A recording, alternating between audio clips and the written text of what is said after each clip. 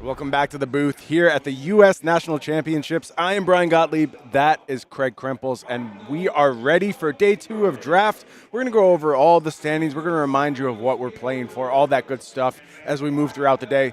But I do not want to waste any time. We have an awesome draft to cover right now. Let's go down and get to our featured drafter. And this is going to be Aaron Grace drafting this go-around. Start of the day 7-0. I'm told typically a Viserai main has moved away this weekend, though. Repped Enigma in the classic. Okay. Yeah, I don't think we'll see them draft Viserai. Yeah, probably not. I don't know. Maybe there's some hidden tech. There was a hidden hero in this set, right? Enigma New Moon was floating around the packs. Maybe there's a Viserai lurking. Who knows? That would be something. Be hard to convert with Viserai in this. Maybe the next set? Well, we'll talk about the next set, Craig. I made some promises yesterday. I will tell you, I stayed up all night watching your teaser video on loop. Okay. And do you know the secrets? Yeah, now? I think I got it. Okay. It is an alternate art Heart of Feyendel that you're showing us. Oh, interesting theory, Craig. What did I promise everyone yesterday? I believe I promised set name, some hero text, maybe all the heroes you told us set? the whole set you were going to spoil by the end of the show. Let me tell you, New Zealand is not happy with me. They're sending small people riding the backs of Kiwis to hunt me down and try and stop me from sharing this information. I will not be stopped, though. Before the weekend is over, you will know about the future of Flesh and Blood. Right now, though, we want to talk about the future of this draft. Aaron Grace, a beautiful start to the day, 7-0. Looking to kick things off here. Did draft Enigma last go-around. Going to kick things off completely open. Skyhold Kakoi. Looks like it's going to be the pick. Fit into all 3 heroes. I'm always happy to have these. Sure, there's higher priority equipments for certain classes, but you're very, very happy to have a nice set of Kakois. It's like free life. Well, and I also think with this pack, there's no clear direction. I would agree with that. If you want to take the red Nimblism, I don't think you're making a big mistake. But there's certain heroes where you're not going to want that card in your deck. Yep. Specifically Enigma. And so just picking the generic equipment is going to be in your deck almost every single time. I think it's a very safe place to start from. Staying wide open, a legitimate strategy in this format. I spoke to a lot of folks who approached this draft format. I was told by some of my friends that they broke the draft format by never committing to a hero in pack 1. Never. Always look to go to pack 2 before they make a hero decision. And you do so by staying open with things like Keikois, other Mystic cards, spillover, powerful effects in the Mystic class, just not committing. Or you could just take a few power cards, right? You can take the best cards in every pack and set yourself up with some good first picks, some good early picks, fill out the rest of the pack with Mystic cards. There's a lot of ways to go about it. And it's going to be really interesting to see how these various players approach the draft. You've given us so many of these Mystic Blue block 3s that I think that's often the way to go, where you're just filling out your deck with the typical potatoes, and then you get the exciting stake later on in the draft. Very reasonable approach. Another Keikoi rounds out the equipment set. So really prioritizing equipment here in the beginning picks is Aaron Grace. And again, I agree with this pick. I don't think there was anything that stood out to me in that pack. And you're just staying wide open. You get to read all these signals that you're getting downstream from the other bunch of very talented drafters in this pod. Of course, all 3 7-0s from yesterday are in this pod, including Michael Hamilton sitting across from Aaron Grace. We expect that to be the showdown in round 1. All right, we're pulling this Biting Breeze forward. Is this going to be the first foray into a class card? Yeah, could continue to stay wide open with things like the Title Surge, with the Transcend card. Some options here. Rising Sun, Setting Moon, a very, very fine Transcend card. Really fits into every hero. And that has made its way to the front of the pack. Is that going to be the pick? A bit of debate here. It is going to be Biting Breeze this go around. So our first move into a class. We're leaning Ninja thus far. And I think you're saying it just right. We're leaning Ninja, but it's definitely not a commitment at this point, right? That's not a card that's strong enough where you're saying, I really need to dig in and make sure I get to this card in my deck. Especially after you've made those first 2 very open picks. You do get flexibility in this 3rd, 4th pick range. You could take an Assassin card with this next pick. You can go and find yourself the last class. You can move into Illusionist with your next pick. There's so many options here when you start your draft in the pure Mystic class. I love the path well traveled. Yeah, that's a big pick. And, I watched Michael Hamilton draft as well. And Michael Hamilton really debated first picking that path well traveled. Maybe in a vacuum, the best of the Transcend cards, I would say. Yeah. I mean, it teams up with so many of these other blue cards so well. Yep. And that is going to be the pick here. Also, again, plays well with the open strategy. If you know it just applies to all three of the heroes and you know you're going to need some Transcend cards, sure, pick the path well traveled.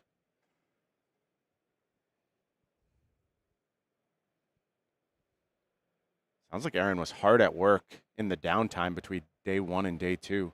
Actually got together with his team and ran a 2-hour draft camp where they just practice a little bit more. Obviously a fine start, but you got to convert in day 2. That's where the money is made. You're up against the absolute best in the game now, the Michael Hamiltons of the world. No room for error. You want to be perfect. Yeah, he 3-0'd his first pod yesterday, so beautiful start. Knows what he's doing. Another ninja card available here in the Breed Anger. A fine card. I wouldn't say the absolute top of the ninja class, but very, very good. And then another path well traveled. So we can double down on this effect. And that is what we're going to do here. So thus far, 4 Mystic cards, 1 ninja card. Wide open, Craig. Anything can happen with the rest of these picks. Absolutely. I think in that pack I might have leaned a little more ninja. And I'll tell you why. It's because of the signals that you're sending downstream, where we keep talking about, pack 1, you're a little more open, you're just setting the foundation. And then pack 2 is generally that big payoff where you're getting the juiciest pieces and you know that you're wide open to 3 seats moving down. No one's going to be in your class. And I think if he had taken the ninja card there, you just start to cut. He sets himself up for that in pack 2. Yeah, and now taking a Mask of Wizened Whiskers here. But there is an interesting path open here, particularly with the Mask of Wizened Whiskers, even having passed these ninja cards. There is a world, and I was just talking to Pankaj Bhojwani about this before we came on, where you actually look to draft this weird ninja deck that is basically 23, 24 Mystic cards, just a few key combo pieces that you use to push. Usually they're going to be your big 2-for-7 payoffs. You loop them a few times with Mask of Wizened Whiskers, and you're essentially just a wide open Mystic deck with a tiny, tiny bit of ninja payoff on top of it. I wonder if Aaron is setting up for something like that. And we see a pick that very much plays into that mind state. It's a spillover, combines beautifully thus far with those 2 path well traveled that were picked. Yeah, you need the cards to line up correct to do that strategy, right? But these blue attacks that get bonuses, if you've played another blue card with the path well traveled, they just easy 2-card combo. You're transcending, then you're tutoring your deck for the combo piece that you want.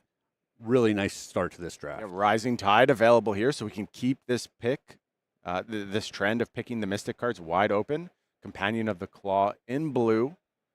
Not my favorite card, but if you want to start cutting ninja a little bit, but he does not. He wants to stay with the Rising Tide here, and we are very clearly on a plan of stay open, stay Mystic. We're going to figure it out in packs 2 and 3. Yeah, he definitely has a few decent ninja class cards, but he's generally pretty open here. Blue Blanche passed around here. Very happy to have that card in my deck. But again, options like Spill over here. And Craig, I did an interview with Nick Miller leading into this weekend, and I said I was so impressed by how quickly players figured out the core gameplay patterns of the heroes at the world premiere. I thought Michael Fung did an incredible job just getting to the heart of these heroes before they could even read the cards in their own language. They were playing with Japanese cards. So impressive. But I felt like they hadn't quite delved into the archetypes of these heroes quite yet. They hadn't really gotten to the nuance of draft. No criticism whatsoever thrown their way. They had basically a day to try and figure it out. Yeah. But that's what I wanted to see here at Nationals. If players were going to take that next step, and I think you're seeing Aaron Grace do that right now. This big blue deck, locking in, staying open. First time we've had a look at this from one of our featured drafters. 3 spillovers in the deck for Aaron Grace, combining beautifully with 2 path well traveled. Yeah, and I think that he's showing the flexibility in the draft where, depending on what you've taken so far, the cards that you prioritize change in value. While Aaron has the most ninja cards thus far, Aaron is not in a class. He can go absolutely anywhere from here. Is going to pass down the wash away. Doesn't need to stay quite that open. Solitary Companion as the last pick here. So an interesting run of cards for Aaron Grace, and this is where the money is made in this style, Craig. You get this pass from the right. You get to understand from the left to the right, I should say. You get to understand what you've been feeding your opponents into. You get to have a real sense of what is being overdrafted, and hopefully get paid off with a bomb. We saw Michael Hamilton yesterday pick up a 6th pick, Rage Spectre. Crazy. That kind of payoff could set Aaron Grace on the path to another 3-0 in draft. Well, and like we've been saying, he's open to capitalize on the bomb, no matter which class it falls into. You just need your packs to cooperate. You want to see them loaded with Majestics here.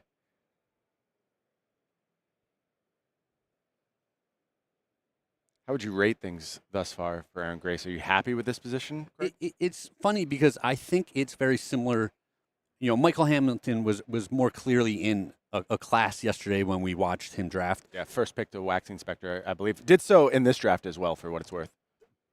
But when we watched the draft, we were saying that we felt like he was building the correct base for his deck to give him the flexibility to change his priorities in packs 2 and 3, where if he wants a piece of equipment, he can take it, but he doesn't have to. Yeah.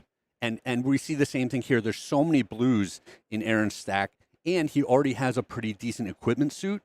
So it gives him the flexibility to move around the draft more than some of the other players that if you don't have any equipment going to pack 2, it really moves up in a priority. And I think the 30 card limit, again, allowing strategies like this to happen. There you see that foundation. Look at these spillovers just lined up in a row. And we're just focusing in on this. These are the power cards I'm playing around. The Biting Breeze is still present in this pile, and you see the mask. So I think we are setting up for this big combo style. Now, even saying that, even if Aaron is leaning that way, can get away. If there's a bomb passed in either Assassin or Illusionist, I think we'll see these two cards abandoned, but you've got a clear path. If you find good ninja cards, you're so well set up to capitalize on them and play that style of big blue ninja that Pankaj was talking with us about before we sat down. And you have the blues to pay for whatever your deck is trying to do. You've got the blues to consistently transcend when you want to. Absolutely. So that's the base that we talk about. And it's so funny, these spillovers, you give them go again. All of a sudden, your deck is all reds, but then pitches like blues. You have the output of reds, pitching like blues. Such a powerful, powerful spot to be in. Yeah, why did you do this, Brian? Please forgive me, but I just really enjoy the idea that when you learn a new limited format, you have to reset the rules. You have to do things a little bit differently. And we do see that happening here with Aaron Grace's draft. Ooh. Cosmic Awakening here. Does Aaron value this as a bomb? Can we get into it, set up for that pitch stacking gameplay, attack for 20? We do have 2 Transcend cards thus far. We need to pick up a couple more, but I do think that is in Aaron's playbook. That's what we're trying to do with Spillover. We want to be transcending pretty regularly, and it looks like we are debating between Transcend card or Cosmic Awakening here. Well, and if we take this Awakening, we know we can move Transcend cards through the rest of Pack 2 and Pack 3 up in priority. The Preserved Tradition, though, I understand why this is a hard pick for Aaron, because the style of draft we're talking about, you need to have that recursive effect. You need to get those combo cards multiple times. That's where your bread is buttered. And Preserved Tradition, you know, we talked a lot about Pathwell Travel maybe being the best Transcend card for the broad archetypes. Once you start looking for this big blue ninja deck, you need Preserved Tradition. You really want to loop the Pouncing Keys over and over. You're absolutely right. And, I mean, potentially, you know, one of the Majestic combo cards if you end up with it in your pile. If you get that lucky, that's a great spot to be in.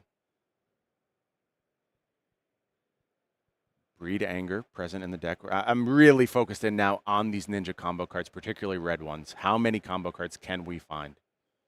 You don't need a lot. 4 or 5 really good ones. That's totally fine. That's a good spot to be in, but you have to find those good ones, particularly need those 2 for 7s.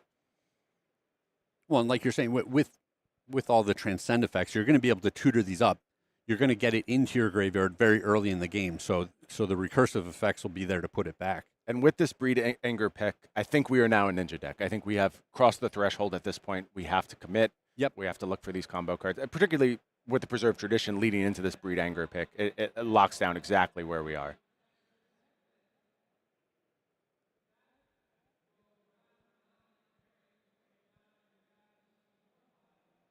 Well navigated draft thus far for Aaron. Let's see if there's going to be benefits in terms of availability of ninja cards. Are they going to go late? You know, we saw yesterday, we looked at our breakdown of the draft format. So balanced, so ridiculously balanced, honestly. Just almost perfect splits between the 3 heroes. So you do kind of expect even distributions across pods. Any split of 3-3-2 is in play. I don't think there is a lean one way or another. If you happen to find yourself in a 2 ninja draft right now, you're in such a good spot.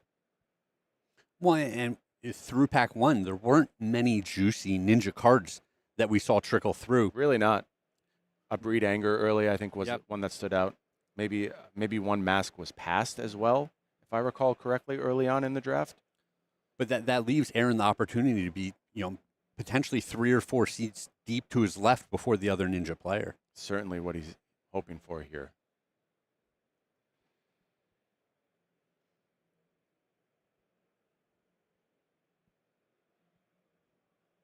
I don't want to mince words, Craig. I think finding a 2 for 7 for this deck is critical.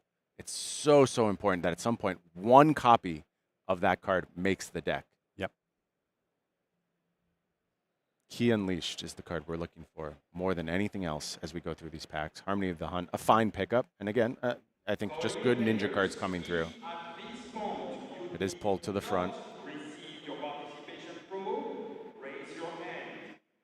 And this is not wildly spectacular, but this is the payoff that we were talking about, where his deck already had the base of all of these blue cards in it. Not going to have to fight for those at all. And now he's getting consistent red cards, the red attacks, the high payoff cards that you want to fill out your deck. And his blue cards are secretly red cards as well, given the base he is. 100%.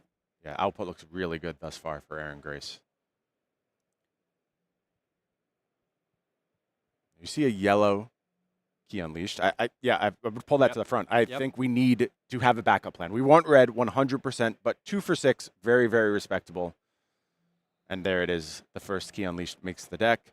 I'm still looking for that red one, still priority over basically anything besides a Majestic at this point for me.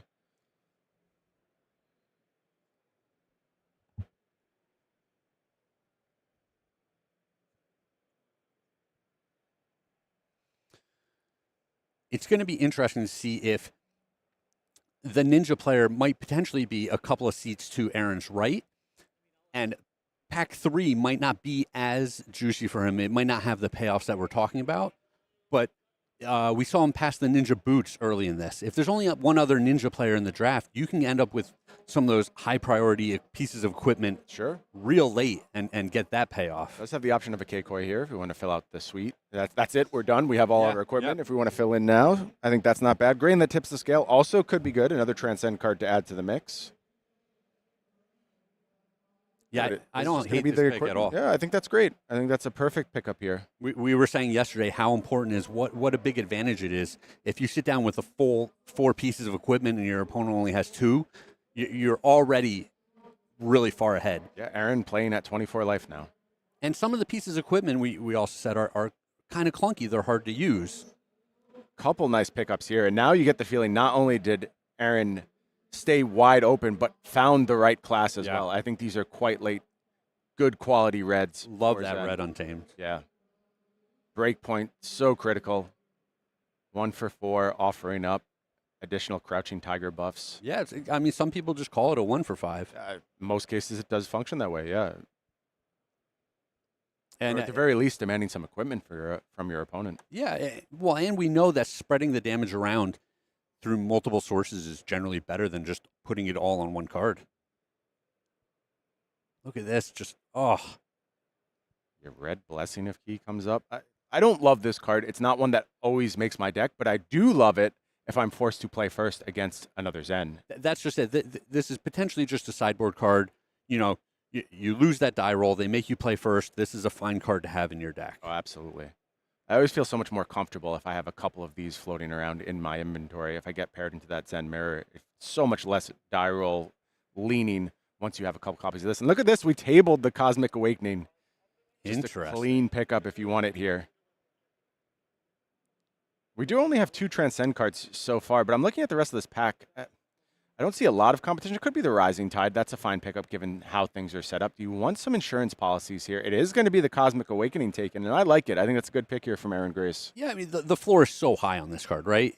It's always a blue pitch. It always blocks for 3. So that's the floor, and the ceiling is, the absolute moon. Ridiculous ceiling. Yep. Took the Transcend card here over the blue Untamed over the first Tenant of Chi.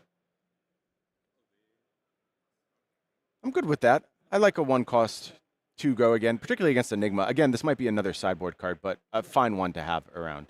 Well, a lot of times you want these blue starters these easy go again cards. Sure, yeah, use it to transcend. Use it to transcend. The one cost pairs perfectly with your weapon.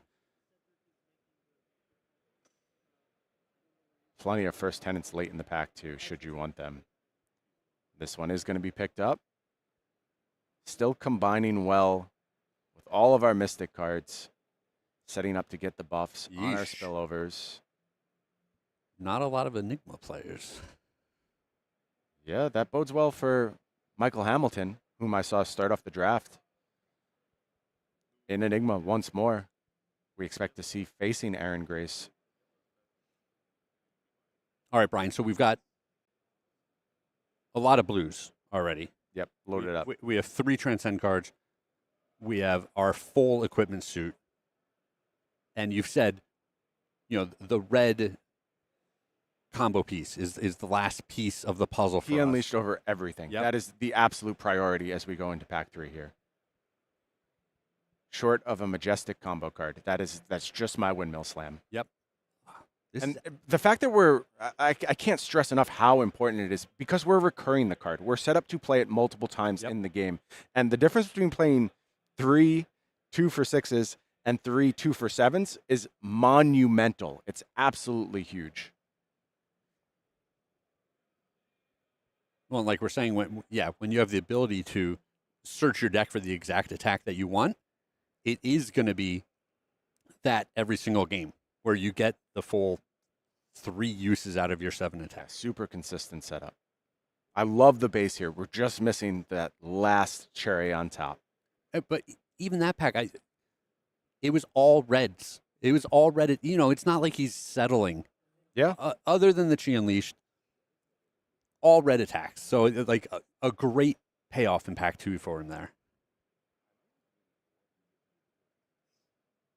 Aaron showing the draft skills that carried him to a 3-0 yesterday, to a 7-0 unblemished record. And Ethan showing us a bit of the judging staff there with his camera work. And showing camera skills, yep. Brian, I keep waiting for the 2 Chi pack. Not this U.S. Nationals, Craig. Maybe when we head to Pro Tour Amsterdam, we'll get to cover the 2 Chi pack. It just gives you such an exciting sweat. Is it me? Is it my class? Especially in pack 3. Yeah. Am I getting the ultimate hookup here? Red Breed Anger stands out. First combo card we're seeing. Don't need to worry about equipment anymore. Yeah, Yellow Blanche. A strong card, but I think we're probably taking the combo piece here. Probably going to lead into Breed Anger. Yeah. I like the consistency of these, 1 cost 4 attacks that are generally going to have go again. Yeah, our cost curve is set up well to take advantage of something like Breed Anger. And that is going to be the pick here for Aaron Grace. Can we find the red He Unleashed? Begging for it if I'm in Aaron's seat. This draft has gone perfectly, frankly. Just one small puzzle piece to slot in. Well, and like we were saying, with some of those late red attacks trickling through in pack 2, there might only be one other Zen player in this pod. Yeah, hard to say. Like, the way packs have broken, I think a 2-2-4 split is in range. I wouldn't say so confidently. It's very possible that multiple players are executing on this stay open, take a bunch of Mystic card strategy as well. So, Biting Breeze here. Yeah, I actually like the way his deck is shaped up a lot. Like, it just looks like he's going to have that consistent pressure, a smattering of the combo pieces, and always being able to use the weapon if he wants to because he's got so many blues. So many blues. Yeah, it's just, this is a really solid deck. Aaron standing out as somebody who understands this draft format. Very nice work thus far. And Biting Breeze, just nice, free pressure. You really, really need to answer this. It's hard to let Biting Breeze hit. It starts to represent a 0-for-4 go again once you let it hit. That's problematic. Yep.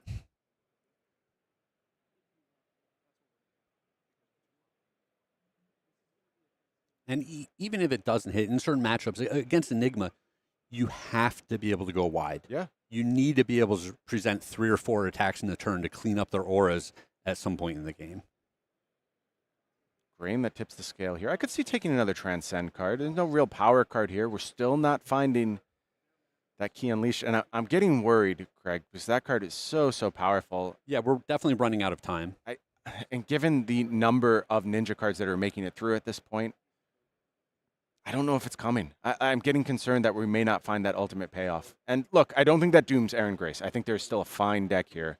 But I really think those first few picks were where you're supposed to find the Key Unleashed. It's hard for me to imagine it gets past in this fifth pick range. I will tell you, having the Cosmic Awakening in our back pocket, it is kind of that, it's almost a safety net where you're saying, oh, if I don't have the best possible combo pieces, it's more likely that the game trickles into that late game scenario. And we see Zen sometimes struggle in that late game scenario because you no longer have a combo piece to tutor up. Interesting call, with yeah. These cards. And we're up to 4 Transcend cards now. We have a Grain, we have 2 Path Well Traveled, and the Preserved Tradition. So multiple options there. Could make it a 5th with Homage if we wanted to. Could take a Blessing of Key and have that sideboard protection we talked about. Yeah.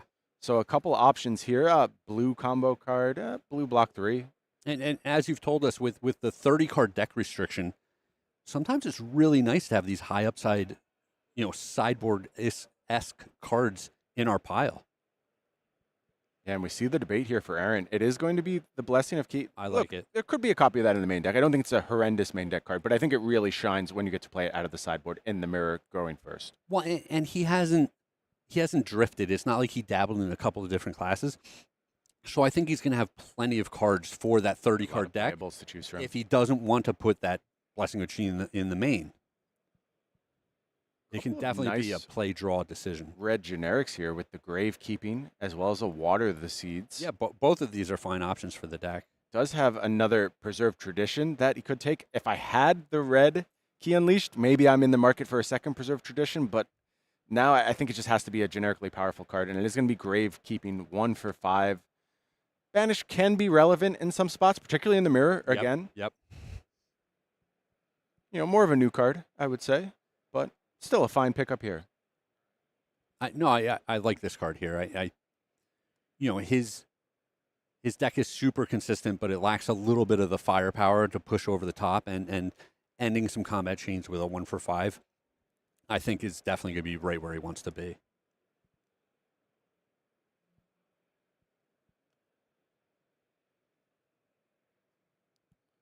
Another Transcend card available. Rising Sun, Setting Moon.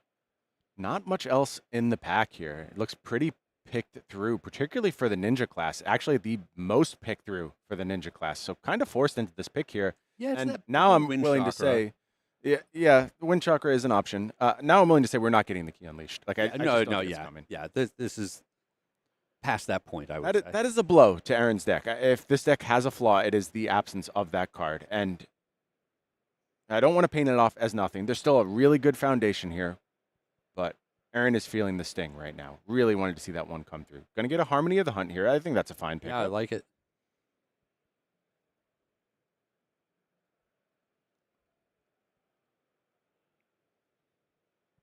I'm going to enjoy watching this deck play out. I agree.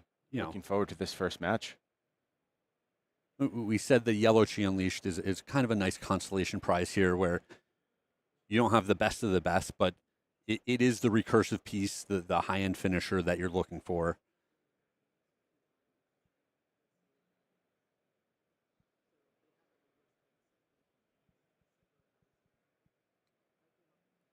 Blue Breed Anger, block 3 available. Love blocking for 3, that's for sure. Especially off of my blue cards. Yeah, this deck might find itself in a position where it does want to play a little long. We know we have the ultimate insurance policy in the Cosmic Awakening. I think block values are important here. Yes.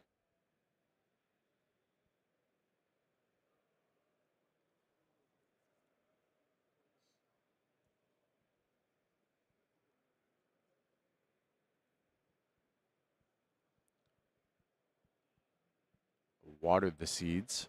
So potential pick here. I had a draft with Cosmic Awakening and kind of this funny interaction. My opponent banished it at some point with News ability. Mm. And then they were all excited to get me with this card. Yep. But no, you can't You can't pitch to play it. Yep. You get to play it for free. You get to attack for nothing. Yes. So it's just not so funny. Get the job done. It actually came up where they're like, I'm gonna, and then it hit them like right as they were about to do it. You know, they're all excited. They had 2 cheese in their hand, and like they think they're gonna get me. A very intentional decision, I will say. Yes, Greg. yes. But until you actually do it, it's easy to get tricked there, right? Yeah, I believe it. I believe it. Cosmic Awakening, a card we had to be very careful around. Very powerful. A lot of interesting interactions. It's an exciting card. It's a build-around card. It has that high-end payoff. Always good when you can put some big, silly numbers on a card. Yeah.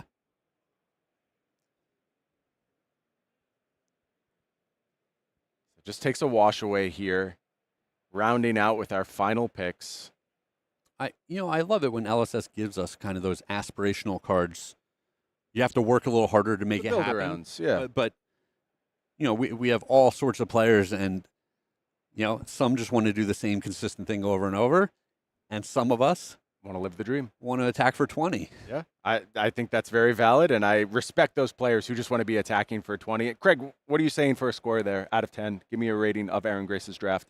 Between a 7 and an 8. Yeah, I think it's just really solid. It's really consistent. His deck is only going to be blues and reds plus a yellow Chi Unleashed, right? Like, that's exactly where you want to be in this format. Let's see how it plays out. Let's go down to the feature match area. Our players are ready. We're going to get right into the action. It is Aaron Grace taking on Michael Hamilton. Michael Hamilton ending up in new. So as I saw his first few picks, it was a Waxing Spectre to kick things off, but Michael Hamilton staying flexible, showing his range, as you would expect from maybe the best Flesh and Blood player in history, and finds the new deck here. And both of them with a full equipment suit. That's going to matter here. And I love those K-Kois against new in particular. You get to cover those surprise reactions out of nowhere that could devastate your hand. Yes. Absolutely. Are these their marvels, or are we giving these players the marvels down in the feature match area to play with? I think those are courtesy of the Bazaar, Hemel Patel, setting us up with some beautiful marvels for our feature match area. They don't look bad, Brian. Yeah. You have a full set of those in your collection already? Nope. Opened a lot of product, Greg. A lot of product.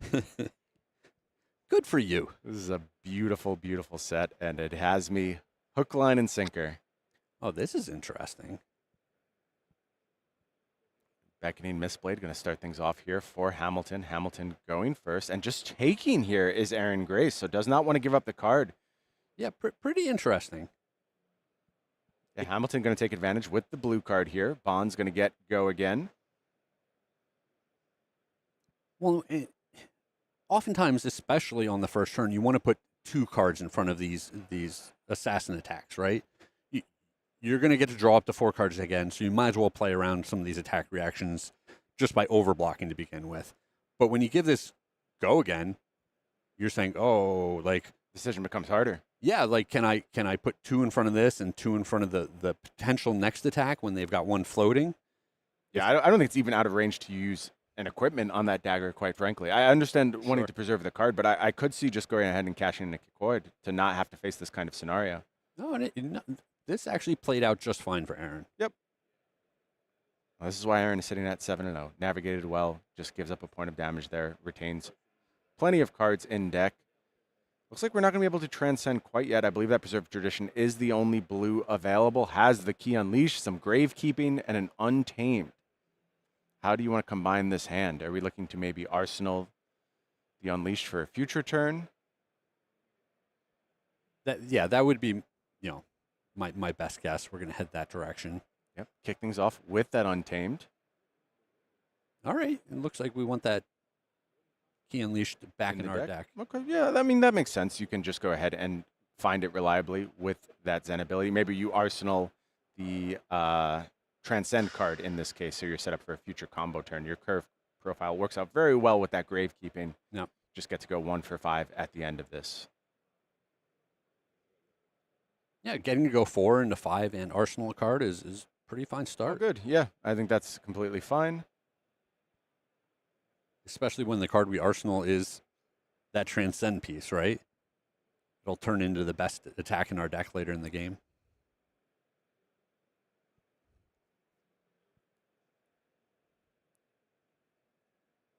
Gravekeeping. Offering 5. That banish, not super relevant, but a good 1 for 5. Solid to have as part of your offensive repertoire.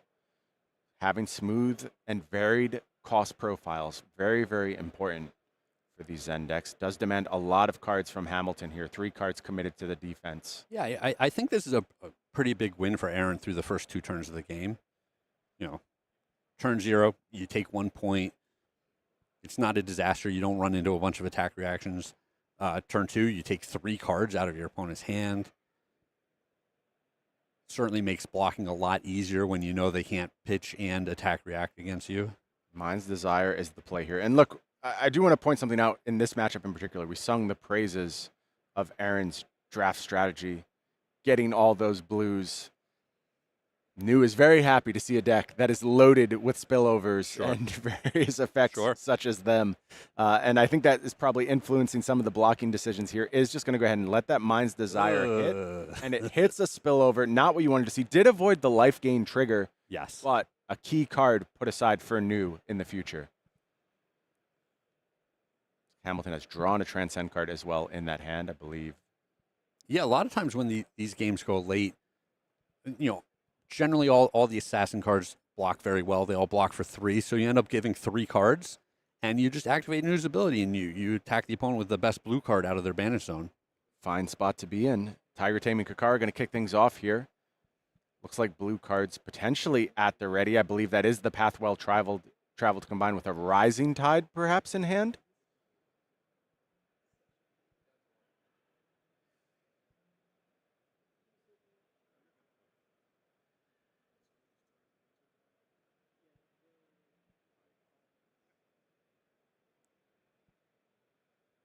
Is going to offer 2 here. And there is that Rising Tide. This turn setting up very well for Aaron Grace thus far. Coming in for 3. It looked like you almost set the die on 5 Not to yet. start. Not yet. We'll get there. I mean, everyone knows what's going on here, right? Like 100%. Michael Hamilton knows. And 2 cards in hand, a card in arsenal. You expect the path well traveled to come down every single time. And it will do so. There was no blocking last turn. Already have the buff for that Tiger that's going to be created via the Zen ability. I think this turn is shaping up very well thus far for Aaron Grace.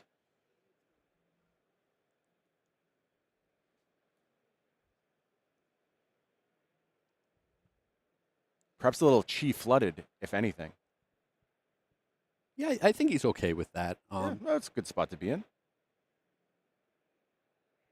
Especially early in the game when you apply a lot of pressure, force the opponents to do a lot of blocking. Hamilton defends with Venomous Bite here, but we are going to go ahead and fire off that path well travel. Leak 2 damage. Chi at the ready for the Zen hero ability here. Looks like a blue Untamed in hand as well.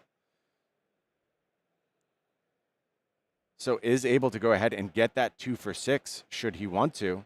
Yep. And I believe the Arsenal Transcend card is Path Well Traveled, if I recall correctly. Or excuse me, Preserved Tradition. So I think even if you play... No, it looks like it is just going to be Untamed, committed to the chain here. Interesting. And pitched via the Chi. So we do not want to use that Zen ability yet. Well, this makes me think that he's definitely using the Transcend card out of the arsenal to follow this up. You would expect so. I like this nice wide attack. That's setting us up for a Breed Anger turn, possibly. The opponent has shown us that they don't want to give up too many cards out of their hand. Here is the Preserved Tradition. Just going to get back the red Untamed. Fine attack. Back. Now we Transcend. Chi available. Yep. Use that Zen hero ability. Let's go looking for something. 2 resources still floating. Well, and our Tiger's going to have 2 attacks, and then we're going to finish up with 6 after that. This is a nice turn. Yeah, there is the Key Unleashed. 8 more damage still on offer here from Aaron Grace. Hamilton at 13. Showing off exactly what his archetype is set up to do. So we went 2 into 5 into 2, and we're going to follow it up with 2 into 6. Pretty good, Craig. Yeah. Pretty good. Yeah, this... You know what would be better? 2 into 7.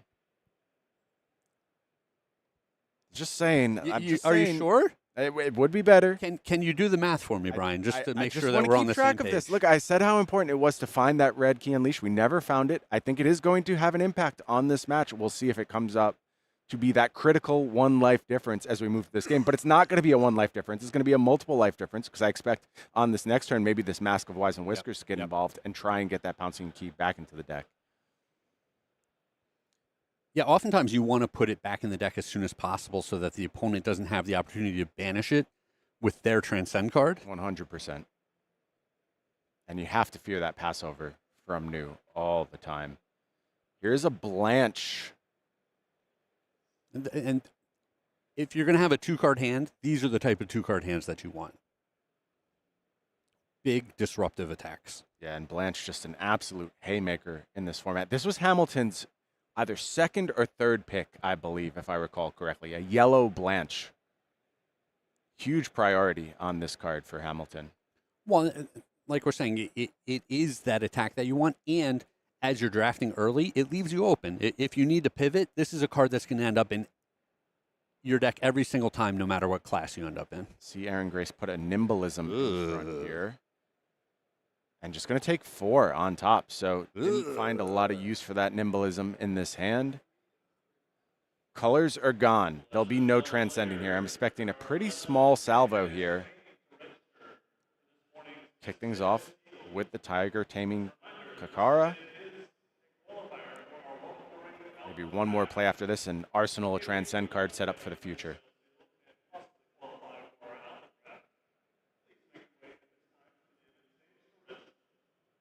Yeah, I think if you're Aaron, you're a little bit frustrated with this hand. Following your big turn, you really want to be able to keep the pressure on.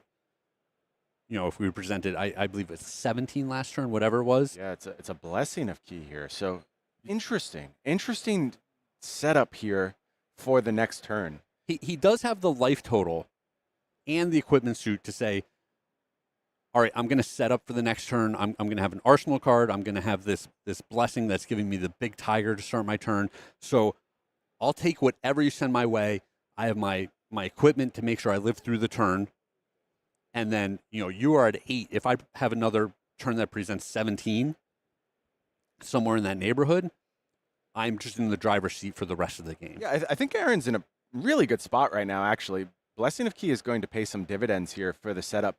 Really go sky high on the next turn and try and close this one out. And as you mentioned, Craig, does critically have all those equipment pieces left here.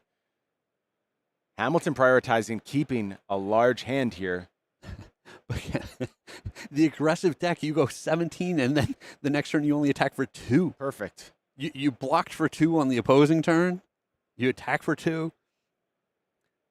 You better hope that this setup turn pays off, right? Yeah, you're praying to avoid disruption here. That is what's critical on this turn. You do not want your plans to be messed with. You do not want to be forced to defend.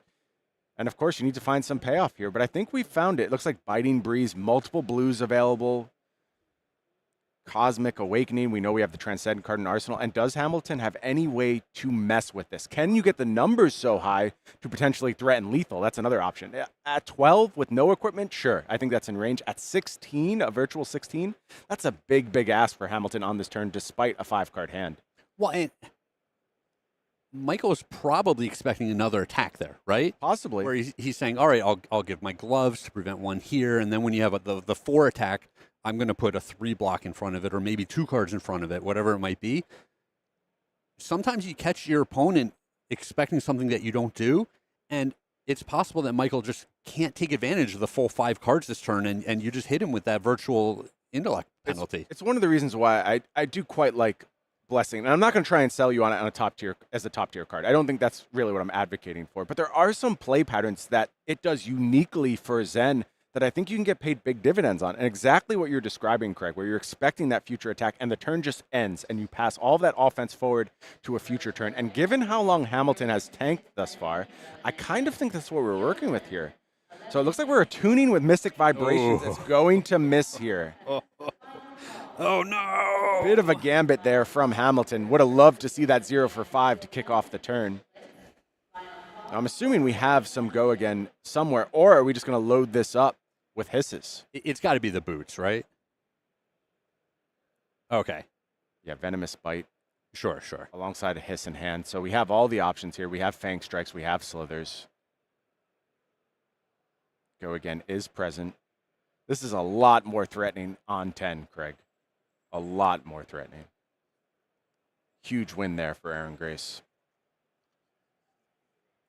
Yeah, and we're saying this, Aaron just comfortable taking all of this damage, and now he has the virtual 6-card hand because of the blessing, where he's going to just come after Michael Hamilton for more damage than he can defend. Even if he doesn't kill him this turn, I expect him to take his entire hand, or close to his entire hand plus all of his equipment, and then, like we said, just kind of be in that driver's seat for the rest of the game. I think so. I think things have been well navigated thus far by Aaron.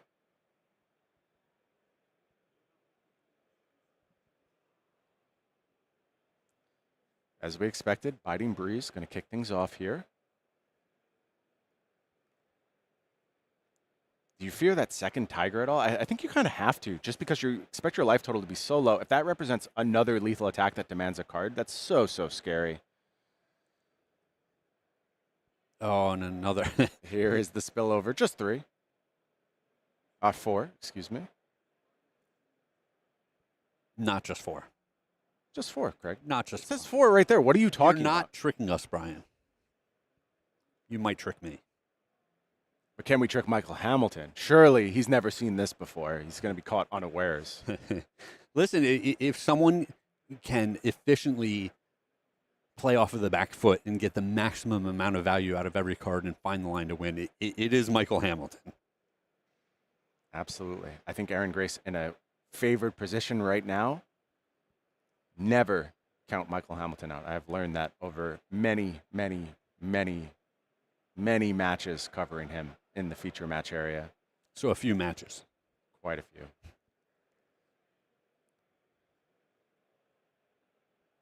believe the first event I ever covered for Flesh and Blood was a calling out in Indianapolis, won by Michael Hamilton. We've kind of been on this journey together, honestly. He's been a fixture for as long as I've been around the game. Oh, 100% one of the early adopters and one of the best players right from the very beginning. Absolutely. There is the path well traveled. Oh, so lucky. Yeah. Hamilton didn't see it coming. Leaks 3 here. No way he knew.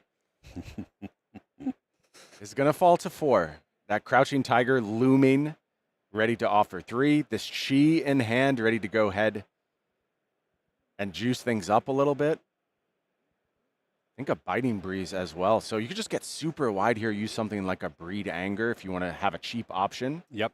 Additional Tiger created in hand.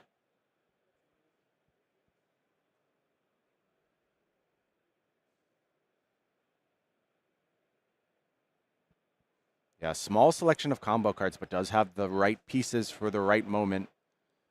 Could have found some upgrades, but happy with what we have on this turn. Breed Anger. Going to offer lethal when it ultimately goes ahead and gets on the combat chain. Well, also that Cosmic Awakening is... It's lurking. Yeah, it's going to end up on the bottom of the deck here, but there's a lot of Transcended Chi cards already in this deck. For sure. You do have to fear that if you are Hamilton. Here comes that Crouching Tiger, getting paid off by the Blessing of Ki on a previous turn. Big growl here, coming in for 3 is the Crouching Tiger. Breed Anger for some backup.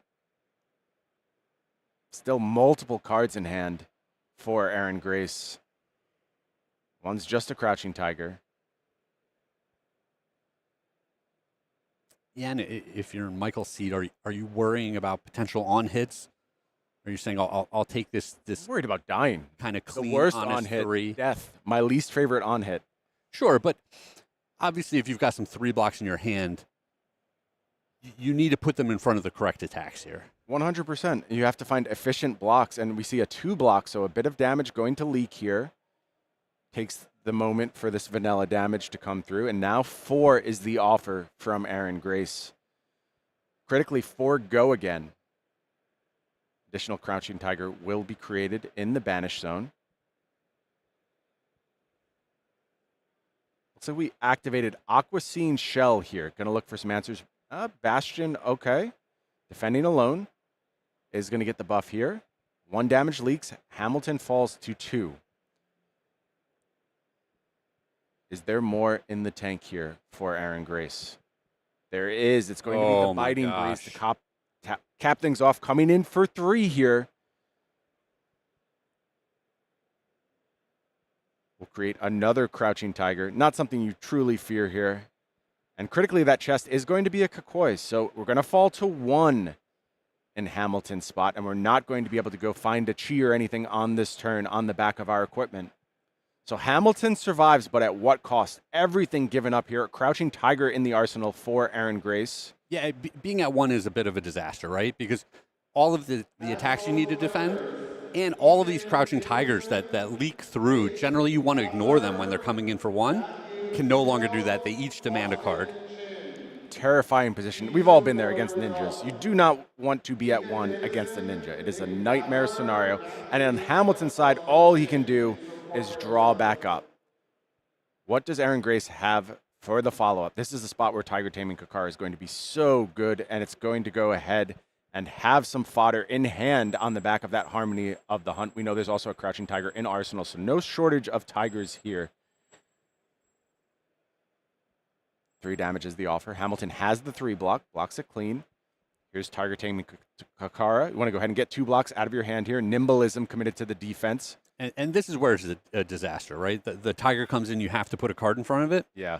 Nightmare scenario here. It is going to get the Intimate Inducement, followed up by a Breed Anger, and gets the fist bump. And Aaron Grace with a beautifully drafted Zen deck hands Michael Hamilton his first loss of U.S. national championships. And it just ran smooth, right? He had 1 mediocre off turn, but it was a big setup turn for the following turn. So he attacked for 17, he did a little defending and setting up, and then the next turn he just takes over the game. A beautifully drafted deck, and I think that Blessing of Ki played out so well really for did. him. It really just gave exactly the gas you needed on that last turn to put Hamilton in the blender, as we like to say. Yes. Just trapped with no cards in hand, drawing back up, and facing a ninja at 1. Nobody wants to be in that spot. Well, it also kind of pigeonholed Hamilton's hand the previous turn, where Michael didn't want to put a card in front of the weapon because he was expecting another attack to come in, and he ends up keeping this 4-card hand that he just can't effectively use the way he would want to. Yeah, a nightmare scenario for Hamilton. Does take a tough loss there. Plenty of time, though, still left in this draft. Oh, yeah. Both of these guys, spectacular records moving forward. Both have very good shots at making the top 8 from here. In striking distance, for sure. Let's talk about what we're going to be seeing for the rest of the day here. Of course, there's many more rounds to go. We have rounds 9 and 10 of Part the Mistveil draft, but then we head back to Classic Constructed for the last 4 rounds of this day. And of course, all of that is leading towards our banner top 8 on Sunday. Who will be competing to be the next national champion of the United States? Will it be Michael Hamilton? Will it be Aaron Grace? So many players still in striking distance right now. And of course, they are playing for that big paycheck, that $10,000 payout that they're looking to put in their back pocket alongside so many other goodies, trophy, gold foil, playmat, and of course, an invite to come hang out with you and I in Osaka for the World Championship. Dude, you're taking me to Osaka? Yep. In my suitcase. Oh, I can't wait. I will zip you up tightly. I do not want to hear a word from you. However I get there. Listen, I'll take the trip. Yeah, I'm going with my wife will make the trip to Osaka with me. My brother is coming to Osaka. You're bringing a lot of suitcases. I have suitcases for everyone. Everyone's so excited to be part of this World Championship in my entire family and in the entire family of the Flesh and Blood world. Folks trying to punch their tickets. So critical to get that World Championship invites. And they hand down all the way to 16th place. So plenty of players going to be joining us for that tournament. Of course, prizes head all the way down to 64th place as well, $250 in your pocket. Not bad for a weekend hanging out with your best friends and playing some Flesh and Blood. Of course, we'll be navigating this all weekend long as we move through these high stakes, high pressure rounds. Drama's only going to build from here, Craig. More and more on the line, more and more tension, more and more fear starts to creep into your game, nerves. Yeah, no. All of this has to be managed down the stretch. 100%. And I think it's critical as you start to get close to the top 8. You need to tell yourself to take it round by round, right? You're playing one game at a time. I can tell you last year, as it started to get late in day 2. You've been in this spot. You know all about it. I just did not look at the standings. I didn't want to worry about it. It was like, I know I need to win, my next 3 rounds. It doesn't matter what the standings look like. I had some friends come up, oh, Craig, like, you're so close, like this, that. And I'm like, no, like, I'm just focused on the next round. Yep. Take it one game at a time. I love that Flesh and Blood makes it very simple. We don't do all that intentional draw concession nonsense. We go ahead and we play Flesh and Blood. Play the games. And all you got to do is sit down and win. That's it. It's that simple. Who cares what the standings are? My goal is the same every single round, and I think that mindset will serve these players so well. You know, somebody like Aaron Grace, who's really looking for that first marquee finish, exactly the type of mindset I want to see from him. Yes. And stood up to the nerves of the feature match area in that first go-around, played beautifully, and drafted beautifully flawlessly. as well. Yeah, obviously had a plan in the draft, executed it, and then in the game had a plan, executed it, and you just need to keep doing that round to round, one round at a time. Yeah, no, really good stuff. So 2 more rounds of draft, then we're going to head back to Classic Construct. I can't wait. And obviously, all eyes are on this new Part the Mistveil metagame. I want to talk a little bit about what we saw on day 1 as we transition to day 2. Now, this is where we started from. Zen, the most represented deck, backed up pretty closely, frankly, by Azalea and Kayo. That Zen percentage, that 69, looks like a big number, a nice number, but it's only about 14% of the entire field. Sure, yeah. So this is a very, very wide open field. You know, you're looking at 5 kind of top decks floating around that 10 to 14% range. Then things fall off a little bit to a bunch of 5%ers in that bottom row.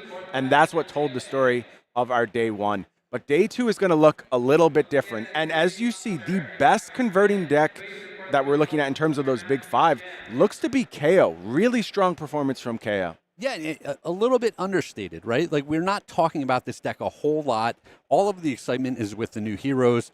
Kayo did get that important new chess piece, but as we said yesterday a little bit, I hope that these Kayo decks have crafted their decks with a few more of the disruptive attacks in order to attack the metagame correctly. Yeah, so a slight reshuffle here amongst our 5 decks, but the percentages kind of stayed the same. Yeah, still very similar. I think things held up, and I think it shows that there are just a bunch of viable choices in this metagame. And not only are those top 5 heroes, the Kayo, the Zen, the new Azalea, Enigma, kind of like locked in as, sure, these are our S-tier heroes, right? This is what's going to define the format. There's this next row of contenders. Yeah. And I look at something like Prism. That really jumps out to me. Yeah, the difference between Prism and Enigma in terms of metagame percentage is very, very small. They are both viable options. Then you get to our Kano specialists that we always see. 8 Kanos lurking on day 2. That's a problem for a lot of folks in this metagame. Well, that tells me, guys, we didn't do the job. It's everyone's job to put in that one extra piece of Arcane Barrier, right? Yeah. That one extra piece of prevention. No, the Kanos made it through. You got to shore up that matchup, or they're going to keep lurking. Yep. Alexander Vore, Peter Budensek, Majin Bey, all those players sitting around the top tables. Majin Bey also 3-0 draft. If Majin Bey has had a weakness, it has been draft up until this point. I think it's a temporary weakness. That dude can play TCGs. Yes, absolutely. Absolutely poised to become a fixture of the Flesh and Blood scene, has been crushing the Battle Hardened circuit for so long, crushing, the calling circuit for so long. Day 2 at Pro Tour Los Angeles had a second place finish in the calling. So with the draft game coming into his repertoire, a real threat to take down any of these events. No, it's like I'm saying, it's everyone's job to beat these Kano players back into a corner. Mission right? failed. Yeah, mission it failed is mission thus failed. far. Kano is going to be a threat when we head to those constructed rounds. I'm sure we'll see some Kano on camera. We are going to take a brief pause as we go ahead and get our players set up down in the feature match area for the next round of Part the Mistveil draft. You are not going to miss it. Do not go anywhere. And it's going to get the fist bump. The Phoenix rises. What an incredible display by. Listen to this room right now. This room is erupting, celebrating our Flesh and Blood World Championship.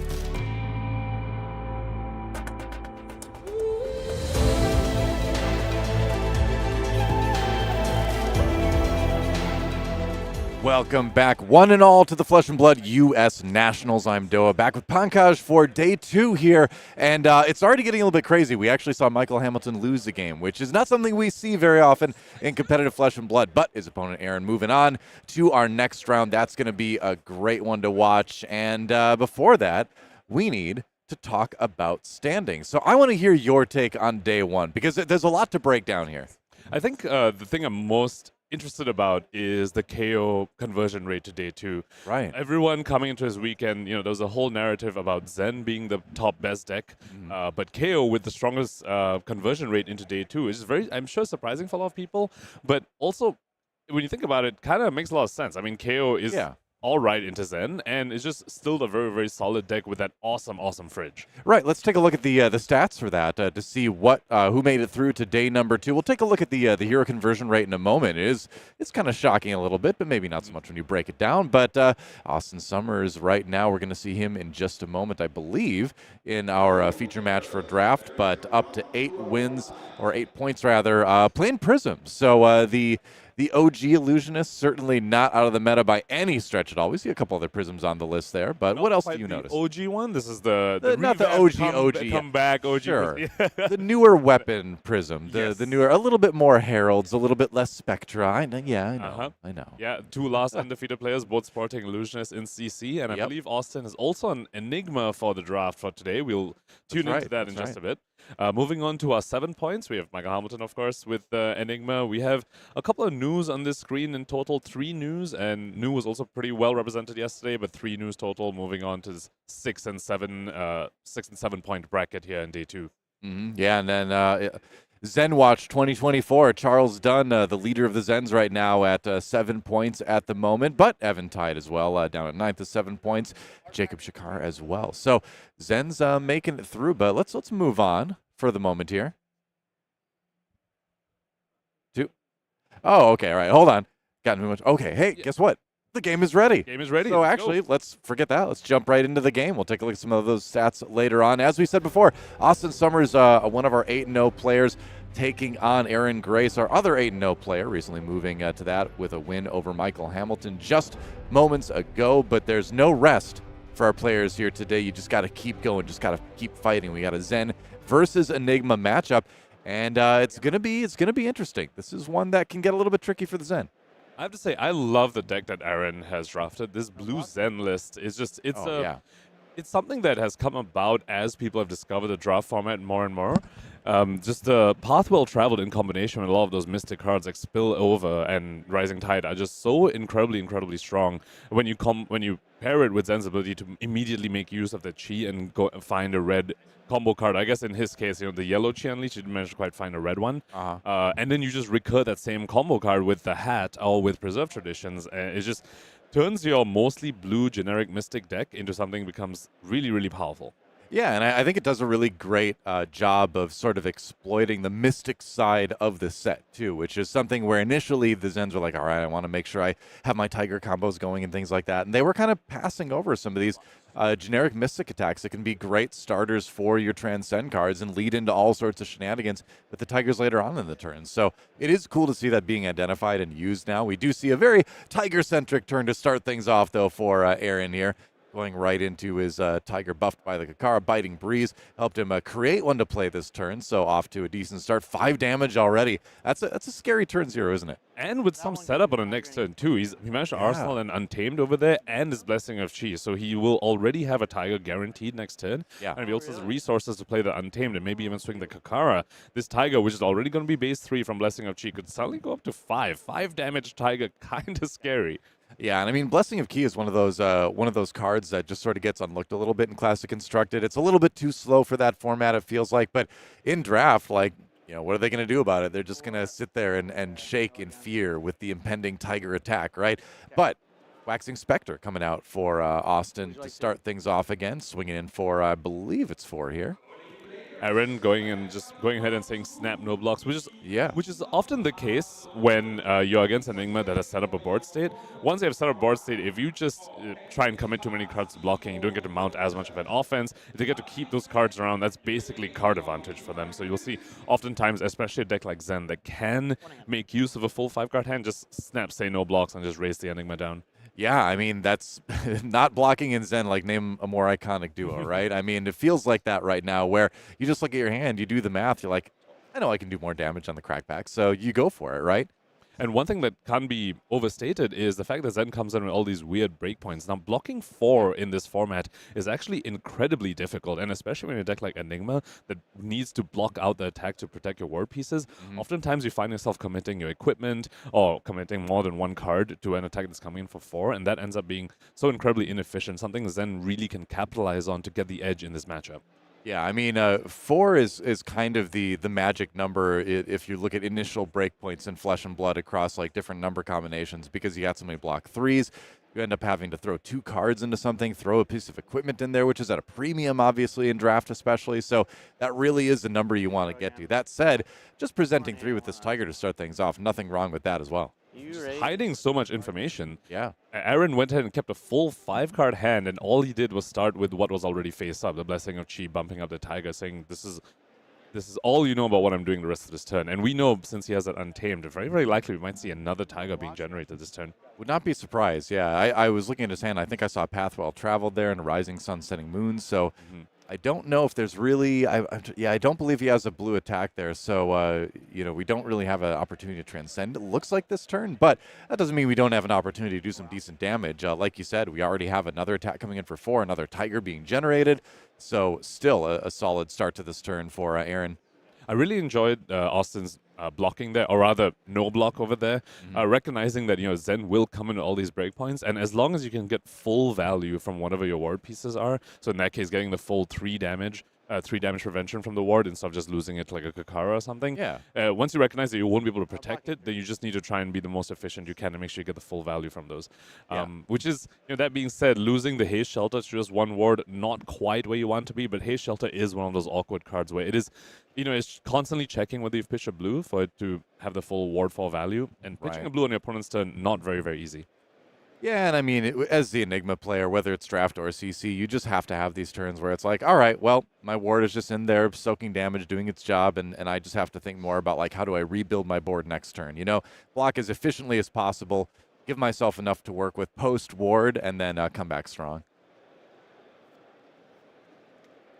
Right now, waiting to see what the next move is going to be for Aaron. Looks like it's going to be the Tiger Tame and Kakra. I mean, for 2.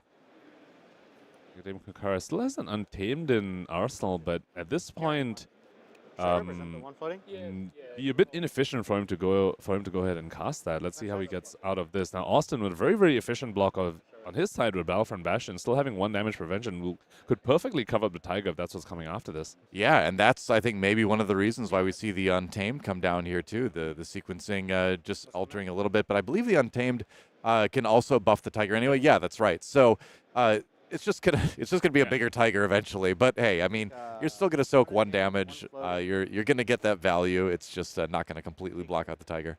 But that doesn't really matter much right now anyway. And this is the beauty of this blue Zen deck. This is already a very, very threatening turn. It's crazy, but he's right? still arsenaling a path well traveled, and we've seen how explosive he can get with that card in Arsenal. We saw that happen against Michael Hamilton in the previous game. If he draws one of those mystic cards we were talking about, something like a Spill Over, something like a Rising Tide, suddenly the path well traveled is buffing that up to a value of a red and transcending and then getting him a combo piece. And he's already ripped 3 cards from Austin's hand on this turn cycle. Yeah, I mean, that is the dream hand, right? To use the path well traveled to transcend off one of those blue mystic attacks. Meanwhile, over to Austin. Looks like the Solitary Companion coming out, just making that Spectral Shield. Yep. One of those auras that unfortunately consumes the action point, so you can't attack with it directly. However, it is pretty efficient as a 1-card play. We spoke about how blocking 4 is actually very, very difficult in this format, but this is one of those cards that does help you block 4 very easily. It just came down, has Ward 3 on its own, and a 1 extra from the Spectral Shield. Right, so Austin, maybe sort of thinking, what's my next turn going to be? How am I going to build my next board, right? Because this is going to come in and, maybe you block with it. But again, without the +1 counters on it, you're just not going to get a lot of attacks out of the new because you need those counters for the go again. So, it does feel like, what's my next board post this one going to be that I threaten? Enigma doesn't have quite the flashy offensive efficiency values that you sometimes see, but this was very efficient on a numbers basis of itself. You know, this is one card, effectively, he gained 4 life, if you look at it that way. And if he gets to keep it around, then, you know, he gets to swing with it, it becomes even more. So it's one that's more sort of, it seems a bit innocuous on the surface when all you do is Solitary Companion, but it represents a lot more than that. No, you're totally right. I think you absolutely do have to think of it that way, that it is kind of effectively 4 more health on your hero, which in a 20 health format is huge, right? It's going to be an Untamed coming in for 4. So that's going to be another one that's going to buff the next Tiger, presuming he has a Tiger at some point in this turn. 1, 2, 3, 4. All right, yep, using the ward to soak up 4 of that damage. A shield without a counter on it is, it's pretty much just helping you stop breakpoints. Yeah. You don't really care too much for protecting it. It's +1 health. Biting Breeze comes in for red now. Another native Go Again card, and this one is going to create a Crouching Tiger if it hits. So this is another one that kind of demands a card from hand, especially when you know that Tiger is already being buffed. He's got 2 resources, so he can even throw the Cucker in there and buff it even more. Looks like that actually, it did go through. So it just no, ate it the didn't. Oh yeah, it ate that. companion, Never mind. What am I talking about? Companion on the board is, it was kind of guaranteed that we don't Tiger there, which I you know, forgot probably the word. a bit unfortunate for Aaron. Yeah. You know, at this point, it's a bit difficult for him to represent a Tiger creation at this point. Yeah. He hasn't played the blues. He can't transcend. He only has 2 cards remaining, so that Untamed not getting the full value, but still very, very strong card. You know, 1 for 4. Still nothing to really scoff at. Still sitting on that path well traveled, I believe it is, in the arsenal. So waiting for the perfect turn to do that. But Blue Zen, not drawing any blues at the moment. So we'll see if that pops up later in the game. But for now, it does make the life total fairly even in this matchup, but it does give Austin 3 cards to work with +1 in the arsenal for this turn. And that was the strength of the Solitary Companion, because not only did he not present any offense for Aaron to block cards with, because that was one of the rare times that Aaron wasn't able to use his full 5-card hand. He ended up IPing himself 1. He had 1 card left over, only drew 3 at the end, because Austin didn't send any attack. He just gained 4 life. So, you know, we spoke about the efficiency of Enigma, where it becomes a bit difficult to count sometimes, but that is absolutely one of them. You just gain 4, don't give your opponent a chance to block, and then now they had to be a little inefficient. He didn't get a Tiger, he couldn't transcend. Just had a bit of an awkward turn from Aaron over there. Yeah. And that's what you want if you're Austin. You're like, okay, finally. That awkward turn means breathing room for the Enigma player, and you need a couple of those turns in a game between these 2 heroes if you want to have a chance to sort of come back. Really thinking through his hand a lot. Let's take a closer look at that. Yeah, you definitely need that breathing room. You know, if you're holding something like a 10,000-year reunion, which you managed to get in draft somehow, looking like it's just going to be pitched at this point. Maybe he'll come back around later. Maybe you can get some counters on it. We don't know what his arms piece is yet, but you know, if you combine that with something like a Spectral Manifestations, suddenly if you manage to get that down in draft, that would be absolutely wild. I know, right? I mean, sometimes you just kind of take one of those bigger Majestics and you're just like, all right, well, it's in there. You know, if I get a chance to play it, it's like Cosmic Awakening, right? It's like, well, it blocks for 3, but hey, maybe it hits for 15. Who knows, you know? And currently, it is being pitched next to a Waxing Spectre, which by itself can already come with a +1 counter. So if his arms are still there and he has a counter on that, he just needs 1 more to be able to go ahead and play that. Without hard casting it. I think it's perfectly fine to put these sort of like fringe situation cards in your draft deck. You know, you can always use them to block. You can always use them to pitch, especially with the proficiency or the proliferation of blues in that category, right? You can always use the resources. Aaron, once again, hasn't quite been able to find his pop-off turn, but if you're an Aaron fan, you're still pretty happy because Austin hasn't set up a board either. All Austin's turn was just a title surge, and we've just been seeing both these decks sort of break a little bit back to back. You know, Austin hasn't set up a board state, and because of that, Aaron says, "Okay, I can just set up my Blessing of Chi." And when you have the board state, that's when I really want to try and pop off and make sure you can protect it. Yeah. Yeah, and I mean, that's just kind of the draft format, right? Where you're going to see things move a little bit slower. You're going to see people taking, more setup turns a lot of the time. And like, Aaron knows those cards are in there, right? He knows that as long as he keeps the life total even, as long as he keeps the wards to a minimum, as we see the second 10 of Chi Win come down as the attack from Austin, as long as he's able to keep that ward board down to a minimum, he's still going to be in a decent spot to try to close out the game later. Yep. Second 10 of Chi Win, kind of a very terrifying starter, kind of representing that, transcending means gets go again. Yeah. Probably going to get Enigma activation off of that transcend and then attack with a shield as well. And we'll still have 2 cards remaining after that to potentially do something. Just swinging for 5 is great, right? I mean, if you can present that much damage in a 20 health format, that's 25% of their life, right? So you're going to demand card from hands. You're going to, like you said, make them scared of the Transcend. Taking a closer look at the hand for Aaron for a moment here. Yep, at this point, he has found one of those blue Transcend cards. Didn't get quite a good look. It might be a Tidal Surge or a Rising Tide. Was entirely didn't get quite a good look at that. And going in and blocking with the Mask, bottoming a Breed Anger. And that's the strength of this Mask and the Preserved Traditions, as we were talking about. You don't really need too many combo cards in this blue Zen list. You really just need a couple, which you keep recurring between the Mask and any Preserved Traditions that you might have drafted. Yeah, exactly. The Mask is a really nice pull for draft for Zen, and always good to see it put to use like it is right there. But man, I'm looking over at Austin's side of the board. He had the Stir the Pot, shuffling the deck right now with that. But the bigger story here is that he gets to Transcend, and it's like you said, now the attack gets go again. Now he's able to pitch to Enigma's ability to make the Spectral Shield. So things looking good this turn for Austin. Yep, and Searching it's also for the go again token. Respectable damage as well. Aaron, just one block over there. I do want to point out both these players so disciplined with their equipment.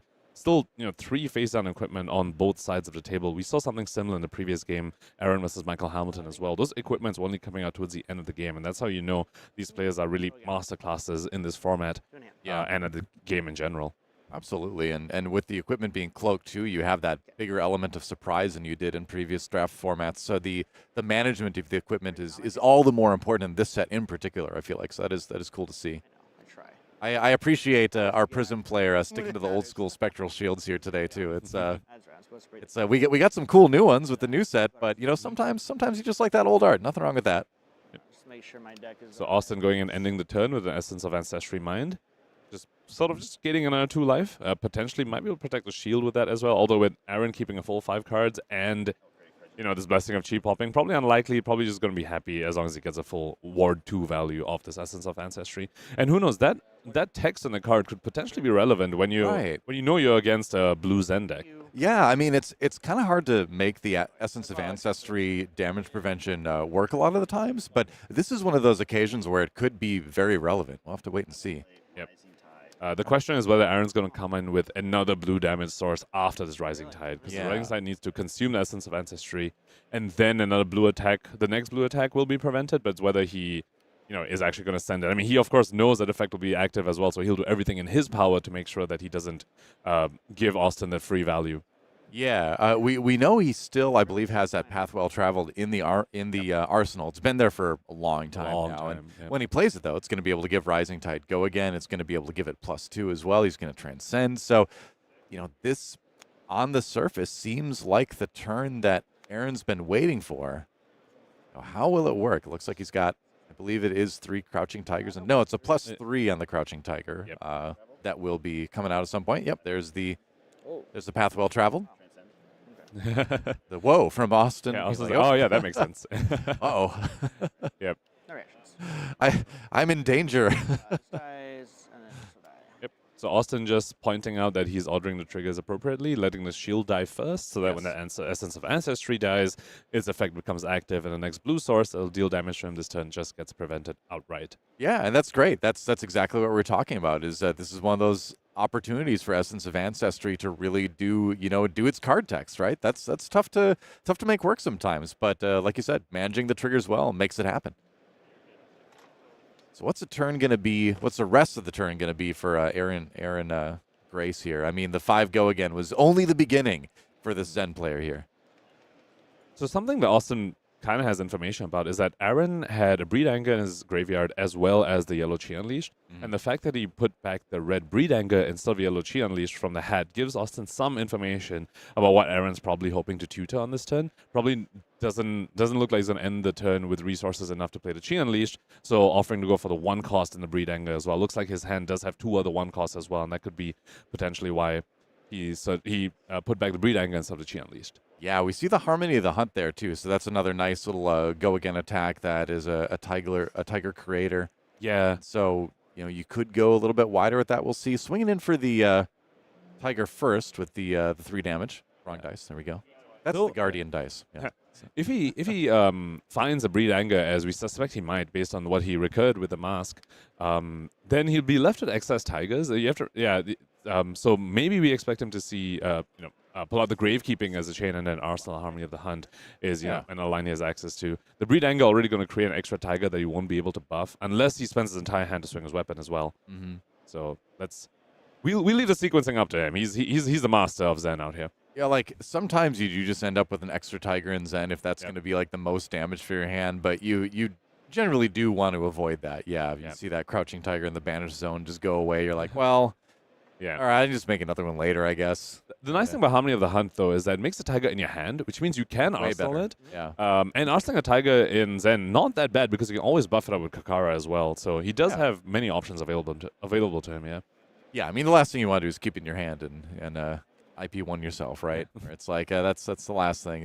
It almost feels bad to keep Chi in your hand, too, sometimes, if you end up with multiple Chi, but this is the Parthivist Mistveil world we live in now. You know what doesn't feel bad, though? Pitching a Chi right next to your Cosmic Awakening, that feels absolutely amazing if Austin can survive till that point, which, looking to be a bit troublesome at this point. We just saw Zen activation, searching for the Breed Anger that he did put back with the mask.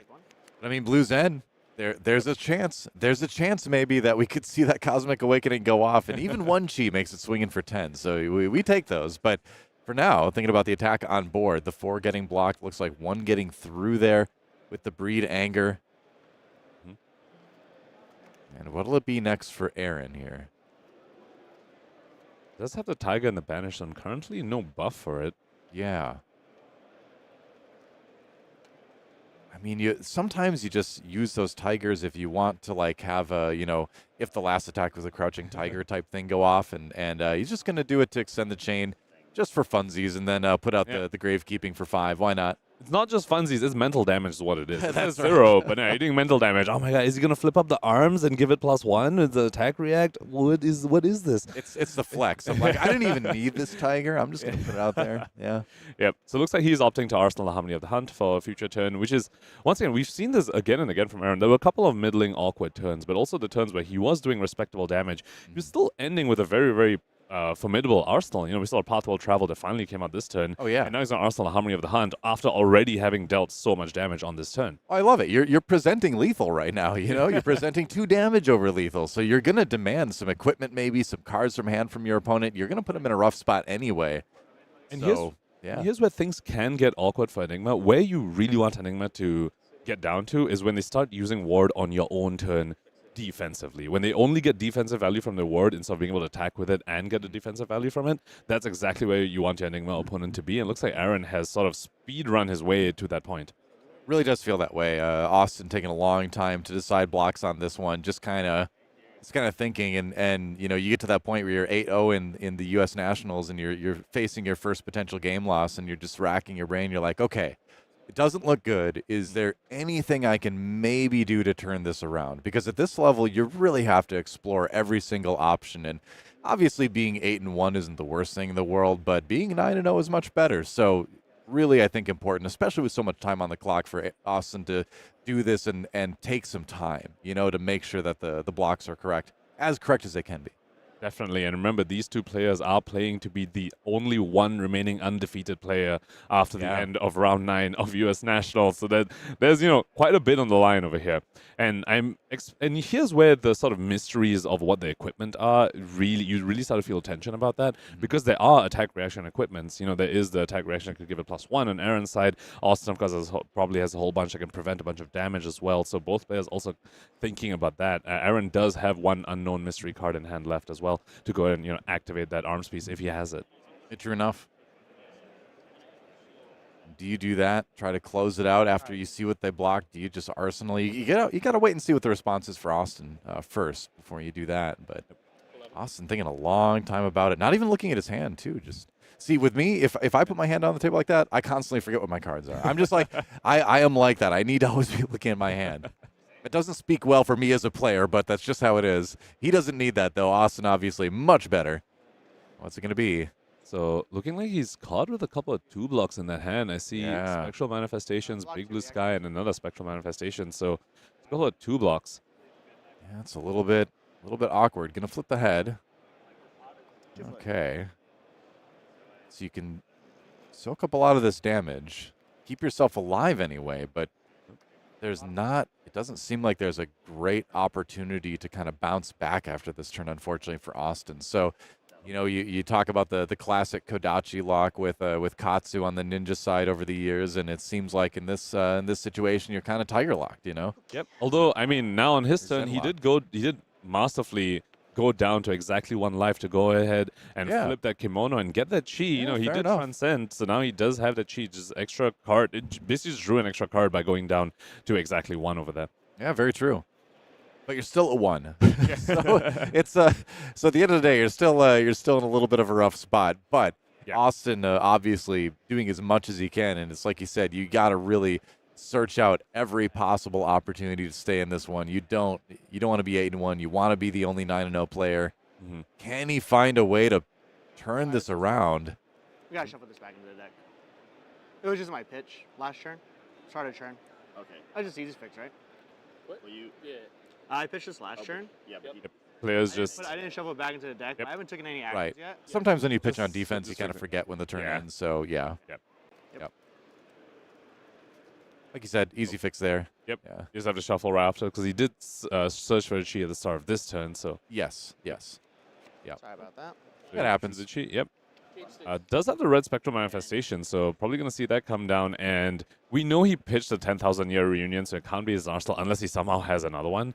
But this is one of those plays that allows you to play a 10,000 year reunion so very easily. That's 3 counters immediately. You get to attack with a spectral shield. Yeah. And No card. Just one. plop down the War 10 immediately after. Unfortunately, it is still in his deck and not in his hand or his arsenal. +2. Oh. Wow. Okay. That was a scary moment. Yeah. A little bit astral etchings coming in to buff that right at the end, and Aaron at 6 health.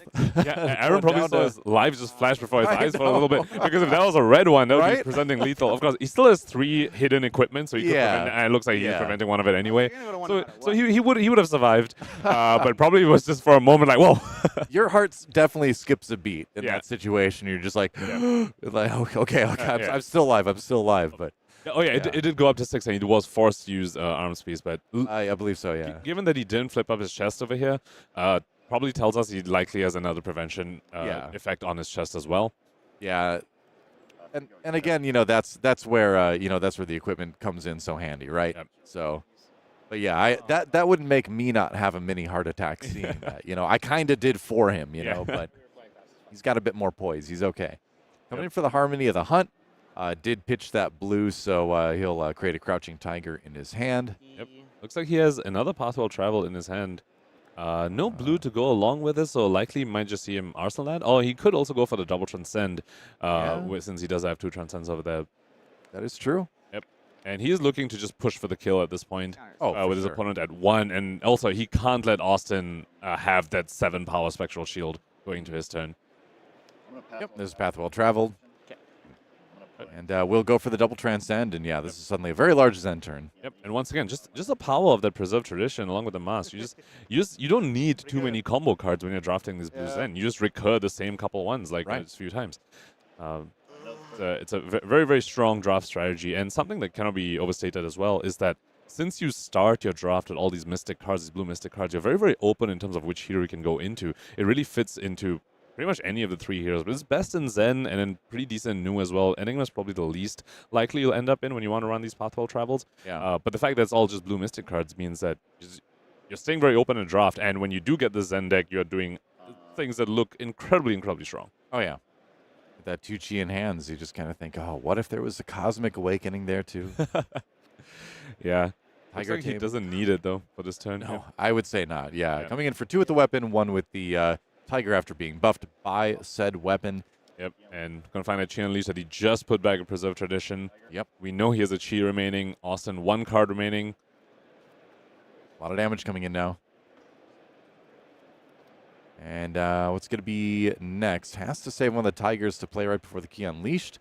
Yeah, going to pay 1 for another Harmony of the Hunt. Oh, that's another 3 go again. Another Tiger getting made. Doesn't have. Does he have a way to buff the Tigers here? It doesn't really matter too much because you just throw a Tiger out. There's a Key Unleash. There's a fist bump, and Aaron Grace will move to our only 9-0 player here at the U.S. Nationals. It was a valiant effort, a close thing brought by Austin Summers there on Enigma, but in the end, it is our Aaron Grace, our Zen Tamer of Purpose, that moves on to 9-0. And Austin just trying to check the boots piece on Aaron's side as well, saying, if that was a red Astral Etchings, do I win? And Aaron says, nah, I started prevention boots as well. So I mean, very, very well fought by Austin over there. The Astral Etchings play as well, almost inching it back for him. Oh, man. Yeah. When I saw him flip that, I was like, what color is it? Yeah. But yeah, I mean, it is overall a tough matchup for Enigma. Zen just keeps coming with all these breakpoints and all this raw aggression, especially, I mean, that blue Zen deck where you send blue attacks and turn them into reds with go again with your path well traveled suddenly. It's just so incredibly strong. It's very difficult for Enigma to come in from that, and Aaron showed us exactly why he is the only remaining undefeated player at US Nats. Yeah, that's right. Awesome performance by Aaron. He'll move on to 9-0, and that means we have one more round of draft going. Honestly, our producer said something to us, but I didn't hear what he said. So if you could... Oh, okay. We're going to go over the organized play schedule next. Let's check it out because there is a lot to look forward to here. No time, unfortunately, for the backup match in this particular round. But look at all these marvelous Flesh and Blood events coming I love out. it. I just love all these events that we get. I mean, just like look at it. Next weekend, Battle in Seattle, Tacoma. That is my region, so I will be able to play in that one. For one of a few rare events I actually do get to play in. Nice. But look at that July 19th weekend. 3 events all happening on the same weekend, all over the world. Bali, Bologna, and New Jersey. Just 3 different continents as well. Absolutely love it. Flesh and Blood worldwide, and then Pro Tour Amsterdam coming up at the end of July, and then back in the U.S. for Gen Con in Indianapolis, and that's going to be a learn-to-play event specifically, so if you're able to make it to Gen Con, bring along some friends that have been curious about Flesh and Blood. You can sit down and help them learn how to play, or if you're busy, they can go and learn how to play it by themselves. You know, it's your schedule's up to you, but you should bring your friends along. That's what I'm saying. They can learn how to play some Flesh and Blood. Then moving on later in the year, we have Battle in Melbourne, Battle in Sao Paulo, Calling Manila, Gamescom Cologne, Battle in San Diego. That's one I'm going to try to make it to. It's only about a 2-hour drive from me in L.A. And then back to Seattle for PAX West. You're getting a lot this year, aren't you? Yeah, and there's also a calling in Portland later on the year. We're not going over these slides because we know there's a lot of events on these slides, but it's really just covering up until the summer. There's still more to come after this. And yeah, so that we also get a calling in Portland sometime in November, I believe. But coming back to PAX West Seattle, once again, this will also be yet another learn-to-play event. So show up there. There'll be lots of people teaching you how to play. I believe you'll have judges and other players just teaching how to learn how to play Flesh and Blood. You know, go ahead and pick up some of those Blitz decks, some of those CC Armory decks. By that point, the Boltyn Armory deck will be available in shelves as well. Very, very amazing starting player products. That's right. And, I mean, you couldn't ask for a better jumping in point for Flesh and Blood than Part of Misfail, too, because the art is so beautiful. The heroes are so cool. This is my favorite set ever in the game. And so if I was going to try to get anyone into it, this would be the moment, you know? Yeah, I mean, it doesn't have an Icelander reprint in it, so I can't quite say it's my favorite set. Oh, come on. Absolutely incredible set. I'm really, really enjoying this set. Especially the limited format as well. Just the fact that there's so many archetypes. I mean, we just saw a blue Zen deck, and we know there's obviously normal Zen decks out there as well. Then there's like blue news. It's all these different archetypes, and the fact that there aren't that many yellows. The number of yellows has been cut down a little, and that just feels a lot better when you're drafting as well. Oftentimes, you're getting into pick 10, pick 11. You're still finding cards you're happy to put in your deck. You're not embarrassed to put in it. And finally, also just the 30-card limit, the hard limit for 30 cards means you aren't as punished when you try and stay open a little bit longer. If you want to read the table a little bit longer before you lock in which hero you're in. All these things make this MSC draft format absolutely amazing, and to me, just a blast to play. Well, it's a great draft set, and I love that it's so blue centric specifically, because not only does that give you a lot of interesting design space to work around, but you get so many resources to use each turn that you really feel like every turn you have the ability, the resources, no pun intended, to play out your hand.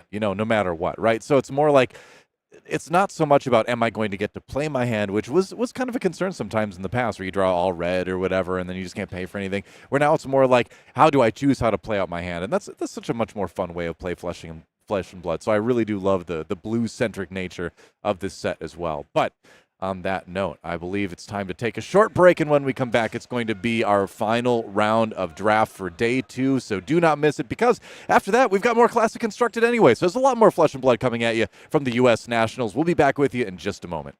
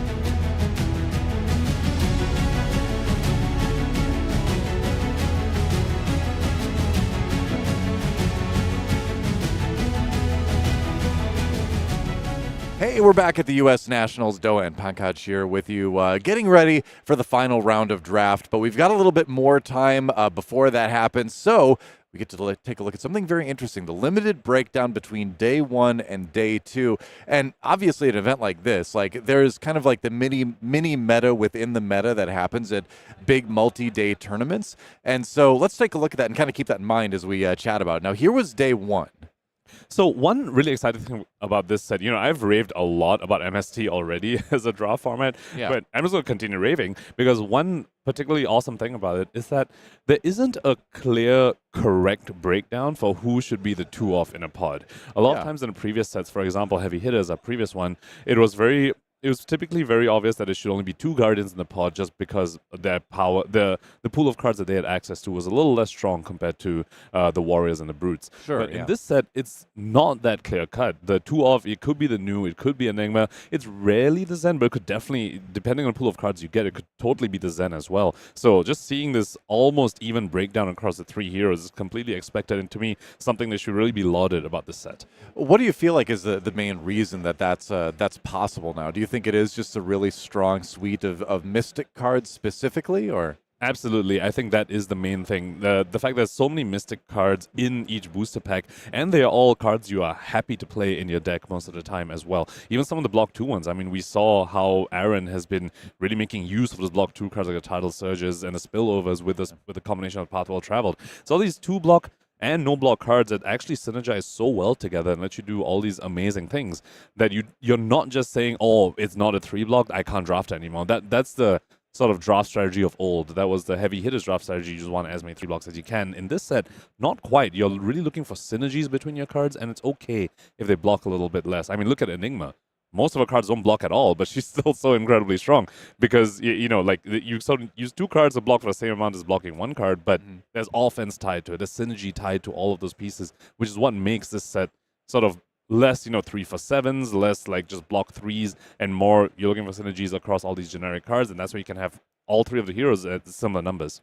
Yeah, Enigma is such an interesting hero in Flesh and Blood just in general, especially in a draft format, because you look at a Flesh and Blood card, and like one of the selling points of the game is that, I can use a single card for multiple things, right? I can attack with this card, I can block with this card, I can pitch it for resources. But Enigma is like the hero that can do multiple things at the same time with those cards. She can attack and block with a card instead of having to pick one of those 3 things generally. So she kind of breaks the rules of the game a little bit in a very interesting way. So that element injected into draft, like you said, especially with the priority on finding bigger blocking cards in the past is so interesting to think about. But let's take a look at day 2 on our draft breakdown. After one day, we see things again very, very even across the board. So I think what you said proves true kind of no matter what day it is. Yeah, maybe just slightly higher to the Zen. Now, of course, being a ninja, it is sort of, in a sense, the easiest to get a deck with which actually functions. In terms of floors, the floor of Zen is like higher than the other 2. But, that's not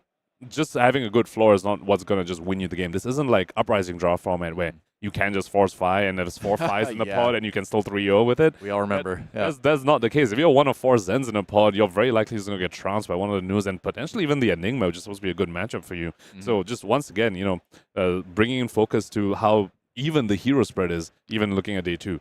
Yeah, exactly. I gotta say though, going way back to the Uprising draft, my favorite thing was to just take Dromai after everyone else picked 5 cards and just attacking with the huge 7 attack illusionist stuff. I'm like, all right, good luck. I mean, for me it was Icelander, especially if people want to force 5 in my pod. Yeah, I'll play Icelander and slow them down. But coming back to MST, I mean, just looking at his hero spread, and in terms of what we see winning as well, yesterday we saw Michael Hamilton go 3-0 in his draft pod on Enigma. Today we're seeing Aaron 2-0 currently on his blue Zen, looking to potentially be a 3-0 on Zen as well. And, based on the number of news as well, could totally see a whole bunch of 3-0 news as well, potentially coming out at the end of day 2. For what it's worth, we have one more new than Enigma today, where yesterday we had like slightly more Enigma than new, and there may be a little bit of reflection on people being like, all right, well, maybe new has a slightly better matchup into both heroes versus Enigma versus both heroes, and like that's a very debatable point. A lot of people would totally disagree with that too, but it is something to kind of think about, I think. And I mean, if you look at Michael Hamilton today, we know he's an Enigma stan. He's playing Enigma in CC. He played Enigma in draft yesterday. Has a little bit of a bias towards that hero. He spoke about it in his interview as well. But today he was on new. He's not shying away from it. It's not like like Enigma is clearly the stronger pick, that he's just going to take it no matter what. He's Right. saying, oh, I'm in the new seat. Nu's a perfectly viable hero. I can just totally go into this and win with it. Yeah, and I mean, if you want to be the U.S. national champion, you kind of have to be an expert across the board in a format that includes draft. So, speaking of draft games and things like that, it's time to finally move into our final match of draft for the day anyway. And so, let's get right to it. Following along with Aaron Grace again, our only 9-0 player left in the tournament, and Thomas Battaglia joining us again on the main stream, this time playing Enigma here in draft. Let's see if Aaron can continue his streak of being undefeated, whether Thomas can bring him down to everyone else's level and have at least one loss on the board. Yeah. We saw Thomas on stream yesterday in the finals, in the last round of yesterday against Michael Hamilton in the Enigma Mirror. Over here, he's going to be facing Zen, a little bit of a tougher matchup. We just saw Aaron defeat an Enigma, pretty convincingly. It seems able to repeat that, but Thomas, of course, with a slightly better record, potentially a slightly better deck as well. Yeah, that's what it comes down to, is that when you're playing a limited format, sometimes you get the cards, right? Sometimes the card pool is just in your favor that day. And I feel like with any big tournament like this, when you're talking about top 8, top 16, it's like, that's a lot of skill getting to that point. When it comes to winning a big tournament like that, you're always going to need a little bit of fortune on your side too. And that's across any card game, and so when it comes to one that uses a limited format as well, yeah, you're going to have a little bit of that injected in there too. But I would say it's like, if you're looking at the recipe, it's still like, 85-90% skill, but you need a little bit of a dash of luck as well to come out on top. Definitely, not just the cards that you open, but also, the way the cards fall when you end up drawing them after your shuffle. We saw a 10,000-year reunion in Austin's deck the previous game. If it was paired with Spectral Manifestations, who knows? If that came down and, that potentially could have changed the outcome of the game, you managed to actually resolve that card. Totally. I mean, and yeah, that's what I'm talking about. It does play a part, of course. We are playing a card game, Mm-hmm. But I'm excited to see if Aaron can keep the same level of pressure on that he did last time. I mean, it's just so tough for the Enigma to just keep anything on the board sometimes. And, the scary thing about this deck that Aaron's drafted here is that you can have those mostly red turns that put on just as much pressure as what the deck is kind of designed around, which is the blue into the Transcend, into all sorts of Zen Tiger shenanigans too. So you've got kind of two strong elements that work together in this deck, two types of turns you can really kind of play, which is reflective of Zen and CC, I suppose, too. But that said, we're being told that Thomas actually beat a Zen just in the last round, too, on his way here. So take that for what it's worth, but I think we're in for a good game. Yeah, looks like his deck potentially has the sauce, and looks like players already have shuffled up. And, I was going to say reveal the equipment, but in this set, you don't really reveal them. I mean, just put them down in the correct zones. So look at the equipment over here. We know Aaron has all 4 pieces, and including the mask. Thomas missing a chess piece, which, in terms of cloaked equipments, that is the piece with the sort of most implications of what it could be, because now Aaron knows he doesn't need to care about putting Thomas down to 1 life, which is sometimes something you do need to worry about. Yeah. In case they flip up a chest and suddenly draw a card. We saw Austin do that in the previous game. Potentially could lead to a swing back, but that chess piece, Aaron, it's in a sense the 1 life threshold is the chess piece is what causes that. Yeah, for sure. Gotta love those the beautiful Marvel heroes as well. Mm-hmm. Being loaned out here for these games just because they're fun to see. Oh yeah, they're absolutely gorgeous. Art in this set, man, so good. There's going to be Arsenal Pass from Aaron here for turn 0. Now moving over to Thomas. Let's see what he's got. What kind of board can we see built? And yeah, you do. It is kind of scary to play anything against Enigma on turn 0. You never know when they're going to be able to instant speed something out, at the end of the turn. So a lot of times this is what you do. Very heads-up play by Aaron there. I like how, we're saying he didn't play anything, and that was a heads-up play, because Enigma can play the instant speed things and really punish you. If you consume an action point too early on your turn, they could potentially block it out, and also go ahead and play a board state piece, and you just be ahead going second. Yeah. And that's kind of an advantage for the Enigma a little bit, too, is that, like, when you are in that go second situation, too, you kind of just get a free turn a lot of times because of the fear of being able to play an aura from your opponent.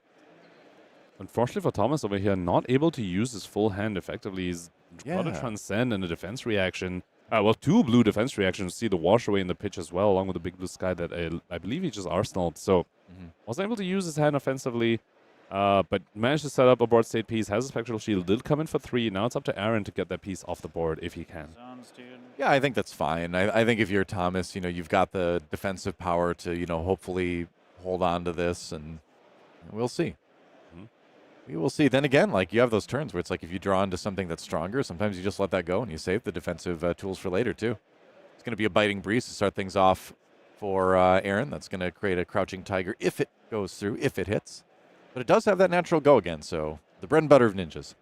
Starting with a biting breeze allows you to just play a lot of mind games with the opponent, because oftentimes, we saw Aaron, he has 2 red Harmonies of the Hunt in his list as well. So oftentimes you present this on hit and your opponent needs to decide whether they want to respect it or not, because they can prevent this, and you can say, oh, well, I had a Harmony anyway, I make a Tiger anyway, yeah. So you block that for nothing. There wasn't like a real on-hit on that, because I can only buff one of my Tigers this turn anyway because of the Kakara. Right. So starting a Biting Breeze, it just immediately starts the mind games with the opponent. Yeah, I think you still have to block it either way, though. You're like, all right, I'm not going to take any chance. No Tiger, please. You do the Tiger, and then suddenly, you've got the... the overwhelming key, or I forget the exact name, but the big finisher, right? That takes advantage of playing a Tiger, and you just He Unleashed. Yep. He Unleashed. That's what it is. Yeah, you don't want to give him that chance if you can avoid it. So, for now, taking a closer look at the hand here. Yep. Looks like Aaron does have a couple of those blue Mystic generics. The first turn of Chi Wind and the Spillover, I believe, was the blue attack.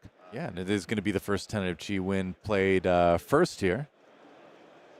Try to start things off, and then right into the Spillover. It is nice because it has go again, and it gives the next card go again. So now that Spillover can come in for 6 because another blue card has been played. So this is the power of that just pure Mystic package that we're talking about with this Blue Zen. Yeah, this is this is significantly less effective compared to Pathwell Traveled. Of course, Pathwell Travel will come back to your hand after you give the Spillover go again, whereas the first 10 of Chi Wind, just a card that just went to a graveyard. Spending 1 card for a full action point, typically not the best rate in Flesh and Blood, but this just shows the fork that Enigma puts you in. I think Aaron would have liked to maybe block a little bit with that hand, but when your opponent has a Spectral Shield with 2 counters on it, you really just need to try and get every point of offensive value you can, because that is even more likely that Thomas can't keep a shield around, and you need to get it off the board. We spoke about this yesterday in Enigma Mirror. The Spectral Shields with counters on them is pretty much the most threatening thing an Enigma can do in this format, because they can attack with it for free. So that means you allow them, they can block with 4 cards and still send offense at you. Yeah. Yeah, it's kind of death by a thousand cuts if they manage to keep that Spectral Shield with a counter on it around. And, Aaron, kind of leaning on his hand there a little bit, but you're still presenting a good amount of damage this turn. You're still demanding a response from the opponent. There's that big blue sky, and he's going to actually use it to transcend. Ooh, that is a strong play from Thomas, because it does bring up the blocking power of the big blue sky, and you get that inner chi in your hand from transcending here too. Yeah, and can't understate the filtering effect of Rising Sun, Setting Moon as well. He drew right into a red Spectral Manifestations right there, which, if you're about to lose your Spectral Shield 2 counters on it, being able to just recreate it immediately with 3 counters on it, that's potentially a trade you might just be happy to take. Yeah, I can't deny. What's the plan going to be from Thomas here? Yeah, just going to let it go through and let the Spectral Shield's ward soak the rest of it. Yep. No point protecting this one when you have a stronger one that you can make on your turn anyway. Yeah, for sure. Taking a bit of damage there, too, like we saw 3 get through. Yep. Especially since this card does have go again. So, Aaron is threatening a potential another attack. So if you commit too much to saving that shield and Aaron sends another attack anyway, then you lose the shield anyway after overcommitting to blocks on the first attack. That can be incredibly punishing. So Thomas recognizing that he should just let that shield go here and rebuild. Yep, very true. All right, so over to Thomas now. And there is that red Spectral Manifestation. So like you mentioned, you are going to be able to get that Spectral Shield. And we're beginning to see how Thomas managed to beat us in the previous matchup. When you have so many Spectral Manifestations, probably one of the best cards available to Enigma in this draw format. They spend so much effort to try and clear it. Like we saw Aaron go ahead and play 1 card just to give another card go again in +2. And Thomas just says, oh, okay, cool. That was pretty inefficient on your side. Here's another Spectral Manifestations for you to deal with. Yep. That's going to be 4 more damage taken by Aaron. And, again, Zen not super into blocking in general. Waiting to see, there's the Pathwell Traveled. Oh, does he have a double Transcend? He does in his hand. Rising Sun, Setting Moon, and the Pathwell Traveled there for Aaron, actually. So this could be the Untamed So it could be a scary turn coming up, but we have to see what the rest of Thomas's turn is going to be. It's going to be Waxing Vengeance next, or Waning Vengeance, rather. And a beautiful play to follow up the Spectral Manifestation, just setting up a Waning Vengeance now. Yeah, it's unlike, he didn't manage to attack with it, and he probably won't get its effect either of making a shield, but it really just, it's another buffer to protect that shield that he currently has. That is very, very critical. That is his game plan. He needs to protect the shield with his life if possible, and his Waning Vengeance just is what will allow him to do that. That's right. The turn had swapped over while we were taking the closer look at Aaron's hand. So now Aaron on the attack again. First attack, and then the Rising Sun, Setting Moon also giving it a go again. I kind of already had it, but you're just doing the double transcend.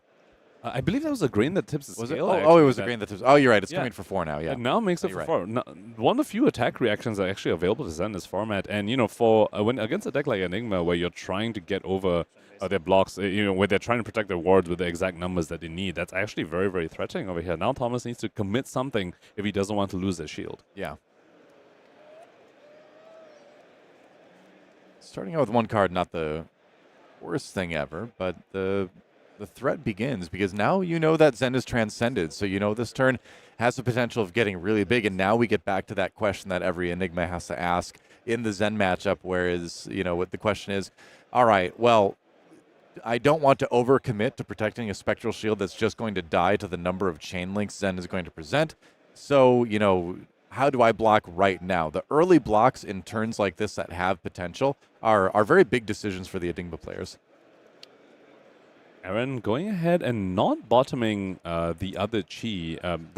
He did sequence it, in a way that he could bottom the grain that tips the scale that came back to his hand, but opted to bottom the Harmony of the Hunt instead, holding onto his Chi. Probably wants the resources for this turn. Oh no, he bottomed the Untamed. So yeah, bottomed the Untamed, just hiding information from Thomas over there. And he kept the Harmony. Yeah, why not? I mean, you'll be able to get a card from pitching to Zen, and the other G will help you do something like swing at the Kakura, buff a Tiger, and then play a 1 cost. Which a lot of those cards that are buffed by Tigers, that buff Tigers, generally cost 1 in this set. So the math works out really well for just pitching a blue to that type of thing later in the turn. Looks like Thomas is just deciding whether he wants to, how he wants to cover up the 4, or if he wants to even cover it, or maybe let the shield die. Looking at his hand, he does have a pretty good blocking hand. I think I saw 2-3 blocks in there, alongside an evasive leap, a defense reaction, very, very strong, and I think just 1-2 block in there. So no auras to speak of, no instant speed auras clunking up his hand, preventing him from defending the shield. So he does need to navigate his turn. He needs to sort of anticipate the damage that could potentially be coming from Aaron over here. Did you spot what color the evasive leap was? I believe it's red. Is it? Yes. Okay. Yeah, it looks that way. Look at it. Yep. So it looks like it's 2-3 blocks, evasive leap, and a droplet. No offense. I believe so. And all right, actually just going to give it all up. Yep. I think when you see a Zen opponent double transcend, and at this point he probably knows Aaron is sporting the yellow Chi Unleash, or you've seen him use already in the past 2 games. If you know that he has a yellow Chi Unleash and he has 2 transcend cards in hand, means he probably has resources to play it as well. There it is. Probably just did the math and I was like, you know what, I can't protect this shield anyway, and I don't want to give up all my equipment to protect it. So just go ahead and have it. It's like what we said earlier. If you don't think you're going to be able to protect it even with blocking, then just let it go, let it soak the damage, get ready for next turn. But still a lot of turn remaining for Aaron here. So one nice thing though at this point, like after the Zen opponent uses the Zen ability, a lot of the rest of the turn is a little more face up. So Thomas knows that Chi Unleashed, the Tiger in hand, and another Chi in hand. So of course he did not know about the Breed Anger in Arsenal, which could be pretty annoying for him. Yeah, Breed Anger again, just kind of extending the amount of damage this turn can do, which is something to consider here. Thomas considering a block. Looks like he will go ahead and dedicate the droplet to that.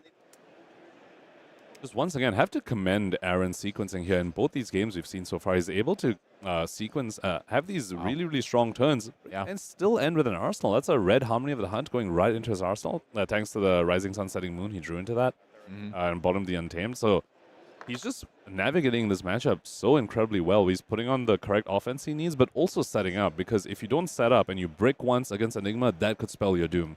So the fact that he's able to just sequence it so well it's incredibly amazing to watch. I mean, you're absolutely right, and we're seeing such a good little masterclass in Zen play and I would say a lot of offensive play in Flesh and Blood in general with this, where the temptation is just to throw your whole hand at them and push damage as much as you can, but a lot of times you'll get more damage and more control over the pace of the game over overall, if you do a little bit less damage, Arsenal set up for a maximum turn the next turn. Yeah, he's sending just the right amount of pressure to not let Thomas keep a board, while also allowing himself to set up and make sure he's not breaking. Because one thing about this blue Zen deck is that sometimes you do break. You're very reliant on the path well traveled in particular. So if you draw, a couple of spillovers and Rising Tides, you don't have the path well traveled. That could be a pretty unfortunate break. But if you set up with a red Harmony of the Hunt in your arsenal, it's totally fine if you draw a hand like that, because then you can still go wide enough.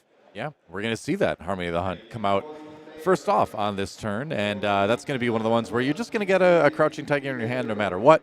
You don't have to worry about hitting with it, but you're still going to come in for 3 go again. So just one of the premier combo starters for Zen in this format.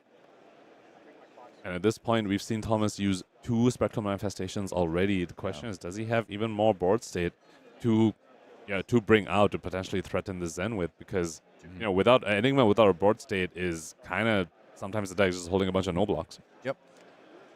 And we have next Tiger getting buffed by Untamed here, so that Tiger in hand is going to be able to come in for some damage no matter what. It's going to come in for 1 here.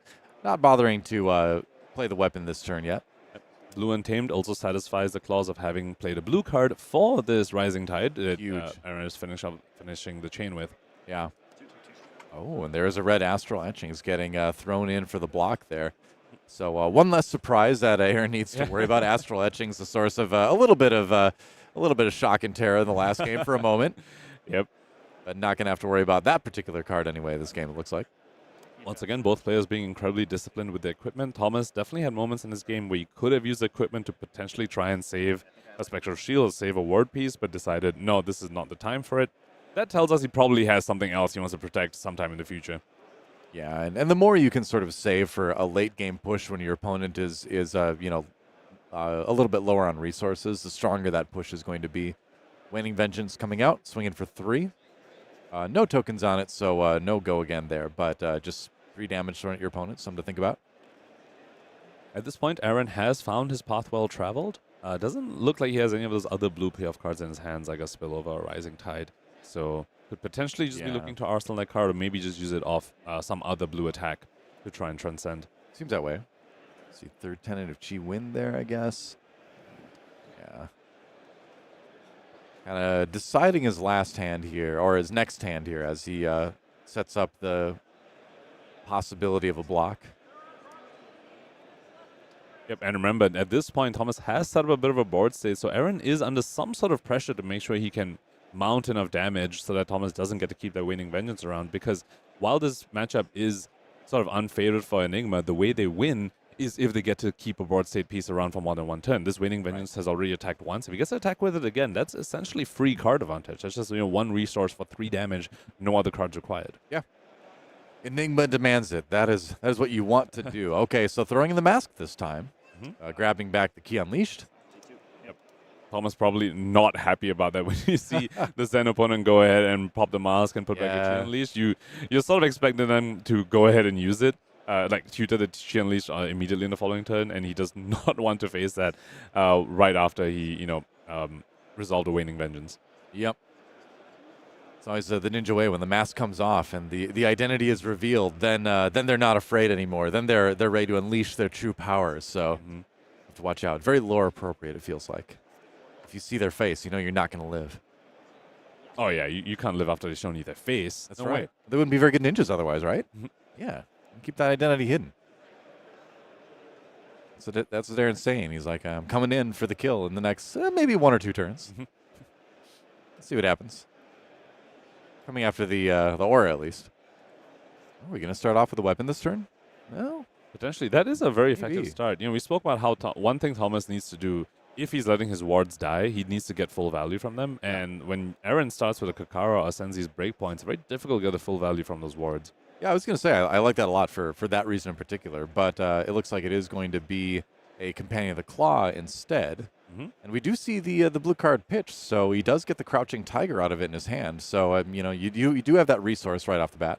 That's also a blue card played, so the Pathwell Travel, is turned on in the sense that it can potentially let him transcend. Should he used to use it, we have seen him have an inclination to go ahead and arsenal that card, just based on the way his deck is built. It's a very, very strong arsenal card, so we might see him opt to do that instead. Yellow Untamed. So this will buff the next Tiger, and again, present just 3 go-agains. It's going to claim another card from the hand of Thomas. That D-React. And 1 attack from the Tiger now very, very annoying for Thomas to deal with. Yeah. This kills the aura. 2 in hand. Doesn't matter if it's Ward 3, it's still going to get rid of it. Looks like that's going to cause the headpiece to come out. And then it's going to be the Breed Anger again, just to keep the momentum going for Aaron this turn. Yep. And Aaron choosing to pitch the Pathwell Traveled raw instead of transcending with it and then pitching it when it's already a flip chi. Probably tells us he wants to keep that in his deck and actually have the transcend effect at some point later on in the game if we get to that.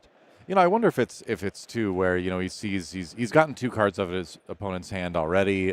He knows the next turn is not going to come in for like a terrible high amount of strength, so you can kind of play it out a little bit slower. Still sort of try to leak a little bit of damage through, and then just again gather resources for that bigger late game push. So I think we see why Aaron is 9-0 here. I mean, he's really good at kind of saying, all right, I'm going to take the bigger percentage chance to win later than the lower percentage chance to push for something or overcommit for something now. Definitely. Keeping the Pathwell Traveled in his deck in the unflipped form means that he still keeps a go again in his deck, and he's valuing that over the flipped chi that it could potentially have been on this turn, saying that's just a Zen tutor, which is not as important to me right now. What I would definitely want is a go again if we even get to that point in the game. Yeah, for sure. Let's take a look through the graveyard here real quick. And now the rest of Aaron's turn is pretty face up. He has 2 floating and a Tiger and a Banner Stone, so he could Breed Anger into Kakara, into Tiger, so 4, 2, and 1.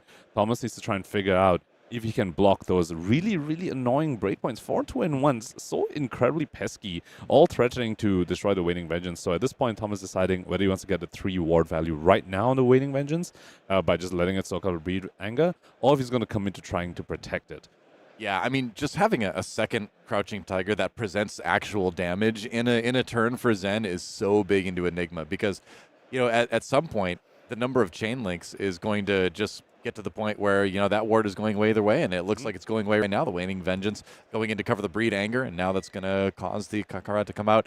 So just trying to get a little bit more damage in there, just maybe get another card out of the hand. Because so Thomas elected to go ahead and let that aura die. Because one other thing, aside from just protecting it if you can, is also making sure you can swing with it. If you commit your entire hand to protect it, but you don't get to swing with it, you didn't actually gain any more value from the card. Yeah. So Thomas recognizing there's no way for him to protect it and swing with it, so just lets it die again. But it's not all doom and gloom for Thomas at this point, because this is the first time Aaron has gone off an Arsenal, and we spoke about how key that Arsenal has been for him to continuously mount this pressure. So let's see whether he's able to do that without having that Arsenal. It's one of those turns that's it's okay to do that in because your opponent gave you their entire hand. So there's just not going to be anything coming out. So it's like, all right, if there's ever a turn to go without an Arsenal, it's going to be that turn where you just get to go twice essentially, right? Just watch your opponent draw up again. What do we got here? Yeah. And this is one of those clunker hands. He has a Blessing of Chi, a Gravekeeping, and a Spillover, I believe. So. After his weapon, he does one more thing, and that's his turn. And that's what happens in his blue Zen deck when you get off an Arsenal, when you don't have that go again, the Pathwell Travel, the Harmony of the Hunt in your Arsenal. Sometimes you just draw these hands, and it's like, I couldn't do much. Now it's over to Thomas' side, full grip. Yeah. I feel like there's a little bit of fortune, though, for Aaron here, too, where it's like if you're going to have a clunky hand, this is the perfect time to have it, where you don't feel the pressure of removing, the ward on your opponent's side, right? So just playing the Blessing of Ki and just getting ready for another Crouching Tiger that's buffed next turn right off the bat. It's going to be the blue Spectral Manifestations coming out. But yeah, kind of a fortunate clunky turn timing for Aaron there. But it does give Thomas the opportunity to have a bigger hand to build a board, too. So it is a bit of a breath of fresh air for Thomas, too. Speaking of building a board, starting off with the blue Spectral Manifestations. Now, while, obviously not as strong as a red or yellow in terms of the number of counters, this does turn on a Transcend, and he is holding one of his Transcend cards in his hand right now. So let's see if he's opting to, go ahead and do that on this turn. Yeah. And it looks like it is, yeah. Preserved Tradition getting thrown out there, as we can see. Getting a card back again and getting the Transcend and possibly making another shield here. We'll see if he decides to pitch it to the Enigma ability or if he's got something in his hand he'd rather play. So Preserved Tradition, very, very strong to put back, the actual colors of the card you want to cast later on. For example, like red Spectral Manifestations back, which is a very, very strong power card. Yeah. However, needs to be noted, potentially leaves you open to a pass over from the opponent, because if they pass over what you target Preserved Tradition in response, you don't transcend, and that effect does not resolve. So, Giving priority over. Looks like Aaron does not have the pass over on this turn. Thomas will go ahead and transcend and did put back a Spectral Manifestations to the bottom of the deck. Scary moment, but it's one of those things where it's like, well, they have to. Probably aren't going to do it. It's an unlikely scenario, but if it happens, you don't feel great. So yeah, another Spectral Shield with a token coming in here is going to pitch to the Enigma ability like we talked about, so that's going to be another 2 go again. So just a little bit more chip damage coming in for Aaron. And now that you're sub 10 health, now, you can't be quite the bold Zen that you'd be earlier in the game and just take the damage. Now you have to start thinking a little bit more seriously about starting to do a bit of blocking. And now Thomas left with a Moon Chakra in his hand. Is he able to... doesn't have any other pitch outlet, at least no attacks on the board. If that arms piece is the Uphold Tradition, he could pitch to that if he really wants to, but otherwise, if he ends his turn just holding that card, it's not ideal for him. He just transcended, so the odds of him transcending the following turn again while he's trying to protect these shields, not... Oh yeah, it looks like he is forced to use Uphold Tradition just to get the Moon Chakra out of his hand. Yeah, I think that's wise. Yeah, you just throw a little extra damage in there, and then you make sure that you're gonna theoretically get value out of that Moon Chakra later in the game. Yeah, heads up play. Yeah, potentially a minor miss sequence. If you just pitch the Moon Chakra first and held the Wounding Blow, then he still has a 3-block on hand. Maybe he isn't forced to use Uphold Tradition, because the way he sequenced it, he was forced to just pitch the Moon Chakra because he doesn't want to hold that. He'd rather be holding on to a 3-block blue. So potentially miss sequence, or he was planning to use the Uphold Tradition this turn anyway, because if you're trying to protect these shields, having an Uphold Tradition extra ward 1 piece that you don't care about losing is potentially a very, very good way to do that. That's a good point. Spillover coming in for 4 off the bat here. Do we have... Yeah, the Path Well Traveled is in the hand, so the Blue Zen has potential to go off a little bit, because remember, there's also that 3 damage Crouching Tiger lurking in the Banish Zone as well, so the damage could be pretty significant this turn. There's that... There's that Path Well Traveled. We just see the nod from Thomas. The yep. A bit of a painful nod from him. So now this has suddenly become a 6 go again off of 1 card, because as we spoke about, the Path Well Travel goes right back to hand. So it's effectively just 1 card to spill over 6 go again. It's a very, very strong strategy. And it looks like Thomas goes ahead and loses all his ward pieces. Yeah, it's one of those turns again when you see the Path Well Traveled come in. You're like, all right, I'm not gonna keep these wards alive this turn. Go ahead, just take it. I want to save the HP. However, Aaron going ahead and pitching the Chi to the weapon, not to the Zen ability, meaning that he does have other intentions with those resources right now. Oh, Untamed. So that Tiger, when it comes in, is going to come in for 4 now. Wow. Yep. 4 go again into 4. I mean, that's not bad. 6-2, 4-4. That's a strong amount of damage for a blitz game. I missed what his arsenal is. If that is yet another Untamed, I mean, Aaron just showing us the power of this card. It's when you do have the Tiger, it's a 1-for-5 go again, which in limited, I mean, even in constructed, that's a very, very strong rate. Yeah. But to be able to pull out in limited as well, really just shows us why he's 2-0, looking to potentially 3-0 this draft, and also just be the only undefeated player at U.S. Nationals. He got back the Key Unleashed earlier. Is that the Key Unleashed in the arsenal? I don't. No, it's not. Okay, it's Gravekeeping. All right. So still good damage though. 5 coming in. Ooh, going down to 1, but no chess piece to capitalize on it for Thomas. Yep. So scary moment here as Aaron looks at the possibility of going 10-0 here at U.S. Nationals. I got 3 blocks. Can he close it out? Yeah, exactly.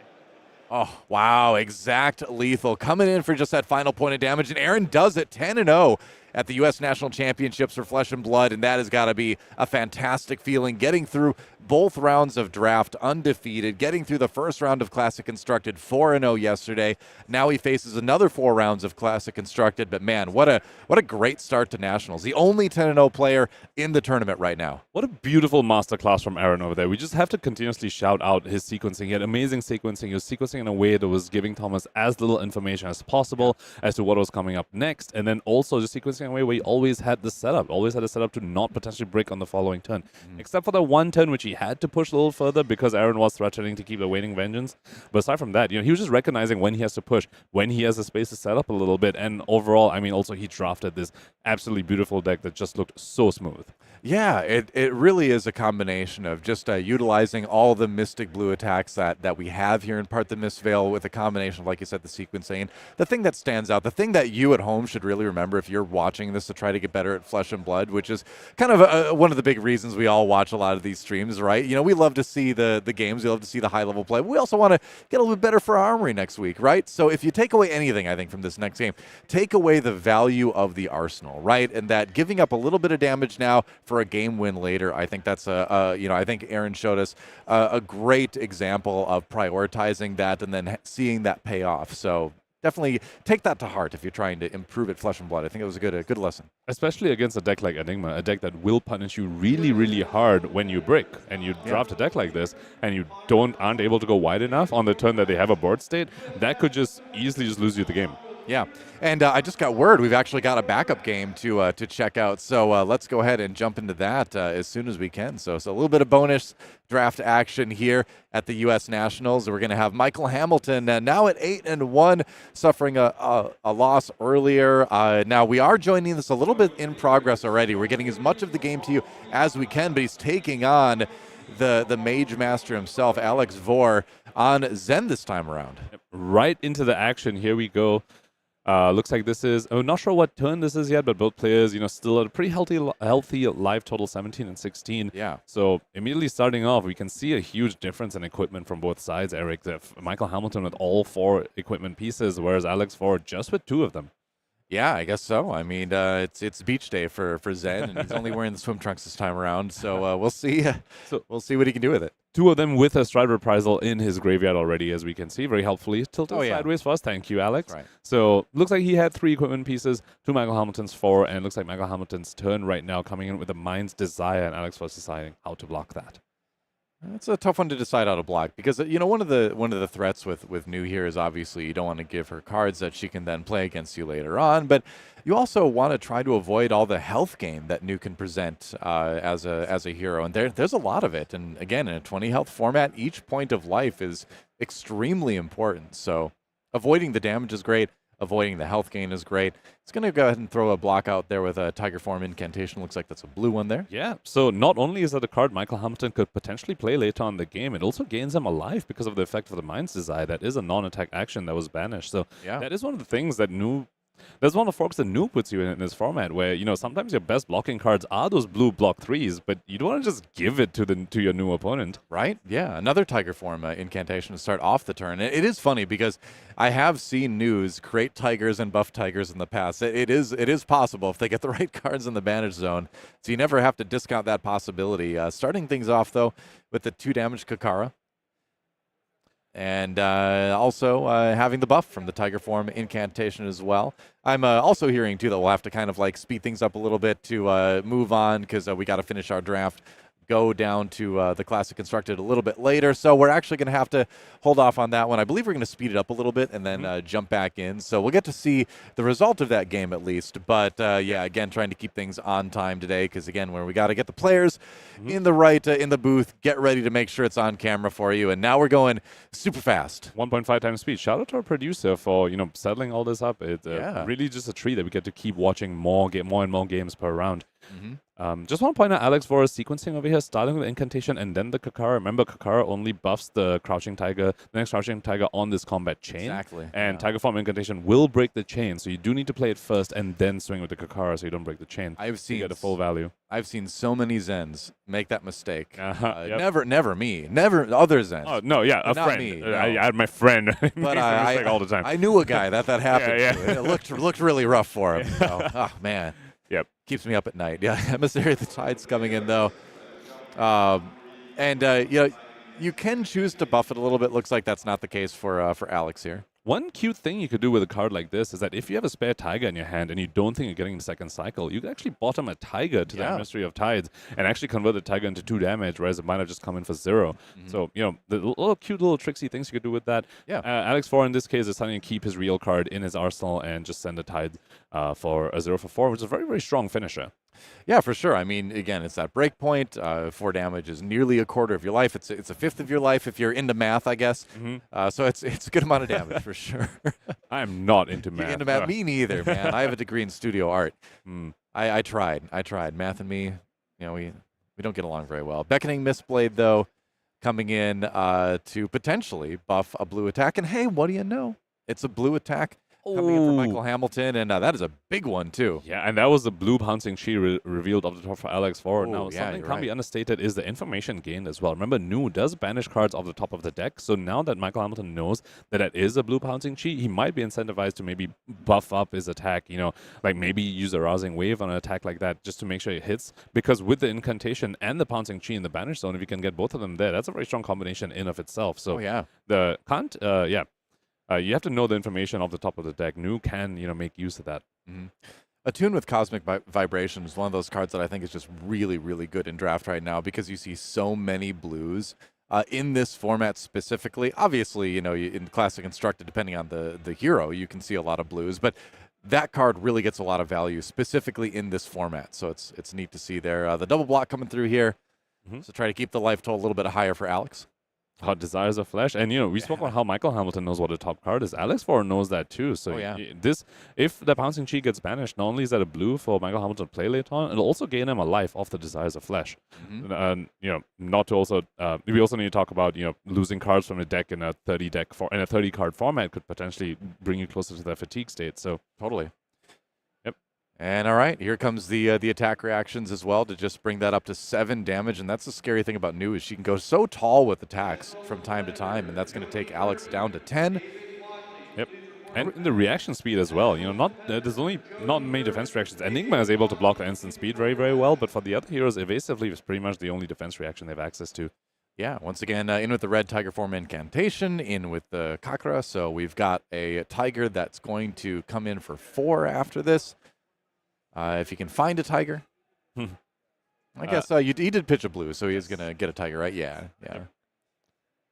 It's kind of part of it. You feel kind of bad if you're playing tiger form incantation and not pitching a blue. You don't do that a lot. Yeah. I knew a guy once. I knew a guy. Yeah, you seem to know a lot of guys. I know a lot of people. They're all much worse at Flesh and Blood than I am, trust me. 4 damage tiger gets blocked out by that venomous bite, or at least reduces some of the incoming damage anyway. But Michael Hamilton sub 10. Things are getting a little bit scary at 8. Yep.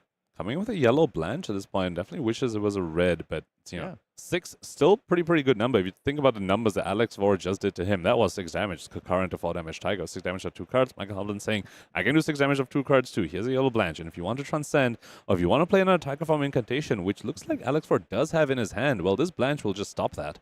Yeah. Exactly. I see the art on Blanche, and I'm like, I feel you. I have to put on sunscreen all the time too. It's 10 minutes. That person is burnt to a crisp. I feel the same way. Yep. Happens to me too. All right. Got a bit of a gothic horror vibe too on that Blanche art. Yeah, a little bit. The book's on fire. That doesn't look very safe. Yeah.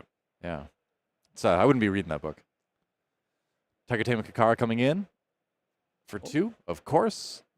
Things blocked out, so life total still the same as they were just a moment ago. Yep. Alexander Vore with a bit of a different Zen deck compared to what we saw Aaron just run. It looks like this list has a lot more 3 blocks in it compared to what Aaron's had. Aaron had a lot more 2 blocks in the form of those Mystic generics and also a lot of Transcend cards.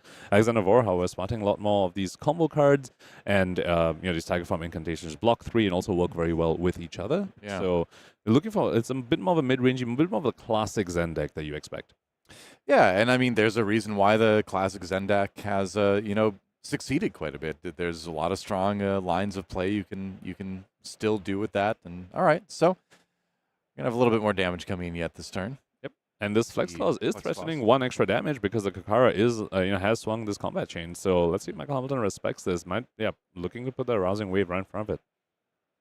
I think you do feel obligated, especially with the life totals getting a little bit lower here, and you have to find a way, you know, Nu has the opportunity to just kind of create attack reactions out of nowhere. And so even with less cards in hand, you can end up still presenting like 1 large attack on some turns. So that's part of the consideration when it comes to blocking. He does have that arsenal as well. So as we pass back over to Michael, we'll see what he's got to try to get the life total a little bit more even. Pitching for the blade so far, just coming in for the 1. So innocuous, this blade, but it just opens up so many play lines for Nu. Something Nu sometimes struggles with is transcending and still having an action point afterwards to make use of the Nu hero ability. This blue dagger is what can really let you do that, because you give your blue attack go again, you transcend off of it, now you can activate Nu. Yeah. Not only that This blue dagger was the reason he got a really strong attune turn early on. Attune coming in for 6 into the Desires of Flesh with the Venomous Bite on top of that. All the back of the go again given by this blue dagger. It's a very, very, it's one attack. It seems very innocuous, but it can lead to some very, very scary things. That's what I love about all the assassin daggers. Really, is they come in for 1, but then they always have this like poison essentially attached to them. It's very on theme. Oh, this is a very, very strong start for Michael Hamilton. Start. Going into the first turn of Chi Moon, another card he can transcend off of transcending with his action point, and now that blue pouncing Chi we spoke about earlier is gonna come into effect, and it's gonna draw him a card of the first turn of Chi Moon, because that is of course a blue pouncing Chi. Yeah, and I told you, you do see news playing Crouching Tigers every once in a while. We'll see it right now, yeah, and a pouncing key coming in, just like we talked about.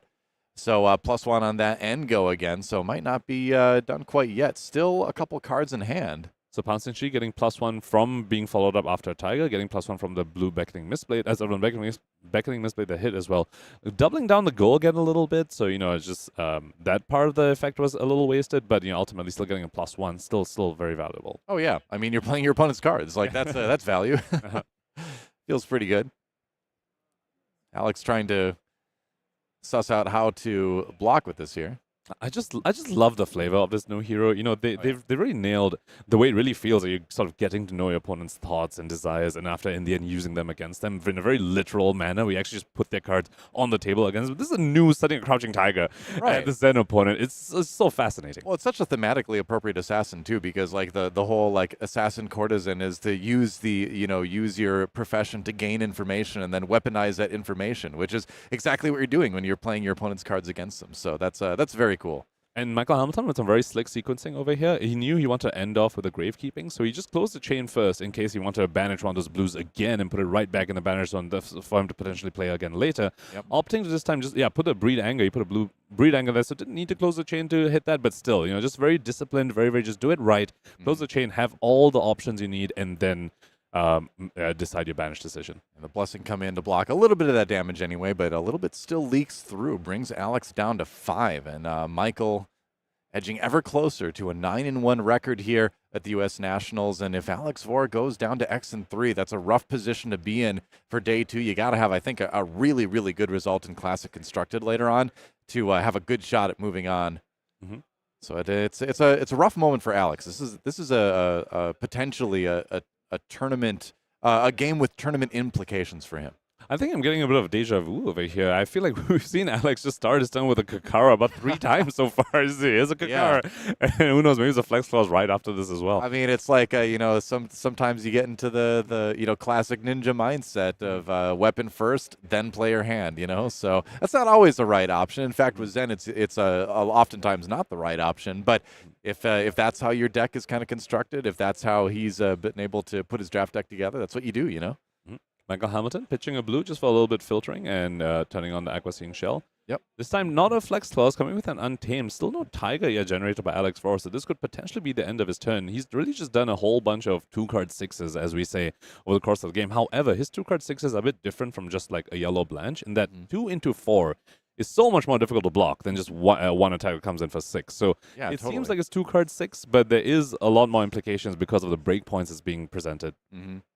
Doesn't feel good to have to face that, but at least if you're Michael Hamilton, you're in position to maybe take a little bit of damage. It depends on what the hand is, right? So yeah, he will go ahead and block a little bit, but I'm kind of wondering, because now at this point the new has the ability to either come in with like one big tall attack to try to end the game, or just again if you get the right transcend and just go wide. But it looks like it's going to be a lot of blocking for Michael, so looks like this game is going to go on a little bit longer, probably middling turn coming out for him, but we'll see. Battlefront Bastion. Is that a red? It looks like it is. Yeah, 7 damage confirms it. So forget all the attack reactions. Sometimes you just swing for 7. Yeah, now that's a big attack. Now that's not a 2-card 6, 2-card 7, which sounds like it's not that big a difference, but in limited, when your life totals are 20, it is still quite a big difference, especially when opponent's also at 5. Right. Yep. All right, we've just been that told we'll have to bounce out for a second and then speed the game up even more to stay on track. So this is going to be a challenge. The players have been challenged, for a couple days. It's time for us to be challenged to try to keep up with the speed of what you're going to see. Witness the Guinness World Record for the fastest Flesh and Blood game ever played. The thing I like about when we do this too is that the hero portraits speed up as well, so they're breathing hard. The heroes are also getting winded here watching this. They're rapping along with us. That's right. Yep, getting tired. Everyone's gonna be tired after this one. So again, we're having Michael, force Alex to face down the 7 damage. It's gonna be 2 blocks. It's gonna be 1 damage soaked through. Back over to Alex. Yep. Once again, starting with the Kakara.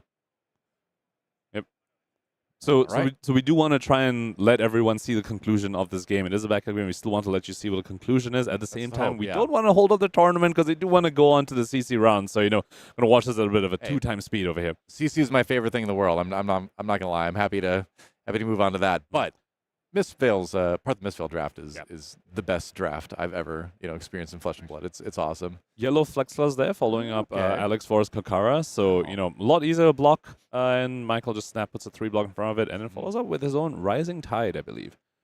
I think you're right. I always get all the blue cards, the blue Mystic actions mixed up a little bit. Starts with Droplet.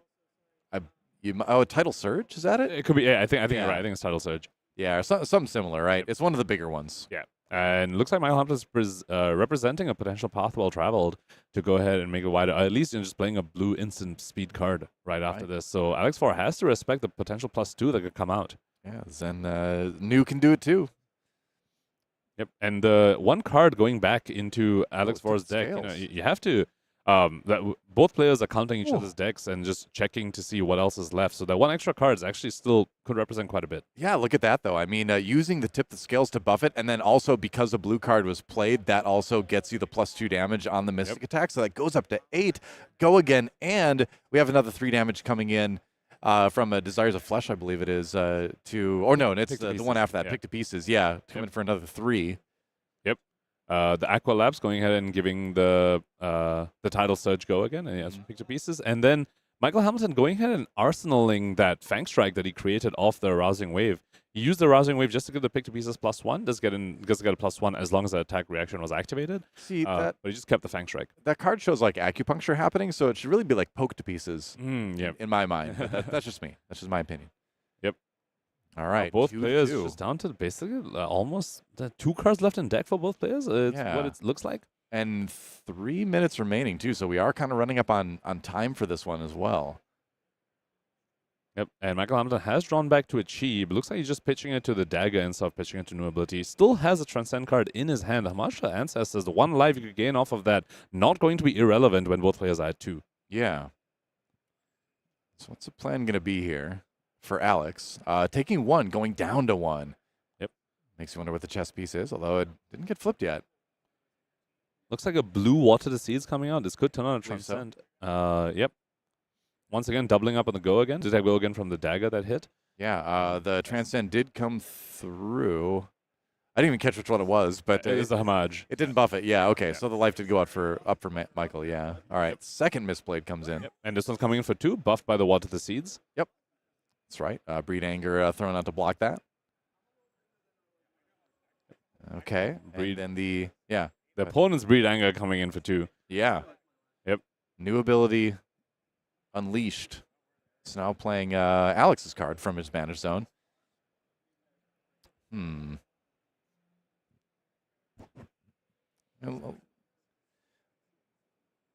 little bit of a look at the sequencing. And we're being told, too, that the timer's a little bit off and that this is actually when time was called in the game. So a little bit of a discussion happening here. Yeah, it looks like players is having a talk about whether, either player can even finish up the game because time was called at this point. So yeah,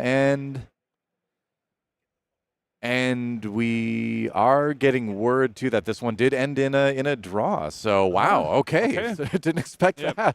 All right. A little bit unfortunate for these players. Draws never something you want to have happen in your game at all, but sometimes that happens. And a matchup like Zen and Nu, could totally be just one of those grindier matchups, compared to like Zen and Enigma, which is what we've seen a lot of over this weekend. But Zen and Nu could be one of those grindier matchups. Nu, of course, trying to banish cards of a deck and gaining a bunch of lives, Zen trying to overcome that and deal a bunch of damage through sometimes a bit of disruption like the Blanche as well. So unfortunately, ended for a draw for both our players over here, but it's still not out, still very, very live to potentially make top 8. Yep, that's right. And so on that note, we're going to take a quick break. And when we come back, Classic Constructed returns to the U.S. Nationals here in Minneapolis, Minnesota.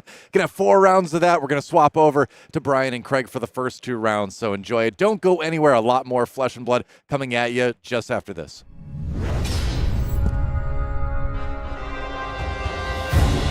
It's up to us to preserve that which we hold dear, to defend the innocent, and a future in which all can live free. Bravery is born of the light.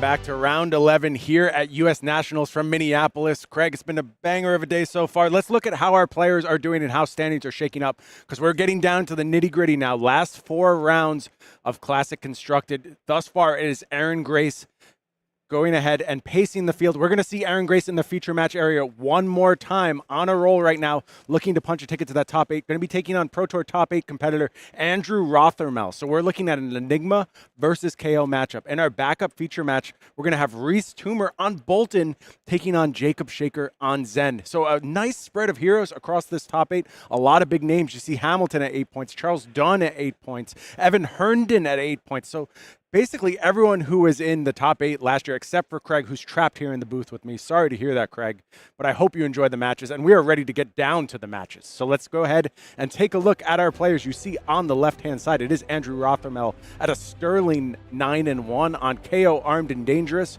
but it is Aaron Grace, thus far unvanquished, 10-0, Enigma, Ledger of Ancestry. This is a matchup I've been dying to see, Craig. I want to know how the old hotness shakes out against the new hotness. Traditionally, aggro decks a problem for Enigma. That's where the weakness lies. But Andrew Rothermel's KO deck, it isn't that red line type approach that a Zen will bring to the table, that's something like the other ninjas can bring to the table. It is good, steady, consistent damage. Yep. Can Enigma overcome that and go ahead and set up and take this KO to task? Well, and now and then we see KO. You know, they do have a stumble turn here and there where they're not able to use all 4 cards every now and then. So that could just be those little windows that the Enigma player needs to set up a few auras and take over the game. Andrew Rothermel with the strange choice of 4 cloaked equipments in Kayo. We'll see which 4 are revealed as the game goes on. All Mystic equipment. Yeah, Mystic Kayo. That seems like a pretty good deck. Is that the announcement? Next set? Yeah. That's what I've been hiding from you all this time, Craig. Mystic Kayo. You're not going to tell me. No, I am not. I will tell everyone at some point. Stick with us, y'all. You're going to hear about it. Rothermel just setting up on turn 1 here. Goes ahead to Arsenal. Does so safely, which is pretty critical against this Enigma. Of course, Enigma can play at instant speed, but no play here from Aaron Grace on turn 1. A nice play here, though, on turn 2. It is Manifestations of Moraga. Unfortunately for Aaron, a tiny one. Just 2 counters on this manifestation. Going to come in for 4 on this attack. Rothermel with that Blood Rush Bellow already tucked away in Arsenal. Does he need to defend her? Or is it all about saving cards for this next pop-off turn? Yeah, and this is the typical, we're going to see this against Enigma a lot, where you say, can I use all of the cards in my hand to threaten the opponent? If I can, generally you're just not going to block. You're not as worried about your life total. You're more worried about cleaning up the auras on the other side of the board. Yeah, and Rothermel is just going to go ahead and reach for the pen. Take a bit of damage here. We do now see the equipment suite over on Rothermel's side. It is going to be that Savage Sash, that critical piece from the KO Armory deck showing up. We'll see how many resources he can tap into that for. And that's an interesting decision. Obviously, it blocks very well that one time when you want to block, but this is a matchup that potentially can go long with lots of blocking. So, you know, skewing the Feyendel Spring Tunic is an interesting decision. Getting a little extra damage there from the Uphold Tradition. Flipping that over, getting another +1 counter on that manifestation of Moragai. But it is Blood Rush Bellow time. This is the hallmark play of KO. We saw this many, many times when we were out at Pro Tour LA. KO with a nice conversion rate today. Death of KO maybe a little bit exaggerated. This is still a very real hero, a very real threat in this metagame. Andrew Rothermel was very close at PTLA as well to getting a second Pro Tour. Another nice finish there for Andrew. Oh, gosh. No blue here. Looks like 2 yellows available. I was going to say, as soon as you see the opponent pitch a red to lead with the Blood Rush Bellow, you're saying, please don't draw that blue that you need to really power up your turn. So we'll see if Andrew is able to take advantage of this 4-card hand with the Blood Rush bonus here. Yeah, notably, Savage Sash hasn't defended yet. You do not really want to cash that one in yet, although you could. You could, but you're leaving a lot on the table there, right? You really have to think about how this turn is going to play out. Is the value you get from it worth it? Worth giving up that 2 block? I think this game will go on a little bit longer. I'm inclined to say, let's just play with the resources we have. We'll do the best we can. Hopefully get this Manifestations of Moragai off the table. I think that's the main goal on this particular turn. And the numbers should be good. We are looking at an attack here for 5. 3 still in hand? 3 in hand. Now, Aaron has set up the block very effectively here. I'm going to sink. Sure. I will not sink. Okay. Not going to sink. Does have that Uphold Tradition ward at the ready, so that goes ahead and covers up this Mandible Claw cleanly. So far, Manifestations preserved. Yeah, nice clean cover that turn. Expect the follow-up here is only going to be a Bare Fangs. Is that going to be enough?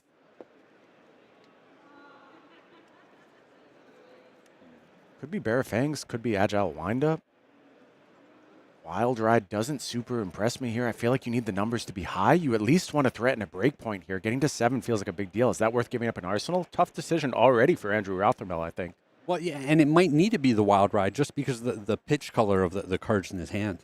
Yeah, lacking that critical blue here to just do everything you want to do. Wild Ride here. It is Wild Ride. Okay, we're going to come in for 8. Acceptable. Nope, there's no 8 on that die. We got one somewhere. Don't worry, Andrew. There it is. Draw. Draws Beast Within. Scared at random. This is actually an interesting one. That is very interesting. Yeah, this could turn this into a big turn. This is a big die roll here. Reveals Agile wind-up, misses on the Beast Within. Oh, that would have really unlocked this turn for Andrew. And that's bad on a couple of levels because Beast Within is one of those cards in this deck you do not want to arsenal. Yeah, not ideal. And also, you can no longer pitch this Agile wind-up to create the agility going into the next turn. It was like a lose-lose here. Really big loss of a die roll there for Andrew. This turn could have really popped, but now pretty effectively covered in conjunction with this Moon Chakra. Checks out. I'll move to Arsenal. Yeah, and Manifestations of Miragai survives the turn. I say first big win of this match goes to Aaron Grace thus far. Absolutely. The Fades Blood that Rush Blood Bellow Rush turn. Bellow. Yeah. A lot of uncertainty on that turn. Didn't find the blue, didn't hit that critical Beast Within discard. So things not really breaking Andrew Rothermel's way. And not going into the next turn with that easy go-again attack either. Look at that standing order showing up here as the pitch card for Aaron Grace. That making the cut in these Enigma decks. A card that was very, very hyped upon release in heavy hitters. Kind of cooled off a bit as time went on. Didn't really make a lot of decks, but making some appearances here today at U.S. Nationals. Well, and this is a card that is so close in power level, but it shines because of its flexibility. And Absolutely. it's a little difficult to find the home where the deck wants precisely this flexibility, right? This is a nice way to deal with a manifestation. Reckless swing coming through. And this is, I don't know, I think this is extra funny.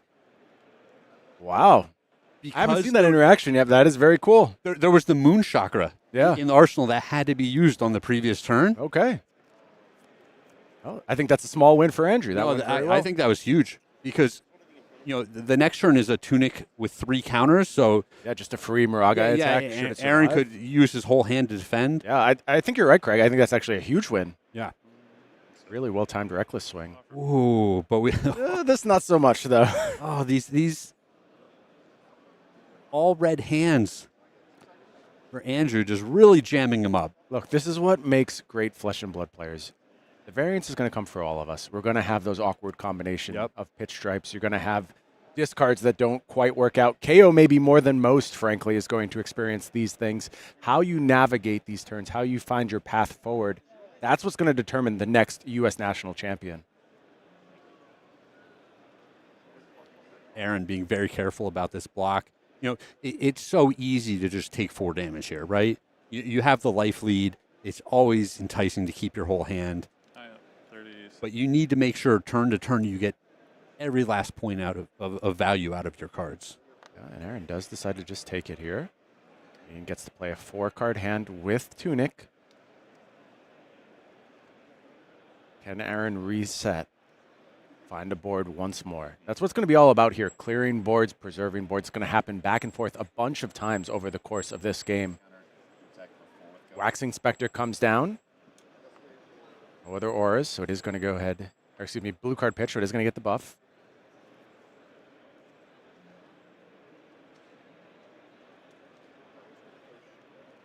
You have 2 cards, 1 card, 2 cards. No blocks on the 4, on the 30. It's so hard to block these auras. Feels so bad. You know you have to deal with them on a future turn. Dissolve Reality, the play here, and I think that's actually good. I think that's good for Andrew. I did not want to see that Beast Within stick around. Like, sure, you want a card, but there is a payoff here for Dissolve Reality. You get a Ponder token, and I'm fine with that outcome if I'm in Andrew's seat. Hey, it's funny. I think if you know the card that's in the arsenal, you're good with just leaving it there. Absolutely. Absolutely. It's... If I'm in Aaron's seat, I'm definitely taking the exact same line. Oh, for sure. No criticism to Aaron's play whatsoever. I understand exactly why you would go that way, but Andrew fortunate. Just a card not really wanted to keep around. I think you can just play towards a future turn very, very comfortably. Blood Rush Bellow once more in hand. That's actually a very big turn from Aaron. It wasn't the flashiest, but you have another aura on the board, essentially buffing your life total by 3. You threatened 8 damage, and you disrupted the opponent's arsenal. Like, that's a lot to get out of a turn. Really love to see Dissolve Reality making its way into these Enigma decks. A card, again, not much fanfare when it was released, but it is doing a very effective job now. And I think this go-around, Andrew's going to find a lot more resources to work with. I believe there was another blue in hand, and now draws Red Pack Hunt. yellow Wild Ride. So an okay combination of cards here to work with. Claw for See what the output is. Going to kick things off, of course, with that Mandible Claw coming in for 5. Yeah, probably going to see a 5 into an 8 here, and we can arsenal this Wild Ride for the future. Defensive options over on Aaron's side. You see a sink below. Ready to do some coverage. Warmonger's Diplomacy. But Aaron not looking to defend here. Knows when to hold him, knows when to fold him, Craig, and just folds that Spectre. Lets it hit the bin.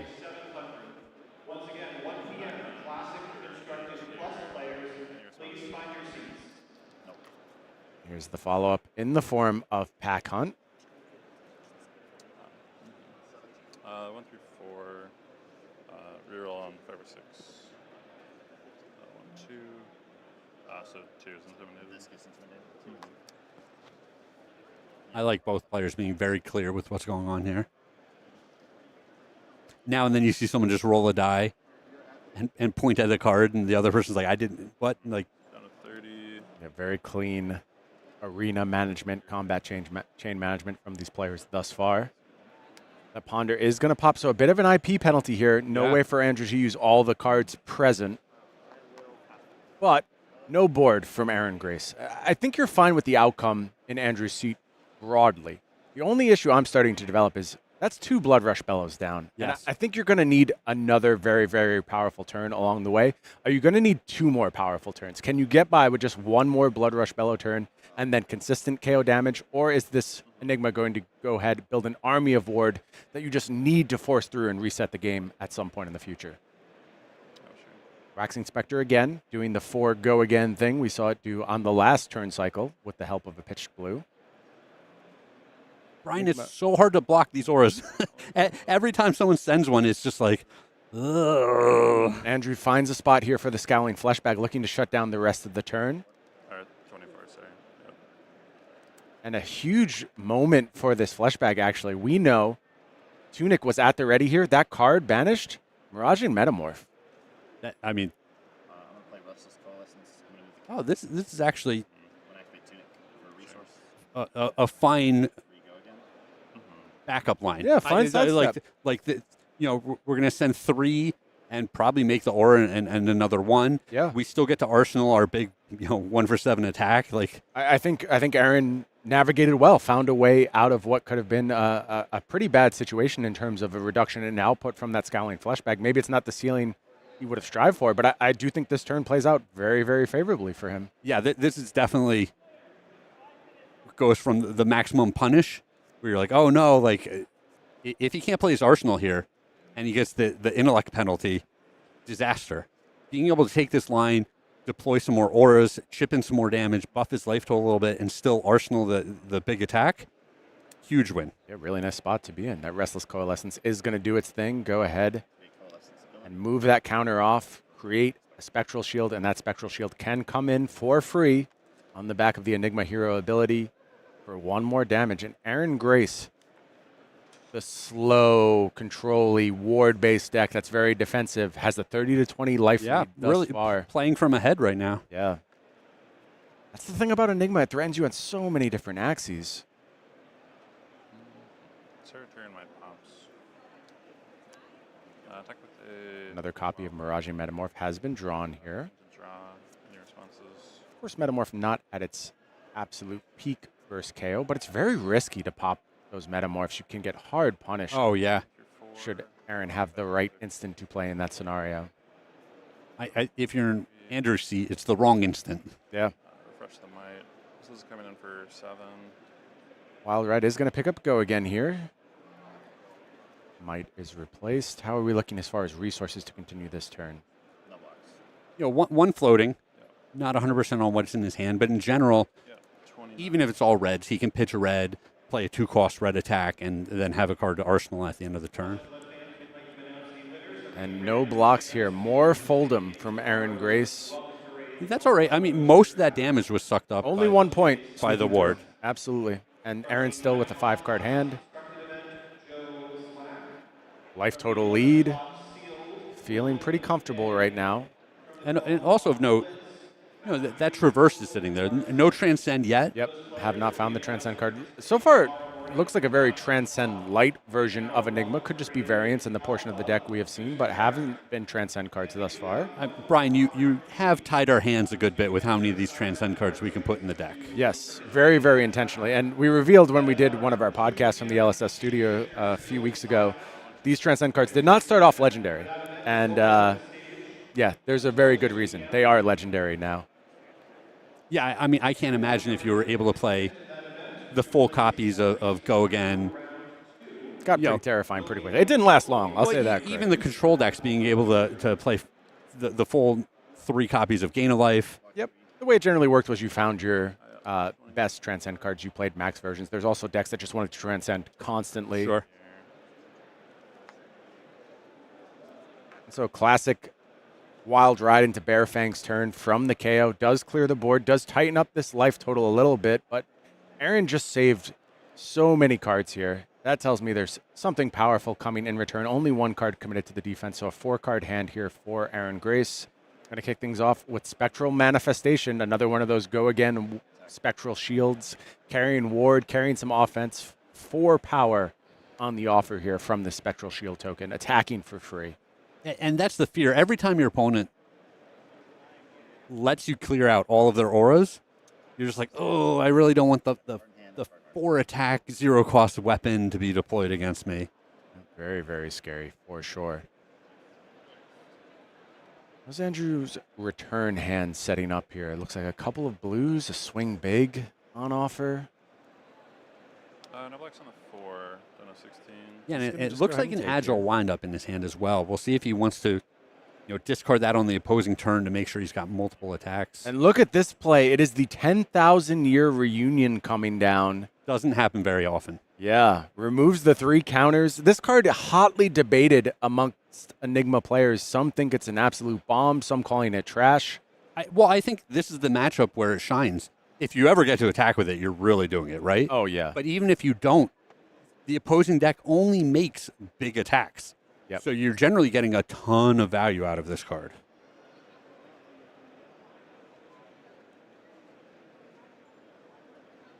Yeah, 10,000-year reunion just comes down clean in this case. And Andrew's having to think here. This is on Aaron's end step. We're thinking about the discard around this agile windup. Do we need agility on this turn? After the 10,000-year reunion is played, you have to think so, right? Like, this card cannot go into the next turn cycle. But maybe Andrew thinks he already has the tools, doesn't need to tap into that, would rather have it as a card to deploy across this turn. Is it time for a Scab Skin activation? Do we need some extra action points here? Let's see how Andrew wants to put together this particular turn. Well, if you discard on your own turn, it does turn on the claws. That is true. It's another source of Go Again. So, your first attack is for 4. It's at a good break point. Resolution. Yeah, of course, this is going to now be discarded. Great agility for a future turn, as well as might for a future turn. And now, what is the follow-up here? We have access to a swing big, potentially. Offer 8, see if that's enough to sneak through on this 10,000-year reunion. It could be. Enigma typically with a lot of no blocks in the deck. There is still some equipment left on Aaron's side. But you come in for 8 here, the opponent's just going to give you the reunion and still get just tons of value out of that card, right? Yep. I think both players can live with this outcome, though. You really needed to make sure you at least end that card on this turn. In Aaron's seat, no real loss. But I think Andrew navigated it well, didn't put a lot of resources into that turn, save the agility and might for a future turn. Yep. So a smart decision there by Andrew thus far. Let's see how much Aaron has on the rebuild here. There's still a lot of cards to work with. Oh, absolutely. Oh, yeah. Do you get a quick Quick and this. All right. Okay, sure. There you go. Let's not forget about this one. Could matter. Manifestation. Yeah, no. You have your quick and back. Ah, sure. All right, didn't matter. Spectral Shield just going to go ahead and eat up that Quicken token. Coming in 4/4. Once more, Spectral Manifestation is the play. Spectral Manifestations. I feel like that S was added after I was playing with this card a lot. I am very, very inclined to call this Spectral Manifestation. Reckless.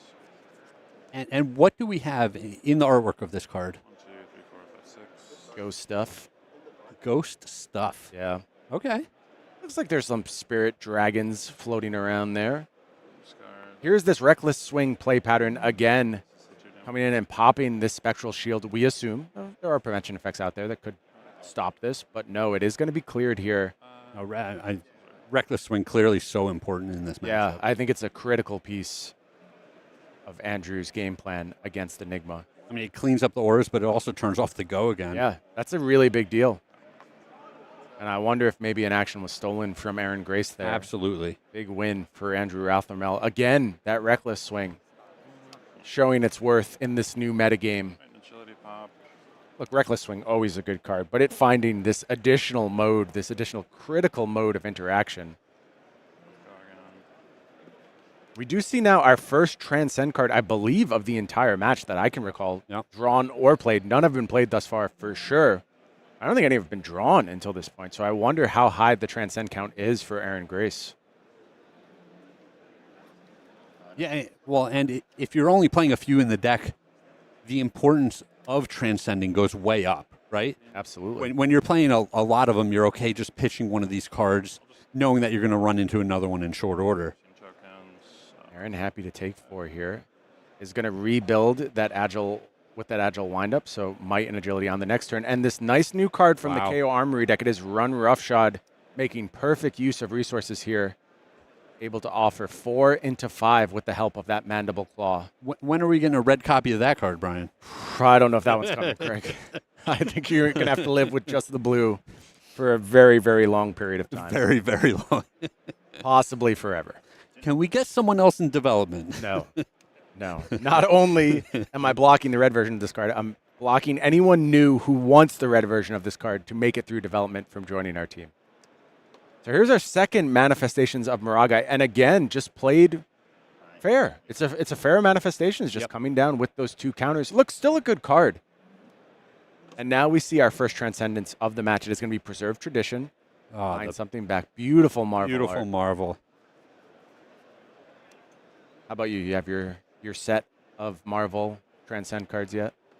I actually put the house up for sale. Good idea. And Jasmine quickly took the house down, not for sale. She does work in real estate, so she's got that advantage over you, where she's able to dictate the market a little bit more. That and the better judgment. Yeah. So. No, that much is obvious. Yep, very good. So, 4. Go again. Here's this Manifestation of Moragai coming in, and critically, the Meridian Pathway turned on, offering some protection against those reckless swing blowouts here. Down to 12. Down to 12.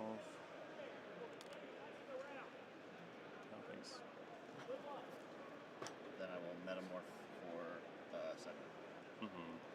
Oh, wow. And then pop this. Makes a new mirror guy. Oh, wow. Yeah, you don't like to see that if you're in Andrew's seat. Now, granted, it is a naked mirror guy, but the value is still there. It's so frustrating. You just otherwise have a very clean pop here. Now you have to give your opponent Ward 2 if you're going to pop. It's painful. No, Ward 2 is a lot at this point in the game. You're losing a card out of your hand, and, it's just another aura on the other side of the board that can attack you if you're not able to clear them out. Block 4 here. Yeah, I'm not surprised by this line. 3. Down to 9. 2 counters. I will move to Arsenal. So what I'm hearing from you, Brian, is that the illusionists are fine with a 1 for 7. Yeah. The brutes? No.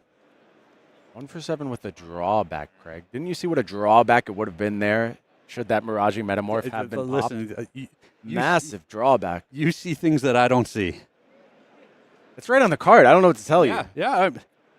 My fault. You see this fantastic. When Miraging Metamorph is defended I missed it. by a non-illusionist attack, it destroys the Miraging Metamorph, Craig. Please, huge drawback. Please accept my apology. Thank you. Apology accepted. Savage Sash time, baby. We're going to go ahead and activate this one. Move to the front. And we did not get the defense with this. Is that correct? Did we have No, last turn he put it in front of the Metamorph. So I just didn't see the counter on it right now. That makes a lot of sense. It is Sash. Oh, Both of these decks have that one-time use, really high upside piece of equipment. Yeah, in this case, how about Command and Conquer, 7 power, 1 cost? Is that a good card? Seems pretty good. Drop in the ocean, going to go ahead, bring it down to a reasonable 6. Oh, hopefully. only 6. Yeah. Only 6. And the real question here is, how important is it for Aaron to defend his arsenal? You have 2 in hand? 2 in hand. Yeah, great question, Craig. Only 2 cards left. Does he defend with? Dissolve Reality was one of them. You know, it could be a card and a piece of equipment plus, you know, his aura. 2 cards plus the aura. It's like Rage Spectre in hand is the other play here. This is a tough decision for Aaron.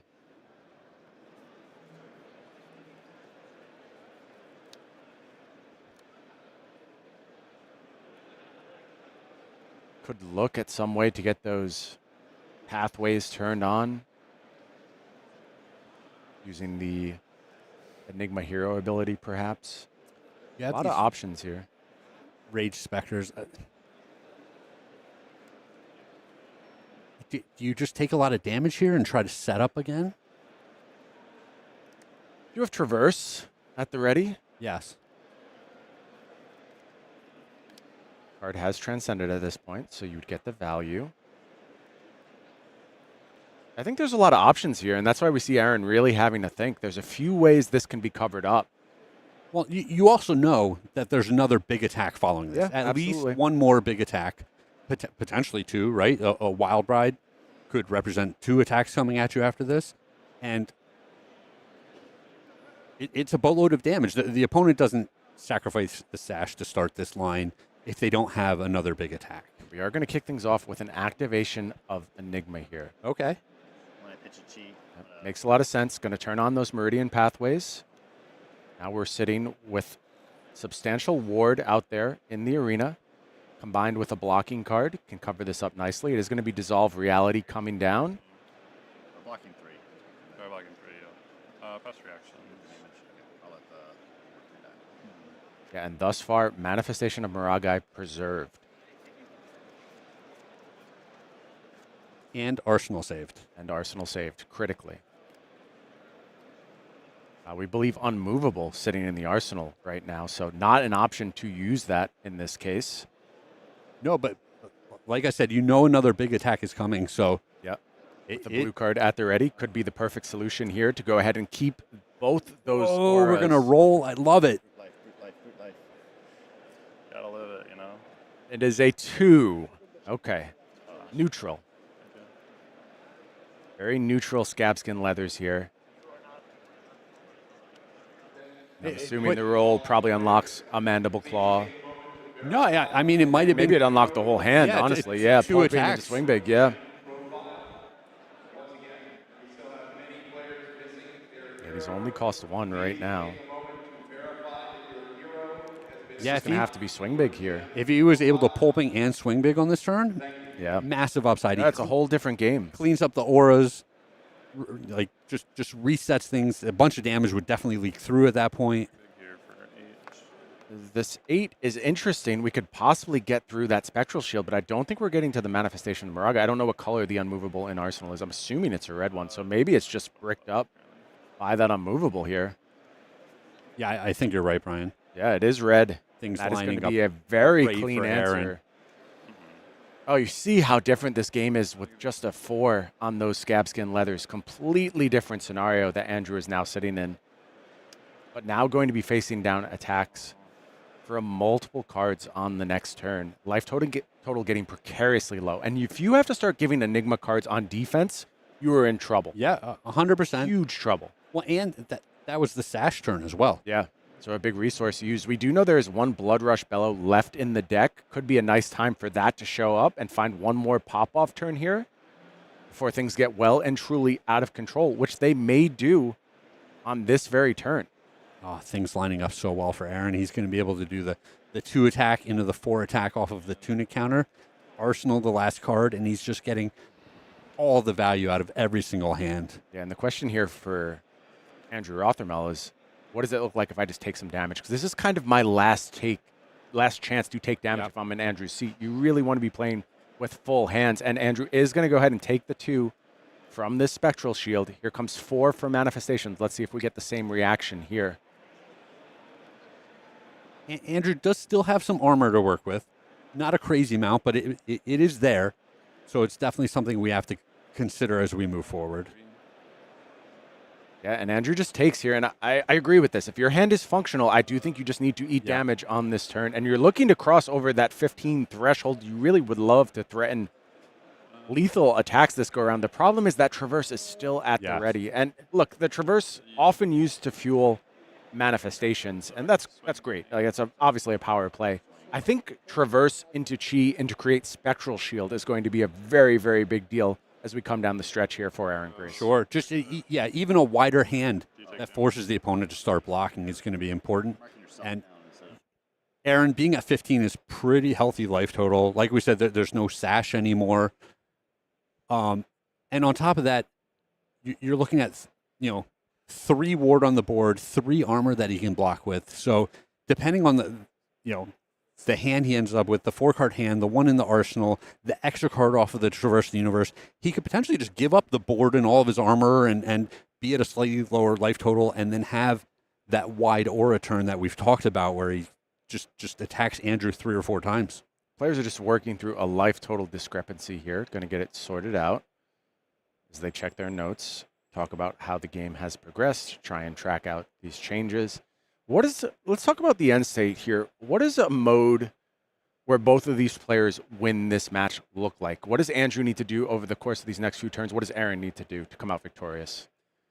Well, I think you pegged it right where a Blood Rush Bellow could be a big piece of the puzzle from Andrew's side of the board. You need a couple of above rate turns to really clean up this board and put yourself back on the front foot where you're attacking instead of worrying about defending. Makes a lot of sense. Looks like players have reached consensus on life totals. In addition to that, another key card out of Andrew could be, if he's playing it, a 3rd Reckless Swing. Sure, yeah. Right? That Steal could be a turn from Aaron. Absolutely massive at both cleaning up an aura and taking away the go again. I'm moving to the draw. Wild Ride going to kick things off here. Triple blue hand for Andrew. I think Arsenal card is going to matter a lot here. It's coming in for 6. I believe we know it to be pulping in this case. And this could be a 3 wide turn, a 6 attack into a 6 attack with some claws in the middle.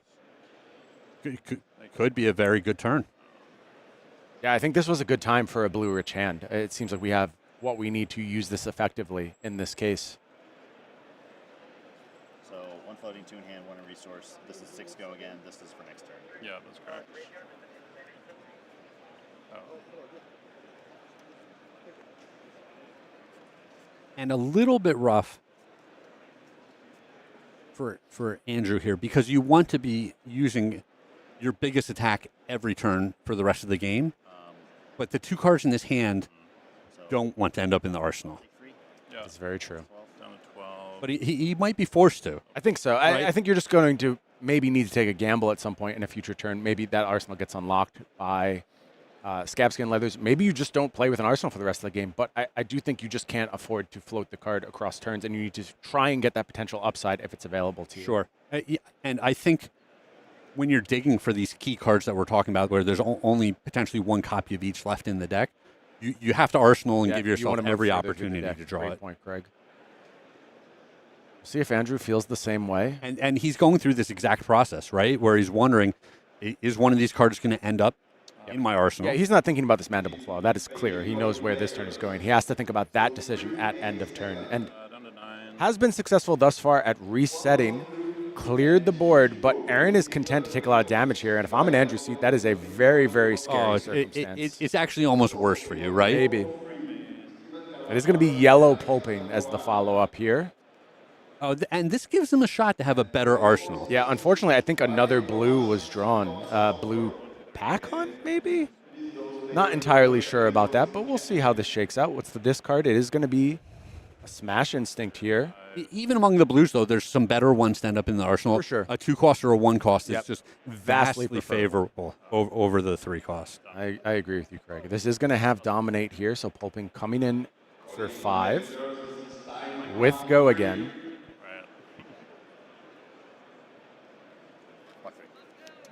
Down to 7. 10,000-year reunion committed to the defense here. So Aaron looking to play with a 4-card hand in this circumstance. Doesn't use the traverse. Yeah, that's also very scary to me. All of these outcomes, if I'm sitting on Andrew's side, are very, very scary. Are you happier that he did or he didn't traverse? I don't know. I don't know the answer to that. It's definitely scarier if he does use the traverse, but it also means you haven't gotten this off of the board yet. Correct. He's setting up for a future turn as well. Rage Spectre. Rage Spectre comes on down. No other auras. That is going to go ahead and generate an action point. It is able to attack immediately. It looks like Sink Below. At the ready, last card, Waxing Spectre.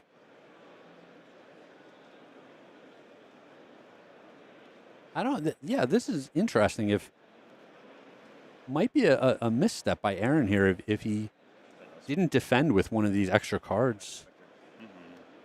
Oh, it's a blue Sink Below. Yes. Okay, that changes everything. All makes sense now. Yeah. I did not catch that blue strip either, and I'm starting to see these blue Sink Belows work their way into Enigma decks, and I am a believer. I think this is an excellent pickup. Took a little time for folks to get there, but I think this is going to become a staple in this deck going forward. And I like this line out of Aaron, where you are now presenting 10 damage. You're going to take multiple cards from the opponent. I like this a lot. Great spot to be in for Aaron. Still 3 defense left on the side of Andrew. We'll see if that comes in at this critical moment in this match. Block 2 here, taking 2. It is time for the Apex Bonebreaker. Not going to get a mite from that, just using it for its raw defensive value. And here comes Rage Spectre barreling in for 6. And now Andrew has to work through these ward elements with a reduced card count, and that's so challenging over on the Kayo side. Why does it attack for 6, Brian? What happened in development here that this card attacks for 6? It's a blue pitch 3 block. What are you doing to us? Yeah, you got to have no auras in play. It puts you through some hoops. It's very vulnerable on your turn, or on your opponent's turn. It is only ward 1, of course. You are right. We're seeing a lot of downside here. Yeah, as long as you agree, Craig. I'm sorry, Craig. Next time we'll make all the cards terrible. There won't be any good cards anymore. We can all sit around. Finally. We'll play with Raging Onslaughts all day, Wounding Blows, and Craig Krempels will be happy. Get your That's what he's asking me. skin leathers out of here. I don't want any variants. We're going to make a carve-off of Flesh and Blood. We're going to have a version that is just vanillas. It's going to be just Craig playing it, while meanwhile, the rest of us who enjoy powerful cards we're going to be out name there playing Rage Spectre. Boring Blood. Boring Blood, Yeah.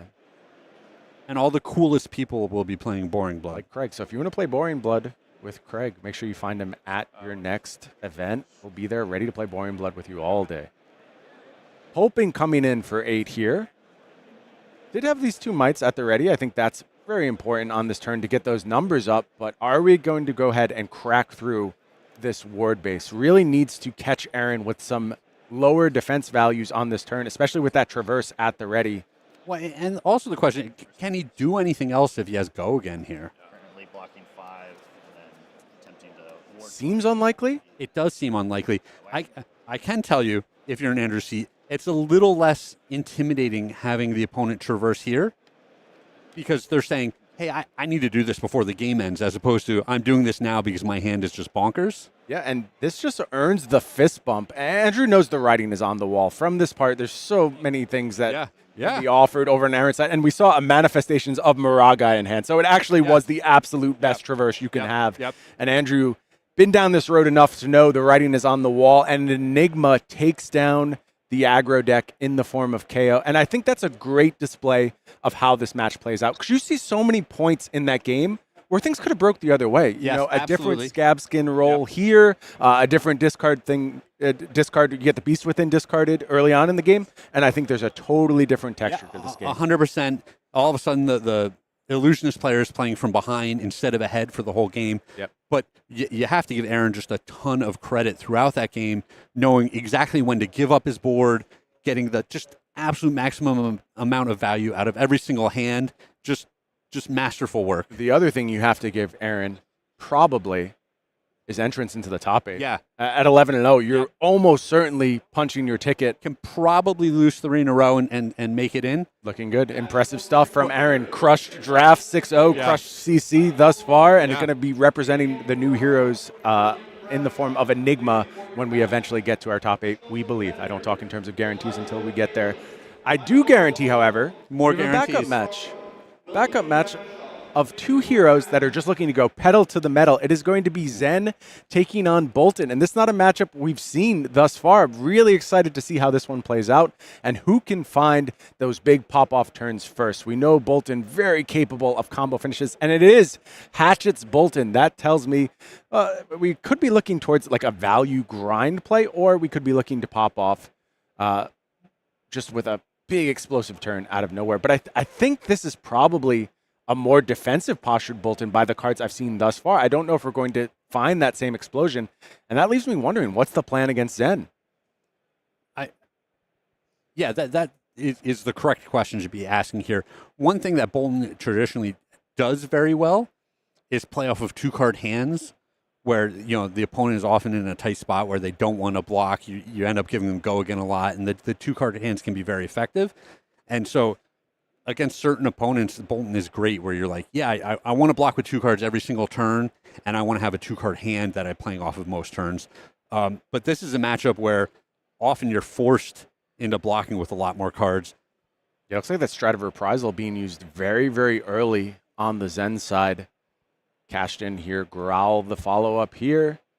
Gonna get some more resources. And it is time for Descendant Gust Wave. We know what usually follows that Descendant Gust Wave. You don't just cast this one. Yeah. Get into some bonds action. Let's see what we have available.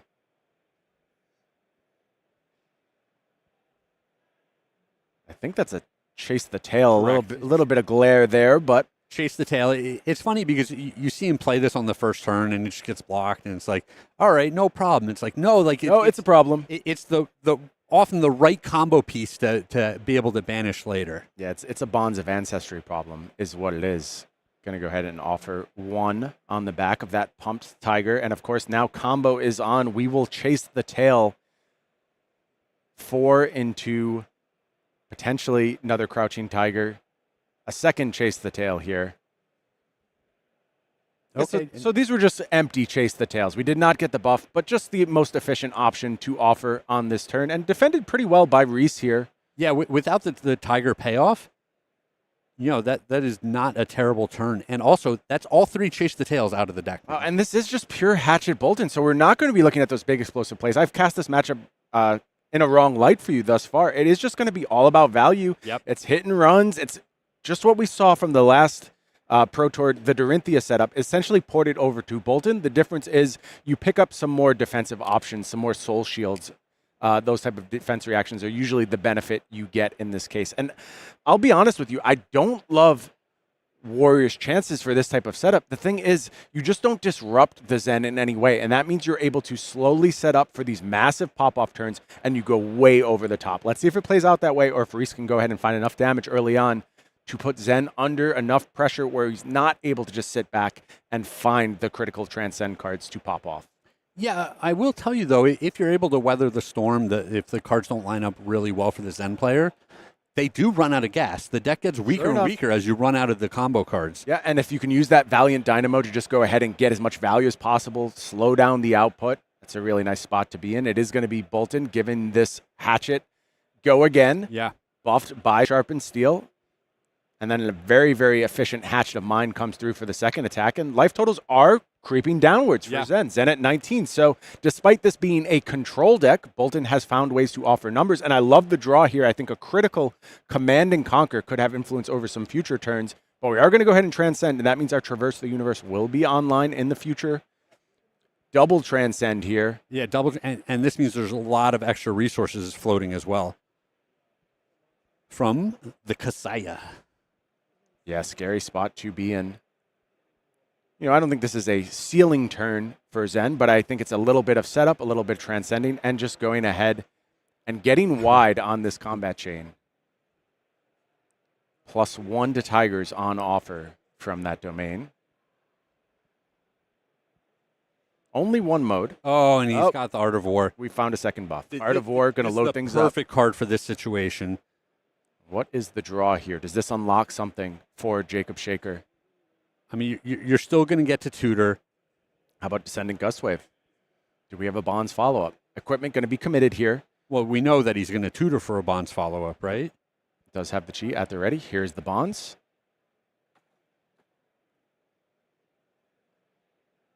Balance of Justice is turned on in this spot. I think that's going to be critical.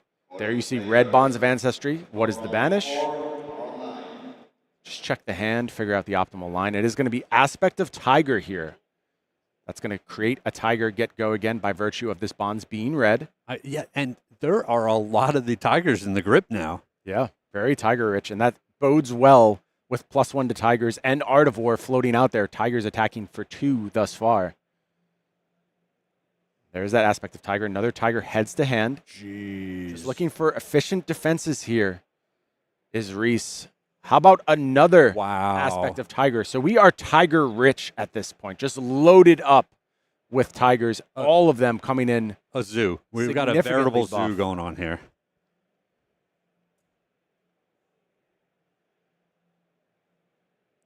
Tony the Tiger comes in for 3. Yep, 3, getting the bonus from the gloves. What other famous Tigers are there? I'm going to have to go deep in my Tiger Wealth knowledge as I name the rest of these Tigers. Cecil Fielder. Famous Ooh, Detroit there you Tiger. go. Ethan has suggested Chester Cheetah.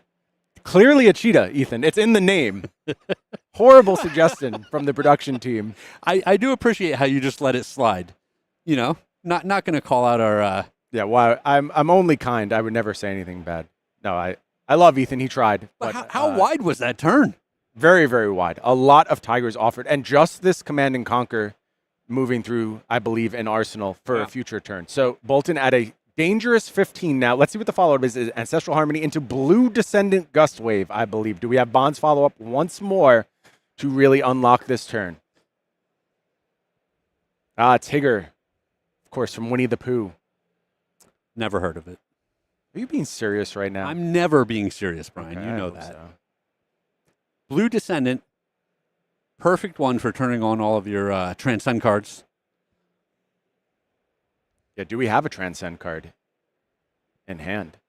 This is a really important spot, I believe, for Jacob to keep the pressure up. I do think there's going to be some reprieve for Reese on the next one. We have a Transcend card. Critically, Preserve Tradition, a very good Transcend card as well. Can use this to get exactly what we need back into the deck. It is going to be Aspect here, re-entering the deck. Yeah, this is going to be another solid turn. Yeah, off a pretty low base here. Taking stock of what Zen still has available. There's a lot. That Traverse still at the ready. All the equipment still doing its thing. Here's Descendant.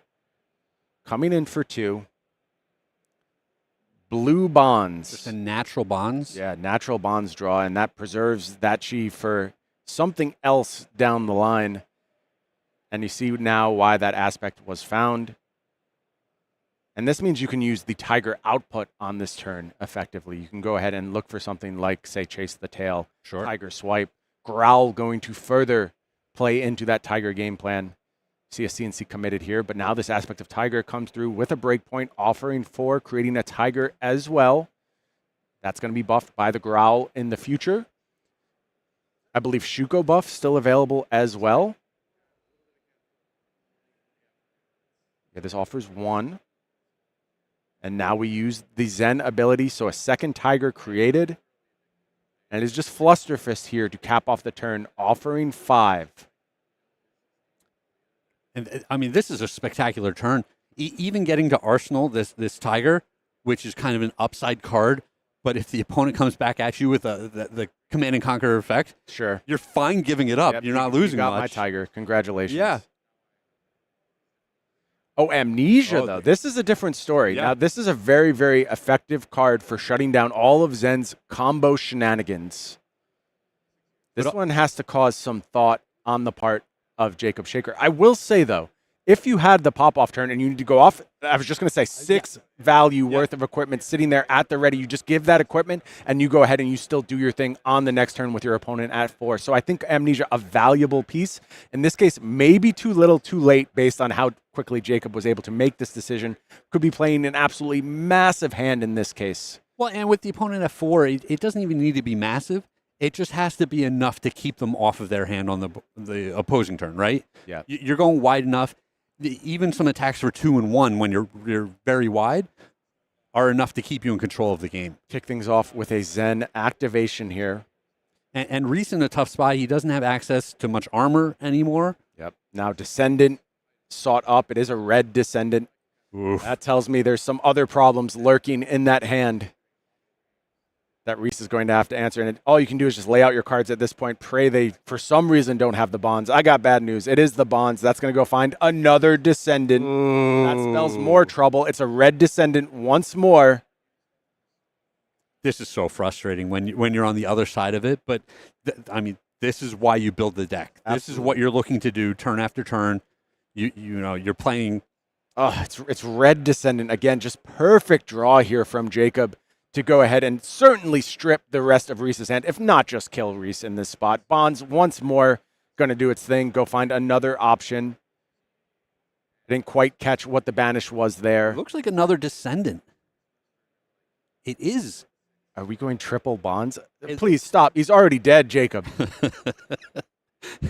Oh, my goodness. It is bonds one more time. Finds the Fluster Fist to just cap off the end of this turn. Tiger comes in, followed by Flusterfist, gets the fist bump, and that is all she wrote. Wow. Jacob Shaker takes down Reese Toomre on Boltyn. And I got to say, I just don't know what Hatchet's Boltyn is supposed to do in that match. No, like you said, he's showing up with some of the disruptive effects that we talked about. He's got the CNCs, he's got the amnesia, but the game is so fast. You have to play them basically every single turn Yes. of the game, it feels like. Yes. That's the hard part about these Zen decks is that they're just so ruthless, so efficient. And I think it's not enough to just tailor your deck around Zen. And I think that's a good representation of what a Boltyn deck tailored around Zen will do for you. And I think maybe it gets you a 70-30 matchup after you've done all of the tuning, which is like fine. If you think you beat everything else in the format and you want to play a 70-30 against Zen, could be a good choice. And obviously by the record thus far, it has been a good choice. Yes. I can tell you, the field is so diverse. Correct. You are not finding a deck that's favored into everything in the field. Correct. You have to take some lumps somewhere. Exactly. You need to decide which matchups you are willing to have bad percentages into and then maximize your other matchups. That's what metagaming is all about, Craig. And I think we're entering a stage of Flesh and Blood where the card pool is deep enough that it is about metagaming. It's about making smart decisions. And thus far, Hatchet's Boltyn been a very smart decision. Kind of ran into some kryptonite there in the form of Zen. Sure. And, I mean, I sound like a broken record, but Arcane Barrier. Yeah. Show up with your Arcane Barrier. Obviously, this is not the example, but I'm just like Kayo is Kano is out there. Yep. Always looming. It's always lurking. It's all of our jobs to beat it together. Yep. It is going to take a team effort to beat Kano. Of course, Kano's doing very well. Maybe we'll see if we can get a Kano on in future rounds. I'm hearing Majin Bay sitting at 9-2 right now. And we're not doing it. Not only a deck to watch, but a player to watch. Yeah, oh, yeah. So all the Wizards out there, I know you're a vocal minority, but you always want to see the Wizards competing. We'll see what we can do for you. We might have some magic for you. But I do want to talk about the future of competing in Flesh and Blood. And the next big event we have on the horizon, it is, of course, Pro Tour Amsterdam. And I cannot wait to take the trip over the pond, go to this beautiful city once more. If you haven't been, just a standout gem in Europe. Absolutely beautiful city, beautiful culture, beautiful people, and also a whole heck of a lot of money on the line. We're going to go to that Ride Convention Center in Amsterdam and play for $200,000 USD. Of course, that's not all that's on the line, Craig. As massive as that is, there's also the pride of being a Pro Tour champion.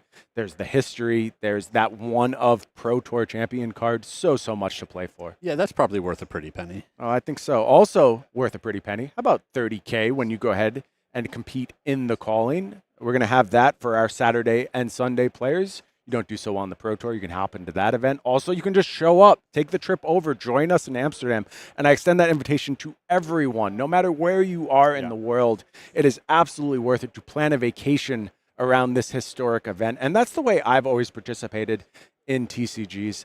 I think if you just go ahead and you show up and you're in the convention center, you're not making the most out of the experience. You have to go there, use it as your vacation every year. Bring your loved ones, bring your family, share the experience with them, and go ahead and get to know a piece of the world that maybe you would have otherwise never been exposed to. Yeah, and I mean, you and I have both done it both ways, right? Where there was a point in our lives where we had to play in a lot of events, and it was hard to make every trip special, longer, experiential.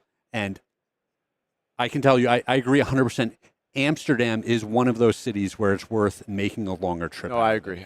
This is very high on my priority list if I'm trying to find that travel destination. Of course, right up there with Osaka, which we'll also be offering this year. The other good reason to head out to Amsterdam, you can go ahead and play my favorite format, Living Legend, a battle-hardened Living Legend, going to be on offer alongside 2K worth of prizes. Craig, I don't know if you've played Living Legend recently. This format's a lot of fun. And I'll be honest with you, it's probably changed with the release of Part the Mistveil. Sure. I've heard talk around Stubby Zen. People are very, very excited about. You just saw what Zen did there. No. How about we add Stubby Hammerers? No, do not add Stubby Hammerers. Well, you're going to have to account for that. But luckily, in the Living Legend format, many ways to do so. You could look at something like Icelander for some disruption. Of course, Starvo out there floating around. Still one of the top decks. Lexi. Of course, the last battle-hardened Living Legend tournament we had was a finals of Chain versus Lexi. It was Michael Fung versus Brody Spurlock, and just an incredible, incredible match. But it was ultimately Chain taking down Lexi. So there's so many viable heroes in this format now. I mean, you're listing a lot of ice heroes there, Brian. Yeah, well, ice is powerful in a format where you have access to powerful things like Stubby Hammers. Sure. We'll have to see any how other reason that you're bringing up all of these ice heroes for us? I don't know what you're talking about, Craig. I also don't know what I'm talking about. No idea here. what you're saying. I was hoping you would jump in there and nothing to say yet. Okay. How about we talk about these exclusive Null Rune? I love these. Yeah, they're so beautiful. Paying homage to the ancestry and the history of Amsterdam. Of course, famous for its tulips, those beautiful wooden clogs, which are a huge part of Dutch culture. I really can't recommend Amsterdam as a city enough, and you'll see a lot of this type of stuff on display when you're there. Of course, that iconic windmill in the background of the Null Rune hood featured on our art there. You'll see windmills all over the beautiful city. It's such a cool place. It feels so different than every other part of Europe I've been to. Well, and I'll also say, as you accumulate these special pieces from the various cities that we travel to, when you play them later, it calls back the memories of those trips. I love reflecting back on, I remember playing this deck in this space, and I got this thing there, and it becomes this tapestry of memories you get to weave over your experience with these formats and the game itself, and it's such a powerful memento. Immediately, those memories are triggered for me. I think about who I was there with. I think about the meals I had, the great times I had. I think it's a very special thing to add to the experience. Of course, we're going to have Fabled event packages for sale. You will be able to pick up that exclusive Enigma New Moon playmat. You get some sleeves as well, those promo cards. And I have to tell you, Craig, they've been this selling weekend, out. Go Again package, Fabled package, sold out. You cannot get them anymore. Do not wait. If you want to attend Pro Tour Amsterdam, you want to take advantage of these packages, don't hesitate. Please make sure you get them. Get the sweet swag. Yeah, this is beautiful, beautiful stuff you're going to want to add to your collection. And of course, the most critical part of any tournament, Craig, the thing that makes it sing beyond anything else, it is the people in the casting booth. They will always be the ones who make the stories shine, who make the game shine, who make the players shine. And we have 4 shining stars themselves bringing you the action this go-around. It is going to be my buddy, Mr. Classic, coming all the way from New Zealand. Of course, Erica coming in from Sweden. Ramon Nicholas coming from France. And then we have Ponkage taking the trip all the way over from the U.S. So a multinational casting crew working this event. Love to see people from all over the globe coming together, cast this event. I'll even hop in the booth for a few rounds. I'm going to be there at Pro Tour Amsterdam. I'll have a few things to say. Make sure I bring you some of the action as well. They don't need to listen to me talking about my Nationals top 4. Yeah, maybe the best part of the event. No, Craig. All upside. I know everyone's thrilled for that. I am kidding, of course. I would do every event with Craig if I could drag him around the world successfully. Other things on offer at this Pro Tour, of course, our cosplay contest, getting to compete for this beautiful Taylor card. And our cosplay contest here in Minneapolis this weekend, packed. I heard something in the range of 20+ entrants, which is pretty incredible, honestly. Love it. Our cosplay scene for Flesh and Blood is unlike any other. The support from our community is a focal point of what we offer at these conventions, at these Pro Tours. And I'm so, so thankful for their presence there. I can't wait to see what they bring to Pro Tour Amsterdam. I can't wait to see what's on offer here in Minneapolis as well. Finally, one more critical piece of the puzzle. It is our artists. And where would this game be without the beautiful art? You see so many iconic pieces on display here from these 4 artists. Bring them with you, get them signed, add them to your decks. Again, another one of those mementos that you can bring with you, and always remember Pro Tour Amsterdam from when you get your finest cards signed by these fantastic artists. Pro Tour Amsterdam is going to be a banger, Craig. I can't wait. I can't wait to be there. I can't wait to see all my friends from Europe at that event. Yes. Europe always shows up, and you know they want to defend the Pro Tour title. European champion reigns right now. Arthur Trehead, the defending Pro Tour champion. Europe wants to go back-to-back. They're hungry, and they get into this Europe versus NA versus Asia thing. They are very, very proud of their region, and they fight for it. And they should be. They've had a lot of really good results. Yep. And I think some of the other regions have some catching up to do. I would agree with you. I believe it was 6 Europeans in the last top 8, 1 South American from Brazil, and then our lone American. But Europe dominated last go-around, and we're going to see if they can defend home turf when we head to Pro Tour Amsterdam. We are going to take a brief break. Then we'll be back with the last 3 rounds of Classic Constructed. Stakes are so, so high. Every match matters. Every player trying to punch their ticket to that top 8. Who is going to comprise top 8 when we head to Sunday? You're going to need to be here to find out. Do not go anywhere.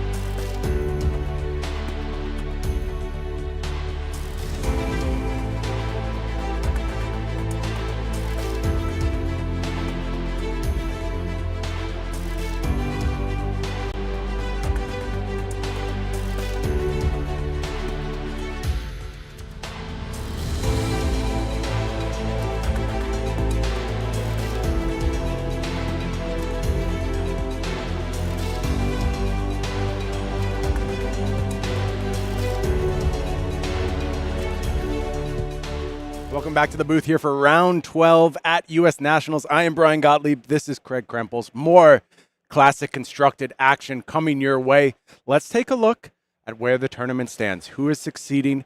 Who is starting to falter a little bit? We just saw Aaron Grace succeed in a big way, moving to 11-0. We think potentially our first entrance into this top 8. Impressive stuff thus far from Aaron Grace. The rest of the players on the board, though, can't afford another loss. Yeah, I think it's absolutely critical that all these players find wins in these so intense rounds. And we're going to be looking at two matches of 9 points versus 9 points. So these are the players with a win here. They really start to cement themselves as players. With a loss, they're going to start to need some help. And you just cannot afford that at this stage. And we're going to be looking at 2 of our 3 9-point Zens across our 2 matchups. The first thing we want to see is how Azalea fares into Zen. That's a big question mark. That's the deck that people kind of pointed to as the thing that could hate on Zen. We'll see if that delivers in our feature match area. We're going to be watching Isaac Brooks taking on a Zen. And then in our backup feature match, we're going to check in for the first time with Austin Summers on Prism. What is Prism's plan into this absolute hellacious aggro deck? Are they able to contend with that massive offensive output turn after turn? We're ready. We're ready down in the feature match area. Let's go down and see our players. And there on the left-hand side, it is Isaac Brooks at 9-2 on Azalea, taking on Michael Dalton on Zen. Michael Dalton been so close so many times. I know somebody you've worked with for years and years, a good friend of yours. And Dalton is always in the mix when we get late in these tournaments, but has not broken through yet. Yeah, I mean, he just keeps qualifying for these events by doing well in these events. But he's missing that gem piece of that critical top 8 that makes him one of the top players in the game. But he's right on the brink again. This is just such a compelling matchup for the current metagame, where we know the things that Azalea can do. We've seen it in and out. But the thing that's interesting here is that in general the Zen deck does not block very well. Correct. So it's the combination of Azalea both being disruptive and piling on the damage. It's not enough to be disruptive if you can't close out the game, right? We know that the Zen player is going to get these big turns if it goes 5, 6, 7, 8 turns. If the game goes late, then they're going to have some big pop-off turns. If the Azalea player is able to dominate some of these disruptive arrows, they shorten the game a lot, and then Zen just doesn't have the time to pop off. Yeah, this match feels like a story about Uncle Mo. It's all about momentum in this matchup. You need to grab it. You need to keep it rolling, especially on the Azalea side. You cannot afford turns off. You have to continue to put on those disruptive arrows. Make sure your opponent feels uncomfortable. Now, over on Michael Dalton's side, obviously member of Fabled Runaways. I'm assuming with a similar setup to Charles Dunn in this instance? Yep. A lot of the same pieces. I can tell you when they were working on this deck, one of the things that they focused on was putting more 3 blocks into the deck. Sure. And being able to defend a little bit better against the disruptive matchups where you're saying, hey, if I'm not going to be able to pop off, I at least want to be able to preserve my life total. We're going to see how that plays out if that strategy is able to be executed for Michael Dalton. I think these 2 matchups that we have in our feature match area this go-around are critical to shaping the narrative that comes out of this tournament, because we have 2 of the 4 Zens that feel like they're within striking distance. If these players, if Michael Dalton and our other Zen player, which I believe is Evan Herndon, runner-up at last year's U.S. Nationals, if these players can put together wins here, we're starting to look at a top 8 that can be absolutely loaded with Zen. If they falter here, is this going to be considered a miss for Zen in the tournament? There is a 10-win Zen as well in the mix. So there's a lot of ways that Zen can ultimately break into the top 8. Just a question of whether it can convert. Jacob Shaker, of course, sitting at 10-1 right now. Yeah, but we know that Zen was the most represented class coming in, the most represented hero coming into this event. You expect it to appear. So yeah, it needs to convert with some of these top 8s. Yeah, our 4 top heroes right now. We're looking at an Enigma, a Zen, a Boltyn, still Reese. Toomre sitting in 3rd place right now with that Hatchet's Boltyn build. Nice. And then Kayo, Andrew Rothermel right behind, sitting at 9 wins at the top of the breakers. Then we go to a Kano not long after that. We're not doing our job. There's some diversity amongst this top 8. So we talked about seizing the tempo, keeping Zen off good hands. Here's a great way to start doing that. It is Knock the Death Whistle. Just going to grab a drill shot here. Interesting. It is interesting. If you're not able to pump your red in the ledger much, maybe you don't want to be using it here. And also, the very first turn of the game, the opponent, they haven't set up. They don't have an arsenal. They can't search for the chi off of Traverse. Maybe you're saying, I don't want to use up a red in the ledger on turn 0. Yeah, interesting decision. There are a substantial number of pumps available here. Top, Azalea. They're going to go ahead and arsenal. It is going to set up that drill shot on top.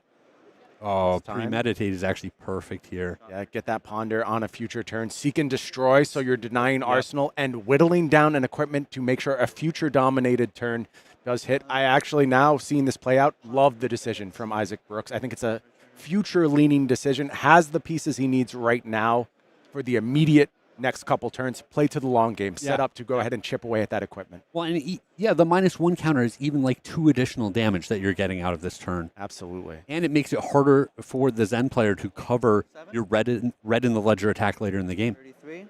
Great start here from Isaac Brooks. Gets that ponder token at the ready. That's going to go ahead and ensure an arsenal on the next turn. I'll put a -1 on the Kasaya.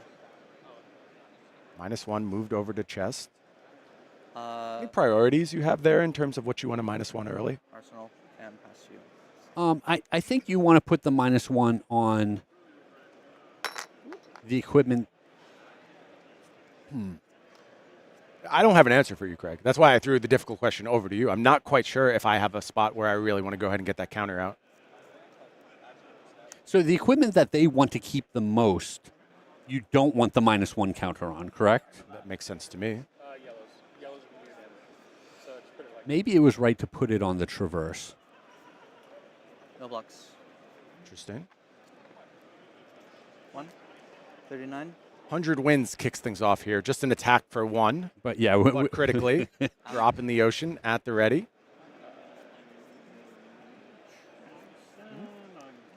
Indicating the resource from the chest piece.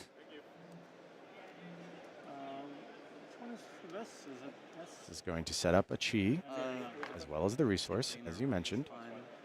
Yeah. Come on, Mike. Red die. It's like Warmonger's Diplomacy in hand for Michael Dalton. That's a great piece for this matchup. Critical piece. I do want to point out over on Isaac Brooks' side of the table, if we go ahead and take a look at that equipment set, it is a new pickup from Part the Mistval. It's Long Draw Half Glove. And I'll just tell you the story, Craig. This card is designed to give Azalea's counterplay to Warmonger's Diplomacy. Yes. That's his entire purpose. That's why we made it. Allows you to still go ahead and offer something on a turn where you're locked down under Warmongers. I think a wise inclusion here from Isaac Brooks facing down this Zen deck, expecting that to come out of Michael Dalton. Could save a turn if that Warmongers comes down to end things on this combat chain. But we're still going with the offense right here. It is Descendant Gust Wave on offer.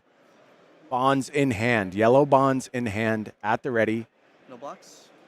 Take 3. I think the option is going to be something like 100 wins here, just to go ahead and get a little bit more damage at no cost. Not sure if there's another better target in the bin thus far. Probably not, but this is a great open. Yeah, it's fine. Considering, your opponent presented so much damage on the first turn, was kind of disruptive where they're saying you cannot arsenal a card. Being able to answer back this way, and we would imagine he's going to play the Warmonger's Diplomacy here. Absolutely. This is a very solid turn. And if you're in Isaac's seat, you're just thinking, fine, go ahead, do what you're going to do. I'm going to pump my arrows to the moon. I'm going to be completely fine.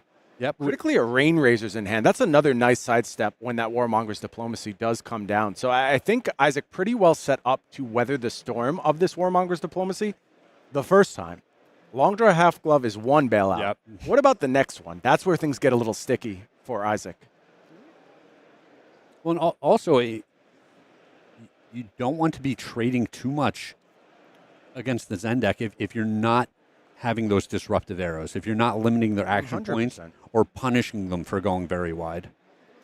It's just going to take this bonds as well. 100 wins comes in for 3. I suspect this Decision is exactly the same as the last one.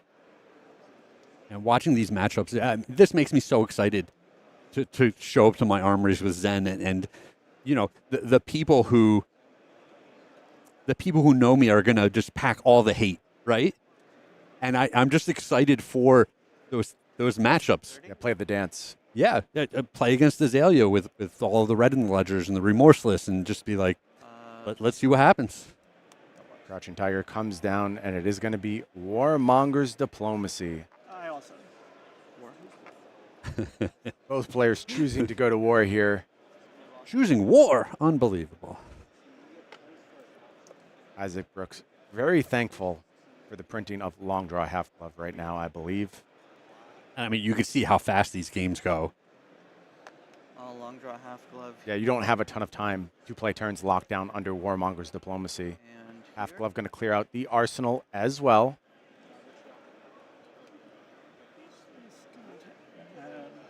+4 to my next arrow. Activate Death Dealer. Oh, this is interesting. Boltyn shot loads up here. And 7 go again. 7 go again, offering a reload here. Yeah, Again, on hit reload. you know, we were talking like the Rain Razors was the right card because he can play it through the Warmonger's Diplomacy. Isaac saying, no, I'd rather threaten this reload. Yeah, I think I like this with Dalton kept off of an arsenal. It makes a lot of sense. You just don't have enough cards to go ahead and weather that cleanly. Oh, 8, sorry. It's +4. Yep. And So 8 go again. a little confusion about the damage. I don't think it makes a big difference. So Mike's decision here is, 2-3 blocks plus a piece of equipment. Do I want to do that? Or, potentially, this is just damage. This is not a disruptive attack. Do I let him reload? Do I say let's race and I can do it better than you can? Reload feels scary to me. I think that is the choke point right now. And it is going to be 3 cards actually committed here on this Boltyn shot. And yeah, this No it's reactions. a little unfortunate for the Warmonger's Diplomacy turn. You're hoping, You want to steal some tempo. yeah, you're hoping to get out of that just taking a little bit of damage on that turn and like you're saying, just completely steal the tempo, attacking back for a whole bunch of damage. Now, a bit of an IP penalty there. Isaac wasn't able to use the entire grip, but I think okay with the outcome. I was going to say that this gives him another shot to dig for the red in the ledgers to dominate an arrow. Dalton just has to go ahead and arsenal here, so no output from the Zen on this turn, and now Isaac gets to play a turn fully powered up. Skullbone cross wrap at the ready. Can we find an arrow on top to do some pumping? That on the bottom. Looked like a sleep dart. Okay, not satisfied with that choice. Going to go ahead and bottom. Deploy this Lace with Blood Rot. So we're probably not expecting dominated arrows this turn, but there is a red in the ledger, potentially a large one on offer. Yeah, so sometimes just going tall enough Yeah. is as effective as I think you dominating. bottom because you're looking for another pump. That's actually what you want in this scenario. Yes, You just yes. want to keep pumping that red in the ledger. Well, I think if you find a red in the ledger on top, like obviously you're sending that dominated, but aside from that, yeah, I think you want just a lot of pumps that you're putting on top of whatever your arrow is for the turn. Could also be the Boltyn shot here. That's reasonable. Remorseless. These are all real options, honestly. This is funny because he does have every option Yeah. here. These are like kind of the things you want to do. Yeah, he pitched This is the the greedy infecting line. shot. This is the greedy line, Craig. And I think this is a really interesting decision. So Boltyn shot offers the possibility of this arrow just going unblocked and you getting a reload. However, if you get bricked up here, It is 7. it's not great. It's not a great turn. And on hit a Blood Rot Pox and the reload. Yeah, I appreciate Isaac being very clear about all of the effects here. Yeah, we don't play any silly games here in Flesh and Blood. We tell you exactly what's coming with these on hits. Clear communication. And it's situations like this where it becomes so valuable for the Zen to have more 3 blocks in it, where you're saying, hey, I can give up 2 cards and, my legs. I can give up 2 cards in my chest and still be able to swing back with a pretty effective turn. Dalton made the decision before to cover up a Boltyn shot. I think correctly so. Yeah. Does he make the same decision again? showing a lot of patience. You know, Zen treated as this unga bunga go fast deck. Dalton showing a willingness to block thus far, to take his foot off the gas a little bit. And the flip side, when it comes to worrying about reload, is that this has go again. So Codex is still a card that's in the back of your head. Fair enough. That is a very, very threatening spot here. It's almost another one of those Roger Bodie situations. Well, why would he just let me brick his entire hand here by just defending? Obviously, there's some kind of workaround, some kind of reload available. Yeah, I mean, if the opponent goes... Knock the death whistle. There's so many options you can use in this spot. Yeah, if they go pump Codex here, out of the last 3 cards in their hand. Disaster if you have too many cards. Yeah, it seems obvious to us because we know both sides, but this is actually an extremely tough decision for Dalton.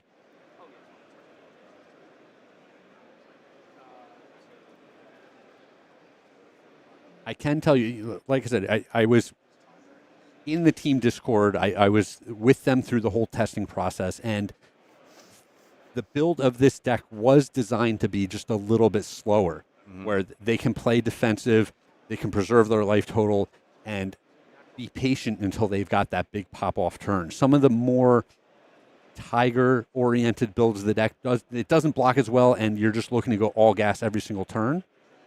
And so we'll see if Mike kind of follows through on the idea of the deck where we're going to block on many of these turns. 2 cards forward. Is there equipment coming into the mix as well? It is going to be... Okay, sure, which one? Yeah, so he has decided this is how we're going to defend. Just a question of which of these cards is going to be committed here. And I love that he's thinking about this, because that Crouching Tiger later in the game has huge upside. Yeah, and it's worth a point here to him. He goes ahead and blocks with the Blade Break 2 instead. And this isn't a gloves game. That's not what this game is about. Sure. But trading the 2 block for 1 block, it could be dangerous moving forward. We're taking a look at the graveyard. That has to give Dalton a bit of a sweat here, but I don't believe we have the Codex. Maybe wants to preserve bluff equity on the Codex by doing a reach there. We haven't even talked about Rain Razors in this scenario. Sure. There were a lot of cards that would allow Isaac to keep playing the turn. That was a very risky block from Dalton, but I think he nailed it. I think he found the right decision in that spot. Huge reward. Yeah, not willing to get caught in those scenarios again where there's an obvious play and you trick yourself into a fancy play syndrome. Just goes ahead and makes the clean play. Ancestral Harmony is going to miss here. 34? Critical miss, but do you get the Transcend off the back? I mean, depending on his hand, this could still turn into a gust wave hand. Possibly. Let's see what the texture is. Now we have a Chi. Looks like blue Descendant Gust Wave here. 1 resource available to power that up. Chi can go get bonds.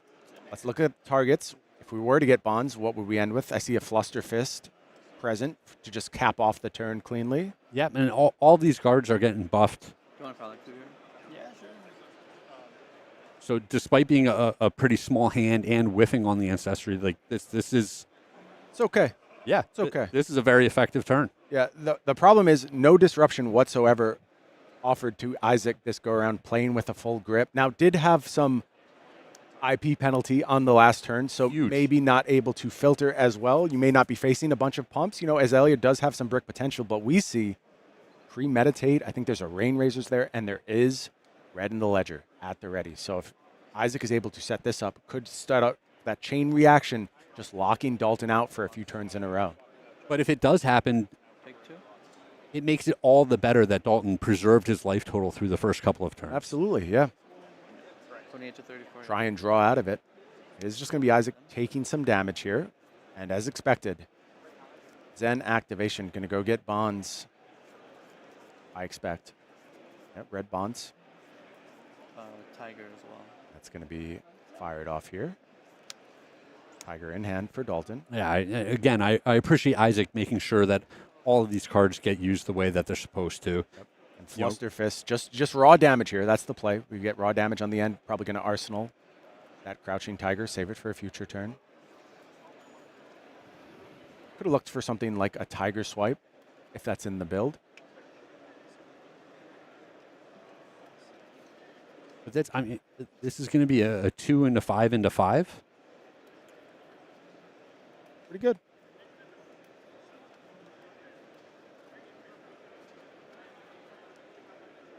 Pretty good. That Bonds is going to get buffed by the Ancestral Harmony. Yep. Moved over to 5. And it also had the, I mean, there was the possibility of this being a much bigger turn. Yeah. Yeah, just a nice, cheap combo card coming off the top. Could have really pushed this into the stratosphere.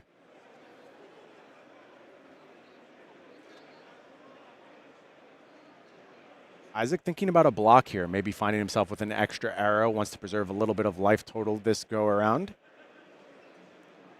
Yeah, you definitely don't want to be taking those, pseudo intellect penalties turn after turn after turn. Yep, falling to 18 here if everything goes unblocked. That's a pretty precarious life total, I would say.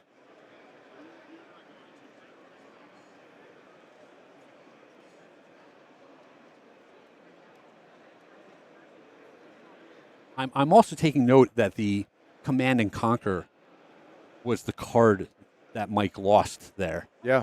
Because that's an important piece.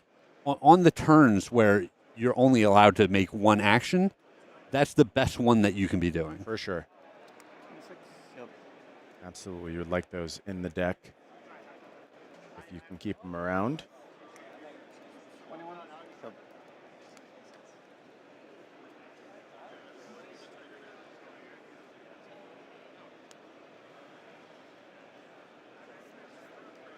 And the turn passes back. Pretty good turn there. Going to start things off with the Skullbone Cross Wrap. Let's take a look at what's on top. Codex of Frailty, I believe. I caught it right. I believe you're correct. Interesting one. That can come to hand on this turn. Or can be deployed right from the arsenal if you want to flip it over with Azalea. Does that do any benefit here? Oh, it's so tough. Anytime you have to discard your own codex, it can be pretty frustrating. But he does have, the tunic on 3 counters. Yep. So depending on what's in his graveyard, he could just play pump codex, discard of the card, get the arrow he really wants, and send it. Is going to just bottom here though. Premeditate and Remorseless for 5 or for 8, sorry. And just going to offer this Remorseless here. I actually like this line. Yeah, 1 resource still at the ready, and what this does is it threatens Snapdragon Scalers and a double arrow turn. Yep. Now, it's interesting that the double arrow turn is Remorseless and Red in the Ledger. Yes. Kind of conflicting effects there. Working your opponent against to each pop other. off a lot. But a lot of damage, nonetheless. And a virtual guarantee that your opponent is not going to have an impressive turn. And if you're in Dalton's spot, you start thinking about covering this up just because you don't want to play the turn under Remorseless anyway. Well, and you get hit with Red in the Ledger and you have a minuscule follow-up. Well, I was going to say the opposite. There's definitely times where you say, I'm far enough ahead, right? Sure. I've got that big life total lead. I'm okay taking the Remorseless turn because once I get you blocking with your hand, I'm going to win that game. Yeah, great point, Greg. That is going to go ahead and set up this Ponder. Like you said, it looks like Isaac's going to kind of get the worst of both worlds, where he chips in a little bit with Remorseless, he chips in a little bit with Red in the Ledger, and doesn't get the full benefit of either of them. Yeah, it looks like a Sleep Dart was the draw there off the top. Yep. Yeah, I wasn't tracking. Yeah. I just forgot to move my pitch. So Yeah, he's using the Tunic because he wants to save the Arsenal card. But he does have a Ponder, which is kind of interesting. I think I would have...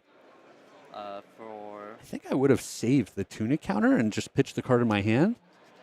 Yeah, it depends how much you really want that particular card in Arsenal. And I don't think you do. I think you're just fine with any card in Arsenal. With Skullbone Crosswrap at the ready, you kind of do want to set up Dominated Arrow ideally. So maybe a bit of a misstep there.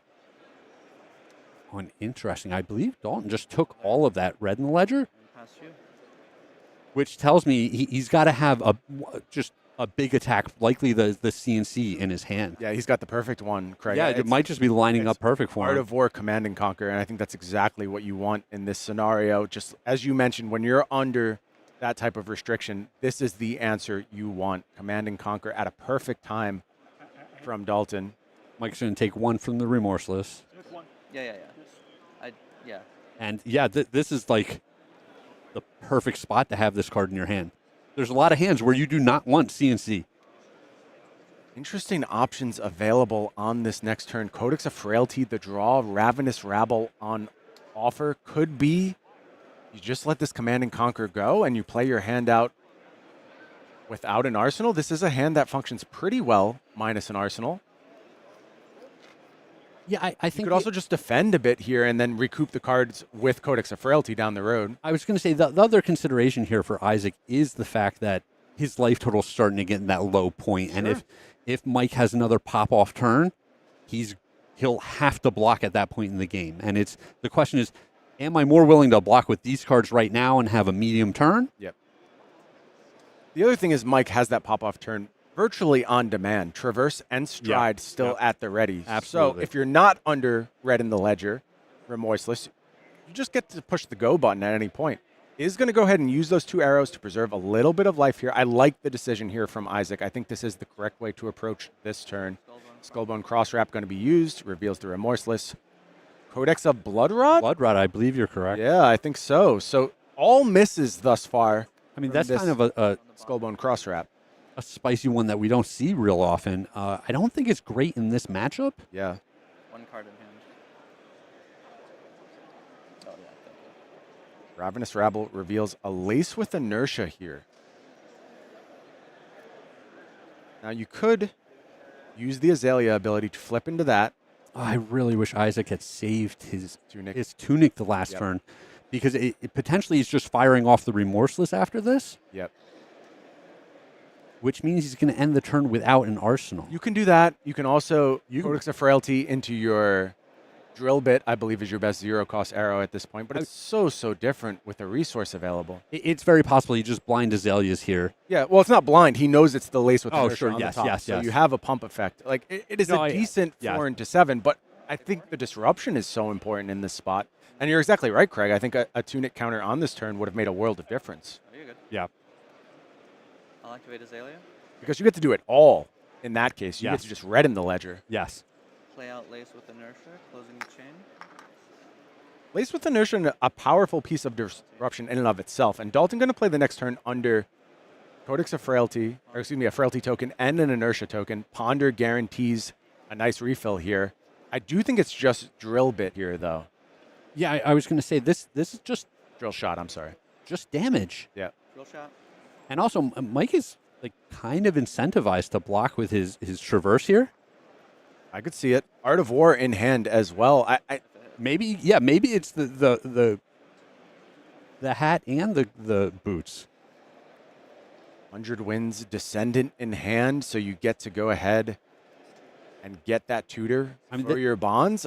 I think I'm just pushing the go button here if I'm in Dalton's seat. I'm with you 100%. I mean, from Isaac's side, you're saying, listen, I blocked for 6, and then I had this pretty effective turn. Yeah. Not nearly enough. Dalton is reaching here, going to go ahead and fire up both of those critical pieces, making a 7-card hand on this next turn with Art of War at the ready. And look, I don't want to belabor the point, but this is so different if you have Tunic counter going into this turn. Yes. This is not an option available to Michael, and I think this is actually a massive misstep here from Isaac. And a little bit of an interesting decision from Mike Dalton here, not getting the Kasai in the mix, because he's going to take some damage. It's going to get another -1 counter. And so Mike is saying, essentially, I want the ability to gain a resource here or there, maybe 1 or 2 more times throughout this game. I think I agree with that call. Just in the dark. Yes. I think it's more valuable, given how this next turn is going to go. There is a very good chance that Isaac Brooks has to play the rest of this game on the back foot at a low life total. Oh, 100%. And I think just having those resources to continue the offensive pressure is exactly what Dalton wants in this spot. Like you're saying, that the 7-card hand with the Art of War, I mean, come on. Inertia, a -1 on the Kasaya. And I'll move to end Ponder. Arsenal out in us. Only that Arsenal and the Tiger Taming Kakara going to be blunted on this turn. And we know most of the output here coming from other places. This is so close for Isaac, kind of taking control of the game and just not quite able to do it. Yeah, it's a one-turn difference, right? If you're just able to play a disruptive effect on this turn, shut down this turn from Dalton, I think everything is rolling in your favor at that point. I think you are very, very close to closing out this game, but I think disaster struck on this last turn without the disruptive effect, without the resource you need to deploy a disruptive effect. Well, and Mike double-checking his graveyard here for the combo lines as well. Doesn't feel great if you're on the other side. Yeah, of course, has bonds at the ready. Oh, Brian, I want to go do this so bad. But get your chance, Craig. Plenty of time to play with Zen. Play with all these Part the Misspell heroes. All so fun. So good to play. So satisfying to play. Doing things that no heroes in Flesh and Blood have done before. Yeah, I also want to see the other side. Like how far can I go to take down this deck? Can I just show up with a bunch of Crush the Weak and Spinal Crush and Great question. And go after them that way? Of course, Art of War going to be fueled by that Tiger. Let's draw 2 off the top. Let's see how much better things are going to get. Of course, a buff persisting throughout this turn. Plenty of resources at the ready. Draws of... Not quite sure. Didn't get a look at them. I mean, it almost doesn't matter at this point. Because he's going to be able to tutor and because he has the buff from Art of War, all he really needs is a bunch of attacks that have go again. And we know Zen has no shortage of that. It looks like it was a Censor and a Shifting Winds. Craig, do you have any sense of the lines that Shifting Winds enables it's ridiculous. in this spot? Is it mostly about 100 wins, or do you find other spots to get value out of this? It's very hand dependent, right? It depends on the texture of your hand. But the reason it's so good is because it's versatile. You can go down 2 different combo paths with the same hand. Yeah. I think this card is incredible for what it's worth. And in our internal testing, this was a big part of our Zen decks. I am very, very pleased to see Runaways pick it up. I think a very wise call and one that hasn't been widely adopted yet, but I expect will be in the future. Oh, yeah. If I look, go for it. And Mike being pretty careful with this. I don't mind the players taking a little extra time on a turn like this. There's likely not a lot of game left after this, No, right? there is not. And players have used a lot of clock for only 5 turns, but I believe they were playing well within reasonable limits, and this game will conclude.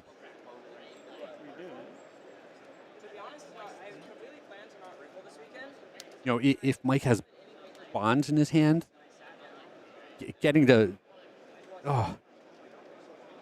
Shifting Winds and getting all of the bonuses is just so ridiculous. Yeah, with the Crouching Tiger in Arsenal at the ready as well. Yep. He's just going to kick things off here with the Tiger taming Kakara.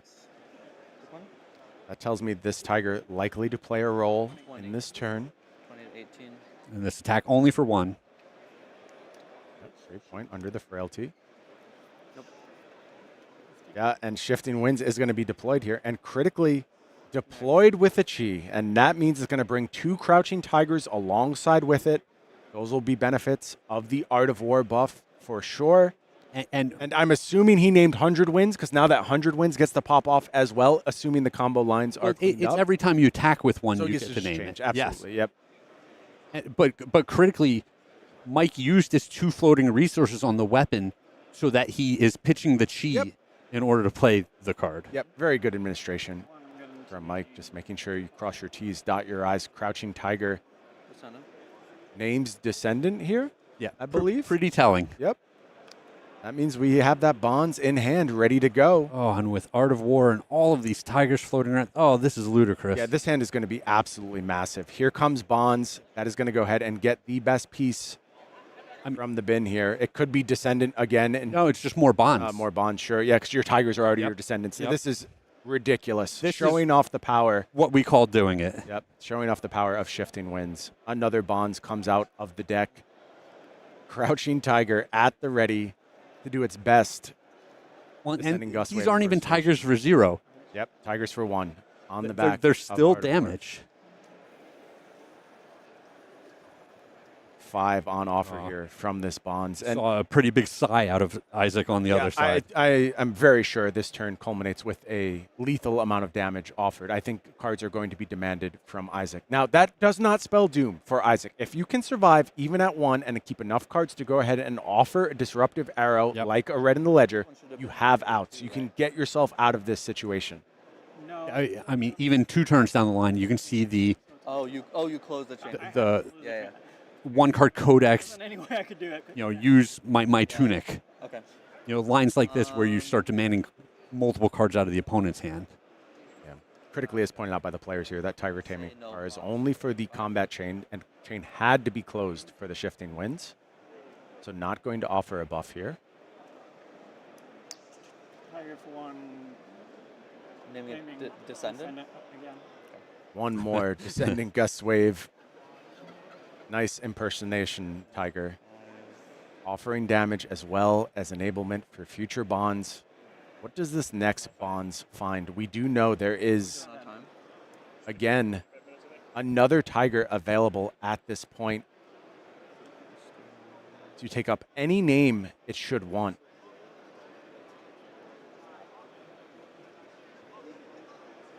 And this game kind of playing out in a way that we talked about, where if the Azalea player is able to consistently disrupt, they are in control of the game, right?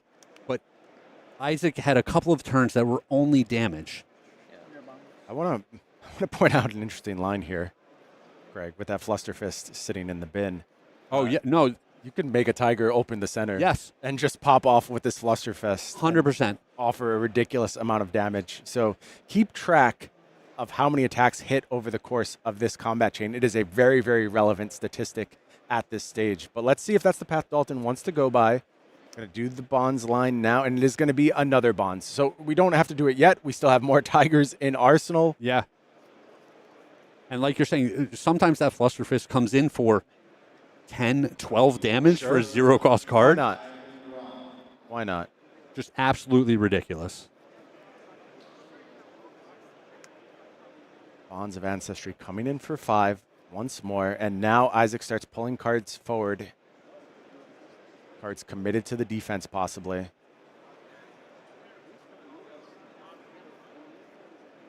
But which cards? How do you get through future turns? What does your output look like? Can you find more disruption? Do you get another turn? You have to be asking yourself if you're Isaac right now. 2 resources still at the ready for Dalton. Yeah. So many threats still left, potentially. They're at 8. Yep. Isaac is just going to go ahead and take 5 here. One more Descendant. Yep. This one's coming for 0 because it's out of the arsenal. Name me what? Descendant? Okay. No blocks. Then it gets followed up by Bonds one more time. 2 cards in hand still for Dalton. Oh. As a censor, it is 100 wins. This Bond's able to find another 100 wins. So we'll go 100 wins into 100 wins into censor, Craig. That's what we're looking at for the rest of this turn. 3, 4, 5. Yeah, pretty good. 3, 4, 5. My opponent. Well, we're getting the Art of War buff here as well. Oh, sure enough. So how about 4, 5, 6? Yeah. 15 damage still on offer. Isaac at 8. Only 2 points of defense left on board. Multiple cards from hand going to have to be committed here. Can Isaac find the small hand that slows down Dalton over the next few turns and allows him to claw his way back into the game? I don't think it's impossible, Craig. I think it's unlikely. I don't think it's impossible. Well, and after this, the Zen player ends up with potentially some more bricky hands in their deck because they've searched out so many of these combo lines. All of the reds, right? They've searched out so many of the red cards out of their deck in order to facilitate this. So, potentially they don't go as big on the next turn.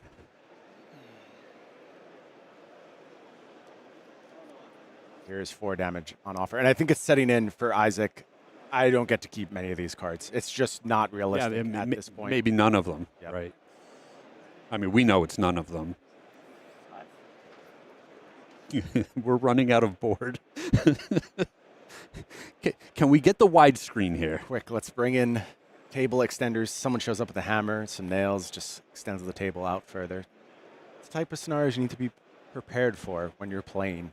No, what you need to do is have bonds of ancestry that come in the cards you tear in half. Oh, good idea. Yeah, so we have little baby bonds. Yeah, I like where your head's at. I can tell you that was so much fun tearing those cards in half. Yeah, very satisfying. I still enjoy it to this day. And you saw kind of a silent groan from Isaac here. 6 on offer from this sensor. And sensor's kind of bad news in a lot of ways. You can just use it to close off the most pressing threat that you may face over the next few turns. Yeah, take a look at the graveyard. I think that's exactly what you prioritize here. You worry about your opponent having a codex and resetting and what can actually harm you in that spot. Yeah, are you naming a zero-cost arrow? I think so, just because without this Tunic ready, that's the only possible thing that can happen on this turn. You could try and just gin the zero-cost arrow that is sitting in Arsenal already, but I think it is just probably something that you expect your opponent to codex back. I don't think we've seen a copy of Endless Arrow yet. Not the best card in this matchup. Maybe they're not all in the deck. Endless Arrow? Yep. Name's Endless Arrow.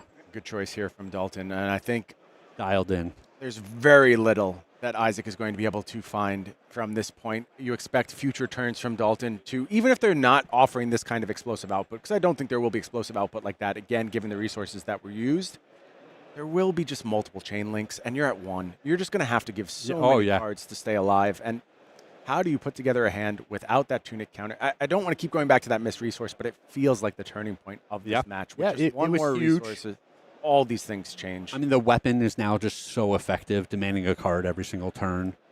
Even the heavy blue hands, a lot of the attacks are going to have go again. So the weapon into 2 attacks, and you're just leaving your opponent with 1 or 0 cards turn after turn. And you can't leak a single point from here on out. Looking at this hand, it looks like a double Transcend card, Blue Descendant, and Levels. And I think you can actually make some pretty good stuff out of this hand. Lead with Blue Descendant. Use that Chi, potentially. There's options here. Yeah. And I think Isaac was in trouble if there weren't options. Despite a quad blue hand. And just passing. Yeah, and I see nothing on this next turn that could really stem the tide of bleeding. I do think the best play offered at this point is Tunic, Red in the Ledger. Hope that's enough to take your opponent off the turn. You have to survive this first turn, though. I don't know if that's possible, quite frankly, given Dalton's hand. Well, and do you feel like, I don't know, maybe it's better to save the card in your arsenal, but there's some amount of argument where you say, oh, I blind flip here, and I can hit a 0-cost arrow and attack with it, but I just don't think that gets you anywhere. Well, as I'm thinking through it, yeah, the opponent's still at 18. It doesn't, like, you're just dealing a little bit of damage. Yep. Like you're saying, your line to win this game is to potentially steal a turn away with your Tunic counter and Red in the Ledger, and then be able to go from there. It doesn't feel like there's any real upside to that play. I do agree with saving it, but I also would state that it's a pretty lost cause. And this Chi does go ahead and find yet another bonds. We have Blue Descendant Gust Wave at the ready. Going to kick things off with a Levels. 2 modes here. Yeah, go again and draw a card is the plan. Yeah. That's what you want. You just want cards in hand at this point. I think a second Levels maybe was the draw. Well, and you know what's coming. 2 cards in hand and he searched for a very specific card. You know what's coming. Yep. And right now it's just a matter of going through the motions. Is able to block 3 here, but already a card demanded from hand. Dalton with resources at the ready to do whatever he wants to do on this turn. There is that next level. 3, go again, get another card. Why not? It almost doesn't matter what the draws are at this point, although it's going to be a pretty decent one. Oh, jeez. Yeah, this is good and over, Craig. There's nothing left for Isaac to do in this spot. Going to go ahead and get the Tiger Taming Kakara in the mix. That means that now this Tiger represents lethal as well. Time to push in the Tunic. Cap things off with Descendant. Rain Razor's shown, and Michael Dalton beautifully moves navigated on to 10-2. Beautifully played. Stuff. And like I said, this makes me so excited to go out there and both pilot Zen. I want to do this to people, but I also want to play the other side where people are trying to do this to me. Yeah, and look, again, we saw windows. We saw windows where Azalea could have just locked Dalton out of the game. I think on the critical turn, missed a window to go ahead and shut him down. And then Dalton absolutely pounced on it. And the huge all-star on Dalton's side, for me anyway, Shifting Winds. Shifting Winds was looked spectacular, incredible. yes. Yeah, it was worth so much damage across that turn, to say nothing of the fact that it's a blue block 3. Yes. You can just go ahead and use it defensively, use it to fuel your turns. It does everything you want. It is very low downside, ridiculous upside, absolutely ridiculous upside. Yeah, you need to put in a little work to get that much payout off of it. But when you do, I mean, come on. You saw it. The proof's in the pudding. You saw it bonkers, in that match. Completely bonkers. Okay, so Azalea has failed at tempering the Zen menace. We're going to see how the rest of the day goes in terms of stopping Zen. Dalton was successful. I don't know about the results from Evan Herndon's match yet. It sounds like he's a winner. So that means our 2 Zens sitting at 8 wins, both successful. And that is setting us up for a potential run down the stretch with getting a bunch of Zens into this top 8. Well, and Evan making another strong run in this Nationals event. Back-to-back top 8s potentially at U.S. Nationals. A bunch of ground to still cover, a bunch of players in the way, but you have to give it up for Evan. You know, Evan went on a bit of a hot streak after U.S. Nationals. I believe won a Battle Hardened soon afterwards, and then got a little quiet for a couple Pro Tours. And I wondered, Evan, a young dude, I wonder if that was the moment for the breakout performance, if it's just going to become a fixture of the top tiers of the pro scene. Hasn't materialized quite yet. He's got all the skills in the world to go ahead and make it happen. Well, and even if he doesn't put up the results every single event, the player pool is so talented. There's so many good players, and it's impossible to just make top 8 every single event. We see it. We know who the top players in the game are, right? Yeah. Like Michael Hamilton, Michael Fong, Brody Spurlock, and they don't win every single event they go to. Yep, Brody went 1-3 to start off U.S. Nationals. Is playing the calling today. Michael was doing okay, but didn't ultimately make a run in this late stage of the tournament. I pointed out Michael Hamilton. Michael Hamilton sitting at 9-3, so in the mix right now. You know, it's been a bit since we've seen him take down one of these big events. Fair enough. I called him out on that yesterday. I said, Michael, you're having an off year. You haven't won any Pro Tours in the last 6 months. Yeah. And he chuckled a bit, but that is the standard that we now hold Michael Hamilton to. And speaking of his outcomes, to move to 9-3, he beat a Zen. Okay. As Enigma, remember? Yeah, right in the mix. Yeah, and Hamilton told me he had been fading Zens all throughout day one. It wasn't like he found some secret sauce to just demolish them, but faced with Zen here, found the W and maybe closed another one of those Zens out of range from top 8. Okay, Brian, do we have a minute? Can I? We always have a minute, Craig. I always have time for you. I want to take it back. After PT1, you weren't working for LSS yet. I was contracting at that point. You were contracting at the point, and we went out to dinner. Yeah. And we had a whole conversation about the game. Mm-hmm. And being You didn't know I was contracting at that Correct. point. I did not know. Being completely honest, I told you I was terrified about trying to balance this game moving forward. Mm-hmm. And you guys have done a beautiful job of it. We've learned a lot about the game system in that time. Sure, I think just more and more unpacks, and we find new techniques. I'll tell you why I'm bringing this up. Okay. I'm looking at the 3 heroes now. They all do very powerful things. Obviously, you have to have rules in place, and then you decide when to break the rules. Mm-hmm. I believe all 3 of these heroes are more rule breakers than we've seen in a while. Yeah, I think that's fair. So I'd like you to speak to that. How do you decide to break the rules? How far do you break them? And I don't like maybe. Can you give us a glimpse behind the curtain? What are some of the rules that you guys generally try to abide by? Look, it's not so much that there's rules that we're always going to follow. It's just that there are multiple ways of playing Flesh and Blood. And there are what I would term numbers-based ways. Yes. Something like a deck like Kayo is routinely offering, like just go ahead and put output. And to that vein, Heavy Hitters was intended to be a very numbers-based set. 100%. And it was not supposed to break the rules. It was supposed to show you what does it look like when the best heroes in the game play fair when they go ahead and offer big numbers turn after turn, a little bit of disruption here and there in the Guardian slot, powerful equipment on the Warrior side. But you're telling me you're maximizing things within the rules. Correct. Okay. Correct. That is the approach for heavy hitters.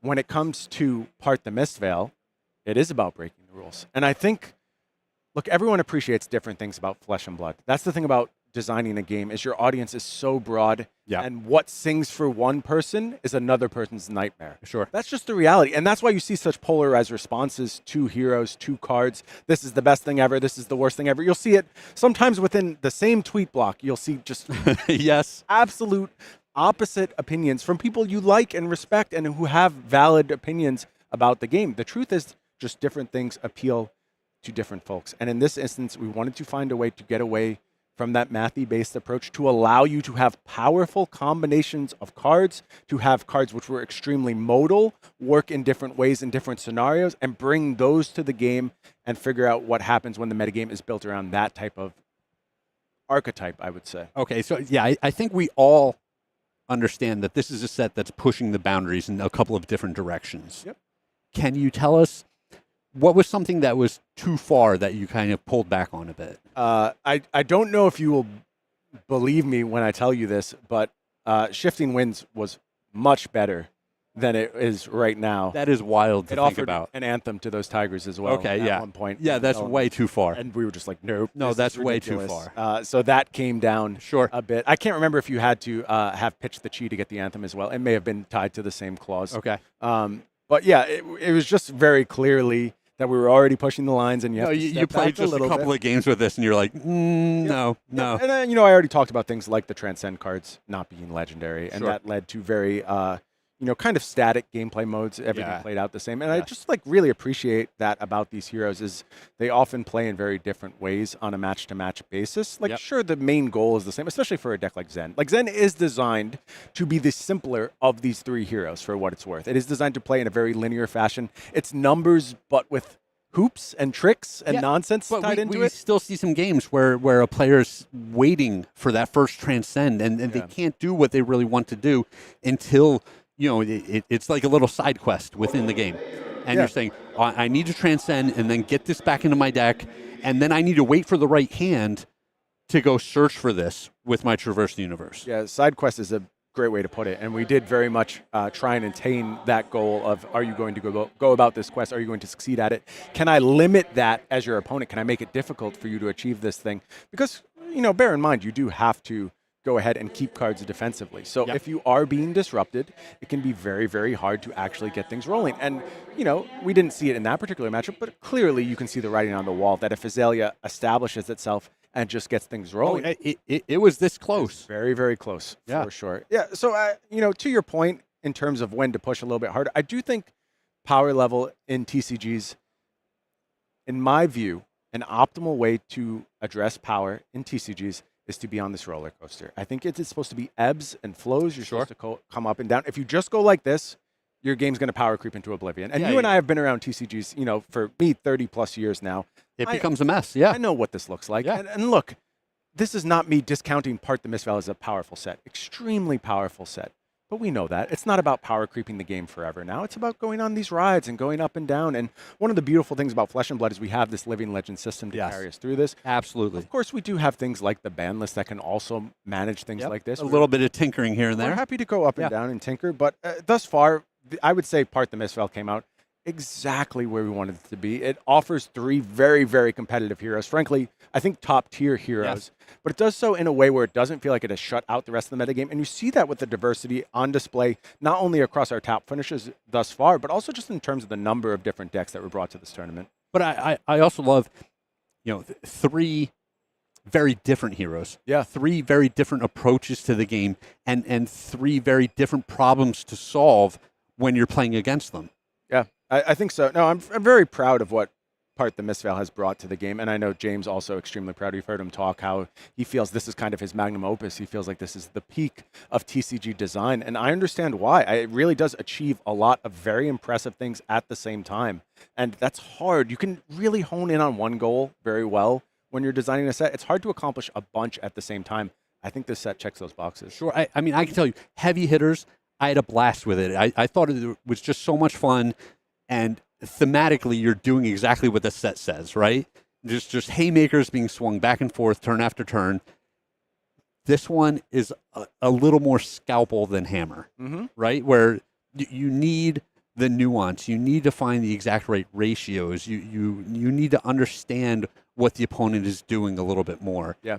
And yeah, I agree with you. I agree with James. This set's just a 10 out of 10, and I'm having an absolute blast with it. Well, Craig, wait till you see the next one. And we will have some information about that next set in just a little bit. Is that what you're longer. telling me? You're going to find some stuff out. By the end of this weekend, you will know things. You will be excited about the future of Flesh and Blood. Can we just fast forward in time and then you tell me now? No, it's going to take some time. It's going to be a little bit longer. But what I do want to talk about right now is armory decks, because obviously Part the Mistveil represents this first shift of first big shift of the metagame. But before that, there was the Kayo Armory deck, taking an already good hero and adding some new tools to the mix. Oh, the sky is falling, Brian. And I know. I saw all the tweets. I saw the eyebrows raised. Why would you give Kayo these ridiculous cards? It's already clearly the best deck. Yeah. Well, I know what's in Part the Mistveil. I'm Yes. very comfortable giving Kayo these cards. I know what it's going to take for this deck to hang around, and I know what it's going to take for numbers-based decks like Kayo to succeed. And a lot of that was put in this Armory deck. Very, very powerful tools for Kayo. But beyond that, beyond its impact on the broader metagame, just an awesome way for players to go ahead and take their first steps into Flesh and Blood. And maybe this is not an intro product per se. It's not going to be the first thing you play as your first TCG experience, unless you have a really good guide alongside with you. Maybe that works. But I think more importantly, for players who have heard the buzz around Flesh and Blood, see what we're doing here with our competitive scene, see why thousands of people showed up in Minneapolis this weekend to play callings, to play the U.S. National Championships. This is your intro point. You can go ahead, bring this deck to an armory, have a great time. Yeah, I'm not saying you dominate your armory every week. but you can win games. I think, like you're saying, this is an important piece. You've learned the game, but you don't know if you want to go out and spend $100 on a tunic right away. You're not sure, which class you're going to end up in. This is a great way to spend a minimal amount of money, have, a competitive deck, get in reps, feel the flavor of the different heroes, and then decide how you're going to move forward from there. A great first step. And we have another first step coming down the pipeline very soon, just July 12th. We saw what the Armory deck did for Kayo. What's it going to do for Boltyn? Boltyn, in striking distance of top 8ing this U.S. Nationals, a somewhat underappreciated hero. Is Boltyn going to get the KO treatment? Are people going to be losing their minds over what's on offer to Boltyn? It's just the top tier of the metagame once this Armory deck comes out. I'm looking forward to seeing what the shift is. Yeah, Brian, the sky is falling again. Always. It's always falling, Craig. But I will be there to catch the sky, lift it back up, put the pieces back together. But we are going to go ahead and take a brief break at the moment. We will get Pankaj and Doa back in the booth. They will bring you the last 2 rounds of Classic Constructed, and we will figure out who is going to comprise our top 8. Do not go anywhere.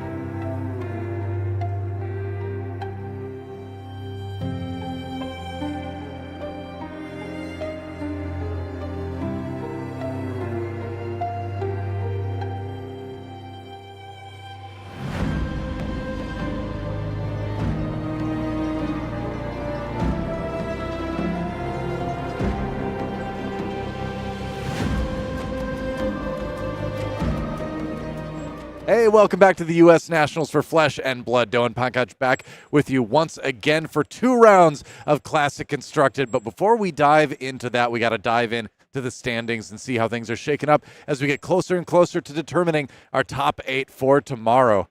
So a lot of 9 points remaining. All the 9 points people that you see on the screen right now probably still live for top 8. Probably, I mean, particularly the ones at the higher end.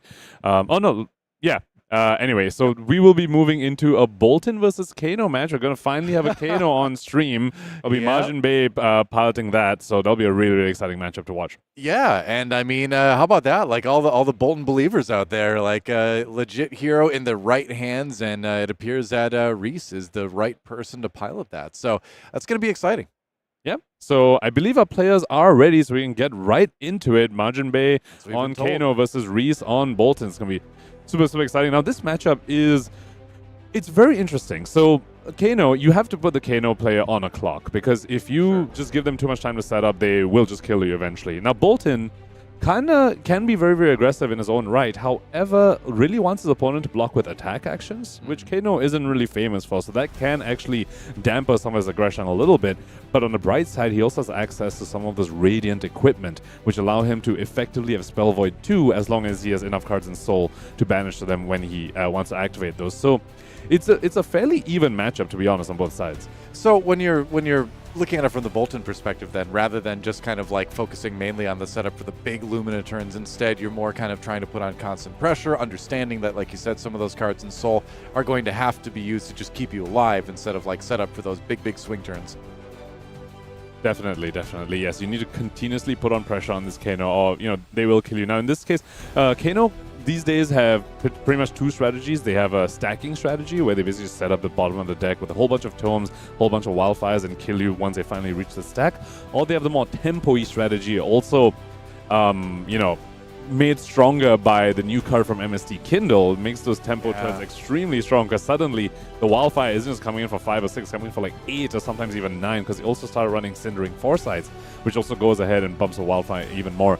So of those 2 strategies, I believe Majin in this matchup should be on the more tempo-y style into a matchup like Boltyn that can put you on a fast enough clock. Also, him as a player does prefer the tempo-y style compared to a stacking style as well, from what we know of him as a player. Yeah, I'm going to be honest. I haven't seen a ton of Boltyn versus Kano matchups in my day, but we'll do it. We'll see what happens. We'll do Not very common heroes, to be fair. Not a ton. I mean, I feel like you see, at this deep in a tournament, you see a few Kanos every time, but Boltyn is a little bit of a surprise, and it's a welcome surprise for sure. And I think this is just all the more hype to build into the constructed deck coming out soon for him. But for now, we're just jumping right into Boltyn trying to go to 10-3 on the day and maybe make the top 8. What would that be like? Seeing a Boltyn make top 8 in U.S. Nationals, that would be crazy. That'd be wild, particularly in this meta, because a lot of people just wrote off Warrior immediately. Once people started playing with the MST cards, they said Warrior is just dead in this meta. There's no way you can play Warrior. People did say that Boltyn was the best of the Warriors for this meta, so if you were to pick a Warrior, it should be Boltyn, and Reese showing us exactly why. It'll be curious to see what weapons he brings in this matchup. Yeah, we're seeing the armor come up now. We do have the Null Rune gloves, but like you said, you do have other options. And going for the hatchets with Boltyn here. Yep, and not running any of this Radiant Flow equipment that I was talking about, but does have the Halo of Illumination, which of course has Spell Void 2, AB1 on the gloves, and I also want to shout out Soulborn Resolve. Very, very key card for preventing arcane damage on your own turn, because you get to have its effect active before the opponent gets a priority window, because all your charge cards say as an additional cost to play them. So when you play them, you pay the additional cost, and the moment you do that, Soulbound Resolve is active, and the opponent's first priority window means that it happens after a Soulbound Resolve is preventing 1 damage to you for the turn. Yeah, and you can see Majin having to check that one as well. It's again, maybe not a matchup he was expecting. There it is on the screen. If you're curious about it as well, the first time you'd be dealt damage each turn. If you've charged this turn, prevent 1 of that damage. So that's what we're kind of talking about, where it's effective AB. It's effective way to get rid of some of that arcane damage coming your way. Yeah, effective Spell Void 1, to be honest, because you're not even paying anything else. You already charged a card. It's a better way to say it, yeah. Yeah. All right, taking flight right into an axe from on high, and that's another block. It is turn 0, so just maybe a little bit of filtering being done by Majin Bay. Yep, and very important to take cards out of the Kano opponent's hand on turn 0 as well, because if you don't, they will just activate Kano and maybe get lucky and hit a potion of the top, maybe even some arcane damage into you when all you have is AB1. So very, very heads up play by Reese over there, starting off somewhat strong. Yeah, good point. Down to, well, I mean, I want to say down to 30, but no, that's actually where Kano starts, doesn't he? Yeah, he's too strong. They knew. Yeah. They knew back when they printed him, this guy is going to be a menace for years and years. He's a nightmare enough at 30, yes. Yep. So I'm just going to activate the staff, and then coming in to start things off with 5 arcane. In response to that, I will take on the channel. Okay. Okay. Aether Quickening coming in from Majin Bay. This is a card, bit of a recent addition to Kano list, mostly because of the Enigma matchup. When you can go above the breakpoint of 3, it's very easy for you to break their wards. Curious to see that he's brought in this matchup as well. And Reese answering with a very, very effective prevention card in that Take on the Chin, making himself an agility token too.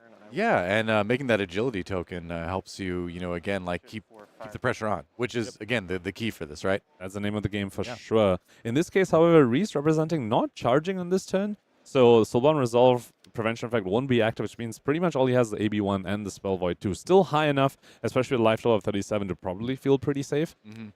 I think so, yeah.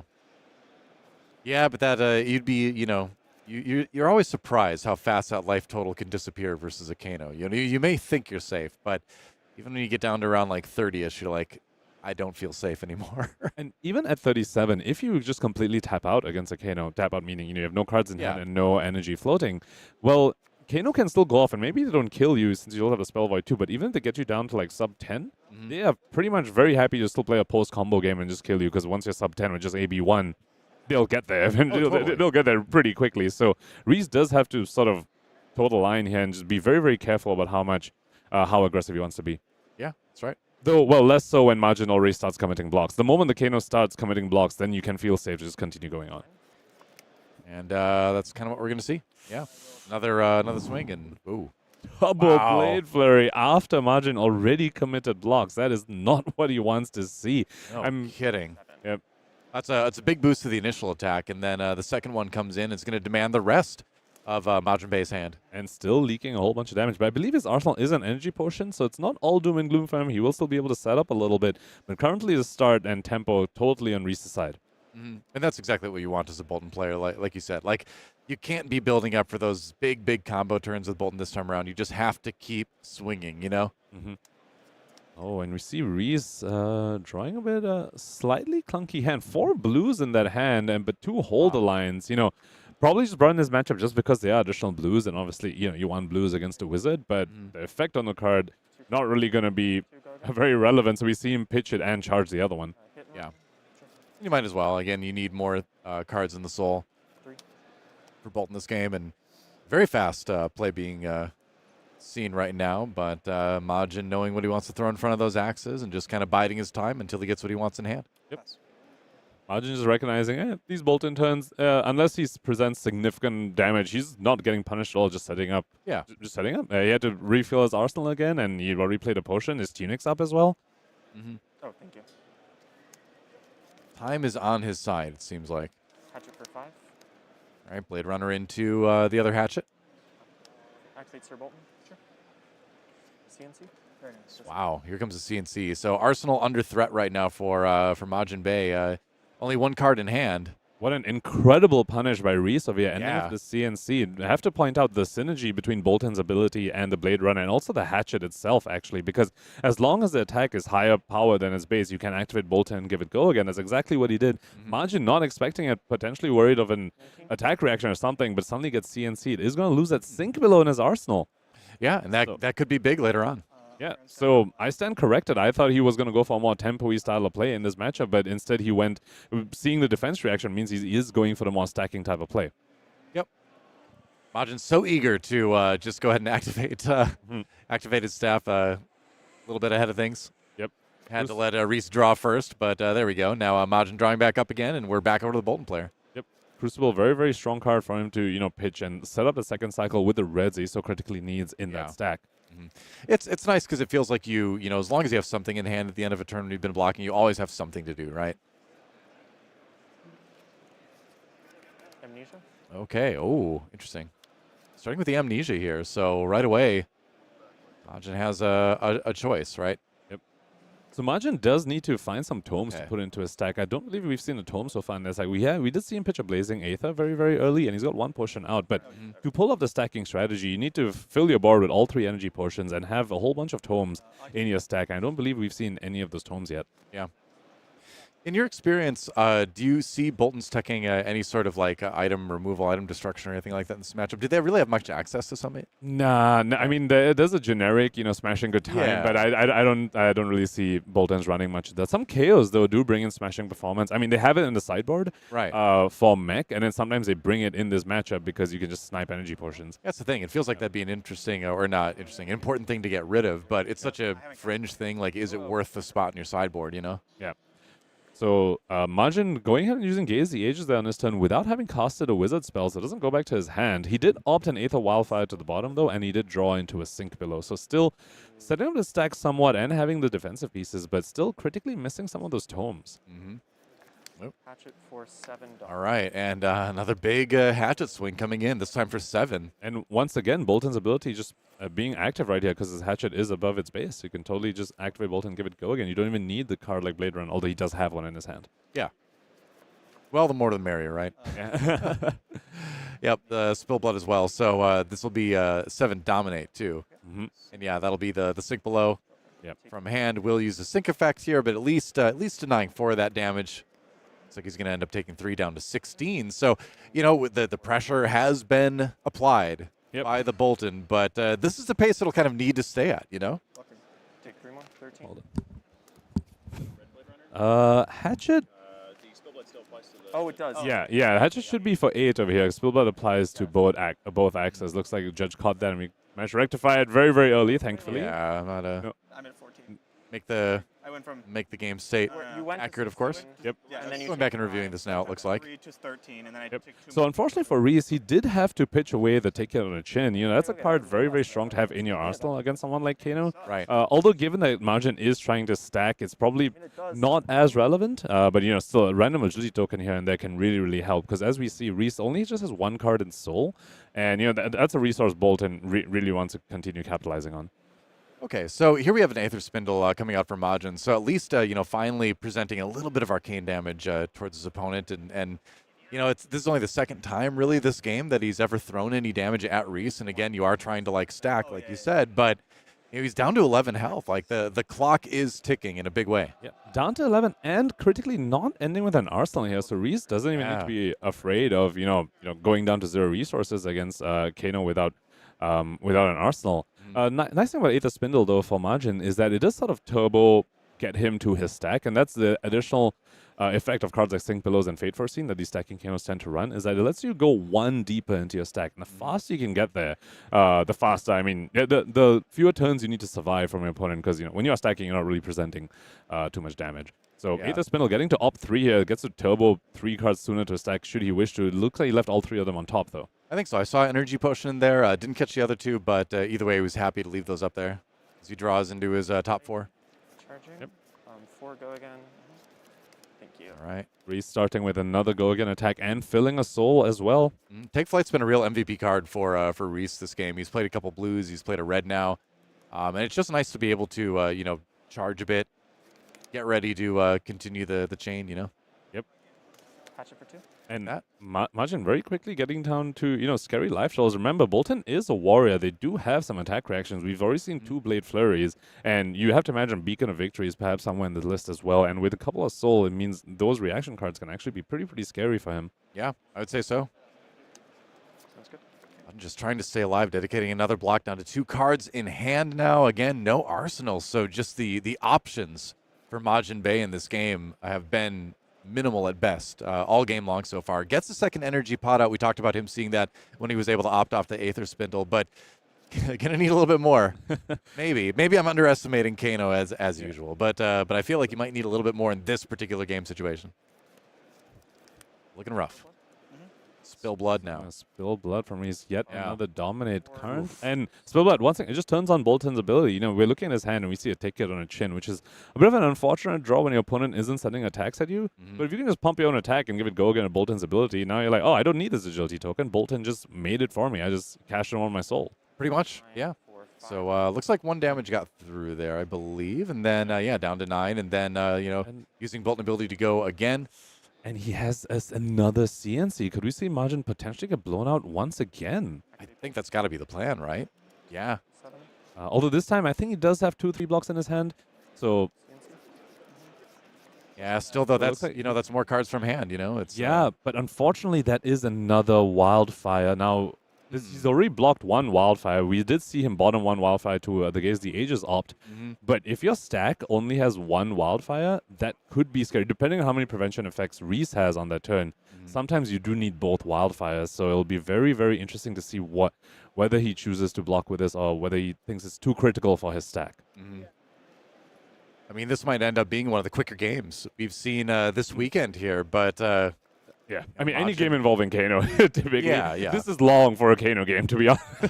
Either win fast or you lose fast, But it is going to be both cards out of the hand to block that wants to keep the arsenal alive. So that's just 1 wildfire in Majin's stack now. And we know it is... Well, we know it's at the bottom. Reese does not know. So to be fair, Majin does have that sort of advantage where if he's protecting the arsenal with a wildfire, he's sort of potentially baiting or faking out that maybe the 3rd one is in his arsenal, and maybe that makes Reese play a little more conservatively. Could be, but with looking at that Kano at 7 health, I feel like you just go. You're like, all right, I'm going to keep pressing. I'm going to keep trying to just end this. I mean, especially with Spell Void 2, right? Spell Void 2 and it's still at 34, you're actually in really, really good shape. Yeah, we talked about using health as a resource, and he definitely has plenty of that resource right now. And finally, a tome coming out from Majin over here, but being used to block, unfortunately. Right. Feeling a bit of the pressure. Not how you want to see the tome come out if you're the Kano player. 2 Blade Runners. But I guess if it keeps you alive, 2 Blade Runner, okay. All right. And that's the leeway you have. When the Kano commits blocks early and they're down to 3 cards, you're like, oh, I can just empty my hand. That's totally fine. Yeah, exactly. And so now we have a Blade Runner coming in for lethal. It's 8 with 7 life remaining for Majin Bay, so it's going to demand some more blocks. Also, I believe Reese still has a tick on a chin in Arsenal, so he's actually very, very set up to protect himself, even if Majin tries to go off, which with only 3 cards remaining, does have 2 energy potions on the field and Tunic up, though. Still, pretty unlikely that he goes off, but even if he does, tick on a chin, sitting in Arsenal, protecting Reese. Exactly. A quick look through each graveyard as the players kind of deduce what they want to do. I mean, what Majin does on this turn is kind of dependent on what Reese has used already in this game, too, because it's like, all right, if I'm going to take the time to try to just pour a bigger amount of damage in, what do I have to worry about coming back at me next turn? Speaking of what Reese has used in this game, he has used all his souls, so that 2 floating does not represent another potential CNC. That's right. Because this Hatchet does not have go again and cannot be given go again by at least Boltyn's ability. So, Majin is at least safe from that. The CNCs have been very, very punishing for him so far, but at least on this turn, he knows it's very likely just Hatchet for 8 and nothing else after this. Yeah, really great for Reese to be able to see 2 of those already in this game and be able to throw them in at the end of a strong combo. Strong chain. Blocking decisions being made by Majin Bay, but, whatever you choose to use here, you don't have. Whatever you choose you don't use, it means more damage you're taking. Maybe he just throws 3 in front of this. Takes 5, goes down to 2. What do you think? Potentially. I believe his arsenal is an Aether Spindle. He might... It looks like he might need to just pivot to a tempo-y game plan. He might be realizing that maybe he can't survive to his stack and maybe just try and go off with 2 energy potions. Although giving up the Tunic here on an attack that wasn't lethal, potentially worried about an attack reaction. I mean, I don't believe he used that resource either, so just kind of having to give it up. I think he was potentially worried about Blade Flurry potentially because, I mean, any 3-power attack reaction would still kill him. Yeah. So you didn't want to go down to the 2 range, worry about Blade Flurry. I mean, I think that's a valid concern. So another Aether Spindle thrown in along with a little bit of a buff from the Crucible. Yep. 5 Arcane being prevented. But I mean, like, if you're Reese right now, it's like, all right, he's got 1 in hand, nothing in arsenal, 2 energy pots. But, how worried am I really? So letting a Kano opt 5 could be one of the last actions you take in the game. This is true. Yeah. This is true. But with 3 health, I'm like... I'd be tempted to just go for the win. Just go to close it out. But you do, it is kind of terrifying to give the Kano a chance to set up that effectively. Yeah, but it depends how much you can protect yourself on your own turns. I believe Reese still has that Take on a Chin in his arsenal. If he's starting his turn with a charge card, between Resolve, the Take on a Chin, and the Hail of Illumination, he effectively has 5 prevention. And if he has a Resource Pain and Null Gloves, that's 6 prevention on the first thing the Majin does. So he will be still pretty... He'll be able to defend himself very well, even if he lets Majin opt 5 really amazing cards to the top. Although we know as the viewers that Aether Wildfire is not going to be in one of those top 5 cards, so it's looking like it might be rough for Majin to pull off a significant combo here. He does take all 5. He does allow the opt 5 to come in. Maybe we should zoom in on what Majin's looking at here. See if we can. I see a Tome of Fyendal in there. What else do we got? Looks like another couple Aether Spindles, right? I'm bad at recognizing the red. cards. It's an Aether Flare. Aether Flare, right? Aether something. I knew that. So I mean. This does allow him to just leave the Tome on top. He can draw 4 cards and leave the Tome right on top and Kano right into the Tome and then draw another further 2 cards, should he choose to do so. And, Aether Flare is one of those amplifying effects that you do want your turn. He knows you want to go find a Wildfire, at least in those 5 cards, but Aether Flare is sometimes the next best thing. And I thought he left the Tome 5 down. Yeah, he did leave all 5 cards on top. You're going to use Kano, right? Yeah, okay. So now he knows there's a Tome on top, so he can just Kano right into the Tome. Right. The moment his opponent presents lethal. We're taking flight once again. And here we go, starting with a charge. So Majin immediately knows that Soulbound Resolve is active. Hail of Illumination right there, providing Spell Void too. Doesn't want the Arsenal and Nullroom Gloves right there. So that's at least on board. Majin is aware of 4 damage prevention minimum. Because Soulbound Resolve is active. Like, Reese is just sitting there, hands off the table, and you're like, is this the moment I die to the wizard? My Kano opponent just opted 5 Souls carry. But I have to say, it is turn 9. Yeah. So, Majin is very close to stack, if not added, because of how fast Kano turbos through his stack. He's playing cards off the top of his ability, banishing cards off the top, opting with Aether Spindles and Gaze the Ages, sinking cards to the bottom. So, haven't really been keeping track of the exact count, but he's close to it. Yeah, I hate this moment against Wizard where you're just like, okay, I think I can win, but I could just die here. I mean, double energy potion is terrifying, but again, Reese is quite well defended. It's not as bad as triple energy potion, and the life totals are still good. And like you said, he's got a solid amount of defense, so you can be much more confident in Reese's position than you can be in a lot of other games against Kano in this similar kind of position, but. That doesn't mean there isn't a tiny bit of sweat trickling down the brow of Reese right now. For sure, it is. I mean, it is Kano. Like, he can't potentially just blow you up. However, Reese can rest slightly easy knowing that 2 Wildfires have been gone. But, I mean, there's enough amplifying effects. If Majin can reach that other Wildfire, they pitch pretty early, with a sequence of Tomes somehow. Or maybe a sequence of further ops to Gaze the Ages or Aether Spindles. If you can reach that Wildfire with the Aether Flare, there is potential. I mean, it is Kano. You can never count him out. Yeah, and I mean, I respect the heck out of people that can play Kano well. I am not one of them, but just be able to have the poise to go down to this health level while still, setting up the very complicated sequencing of cards to win from this point. Like, you see Kano players do it all the time, and it just looks like magic. And I'm not just saying that because they're playing a wizard. I mean, it looks like they are superhuman in their ability to plan things out like this and take the pressure of the match, especially on a main table like this. But if anyone can handle that, it's Majin. So there's the Tome. Setting things up, we're going for it, I guess. Pop one of the potions. Pop one of the potions. Honestly, the tuning block as well in Reese's favor there on the previous turn. If he had tuning to play this Tome a lot better. Let's go ahead and take a look at Majin's hand, see what he drew off of that. He really wants to try and find blues. A lot of Aether Flare. Looks like he did find two blues off the top of the Tome. So that's. Oh no. He found 1 red. So he drew a red. Another red Aether Flare. Yeah. So he had the 1 red Aether Flare already. Drew into another one. So 1 blue, 1 red is pretty much kind of the average draw. Well, that's some math that I don't even want to attempt. Yeah, I'm gonna be honest. I mean, Kano decks are about 33 blues, so I guess it's it's close to about a 50-50 split. All right. All right, first Aether Flare. And that's a Tome. Yeah, that is indeed a Tome. Okay. I mean, if there's a way for Majin to get back in this game, it's by casting multiple tomes on this combo turn. Interesting that he's chosen to go off right here when lethal isn't on the stack yet.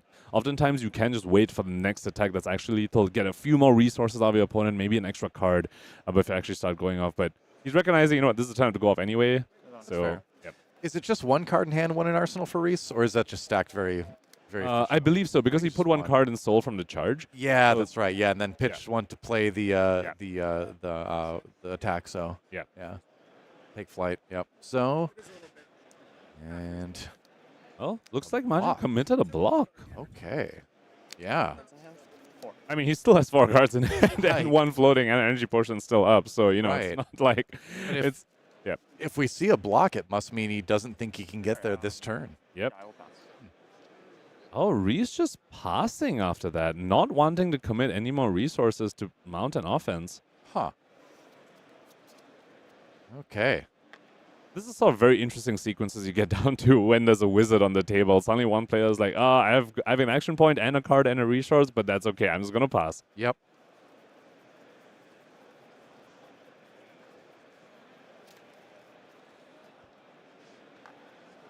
All right, now it's over to Majin.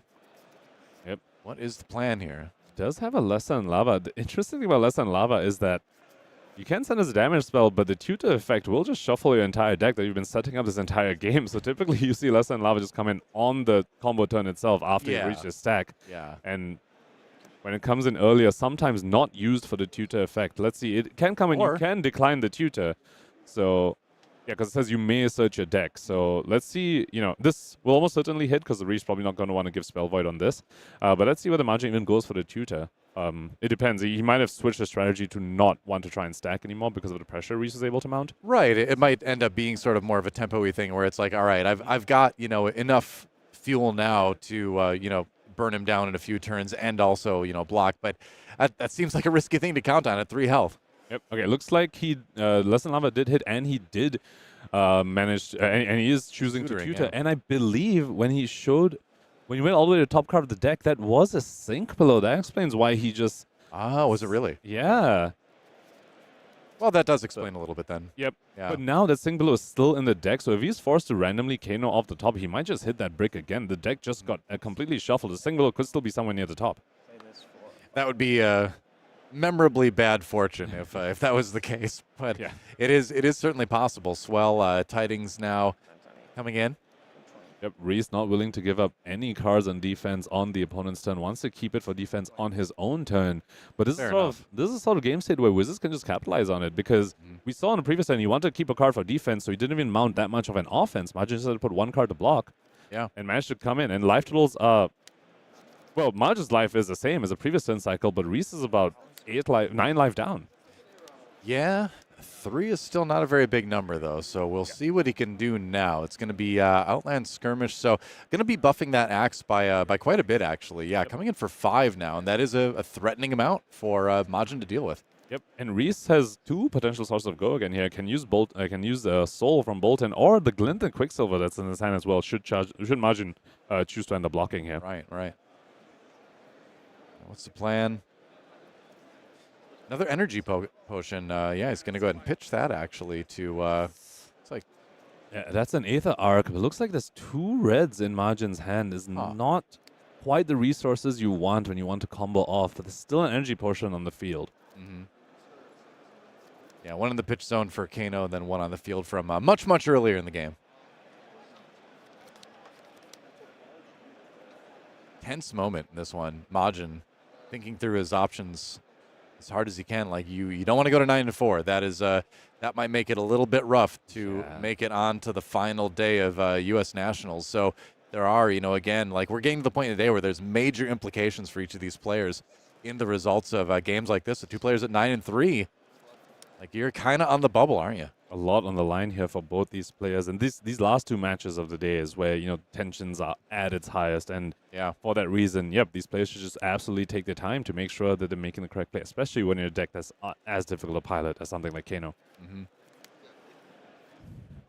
Reese looking to do something that not a lot of people, I think, were expecting coming this weekend, which is to catapult Boltyn into the top 8.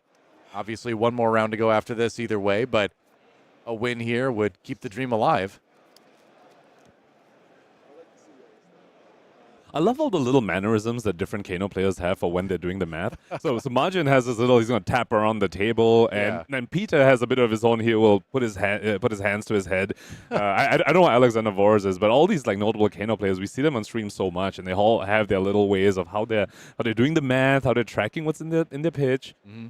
I tried to play Kano once, and I just was I ended up under the table sobbing uncontrollably, and then I never played Kano again. Oh, so that's your mannerisms for how to do math. That was my mannerism. Yeah, got it. Yep, that was my tell. Yeah.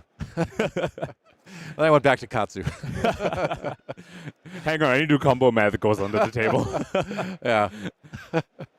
It's my safe space. So Majin's still trying to figure out if/when he wants to block some of this, because again, like, you can just try to go off here. You can just try to end the game if he thinks he maybe has a chance, but with just one energy potion on the table, I think it's going to be very difficult to put that type of damage together. Yep. Especially the defenses again that we mentioned Reese has access to. So it feels like Majin might still be obligated to do some blocking here and just try to extend the game. I've been tanking like and the moment you put a card to block, that's when Reese knows that they can just go off. On the previous turn cycle, Majin had 4 cards in hand, and Reese said, "Okay, I'm not gonna send any more attacks."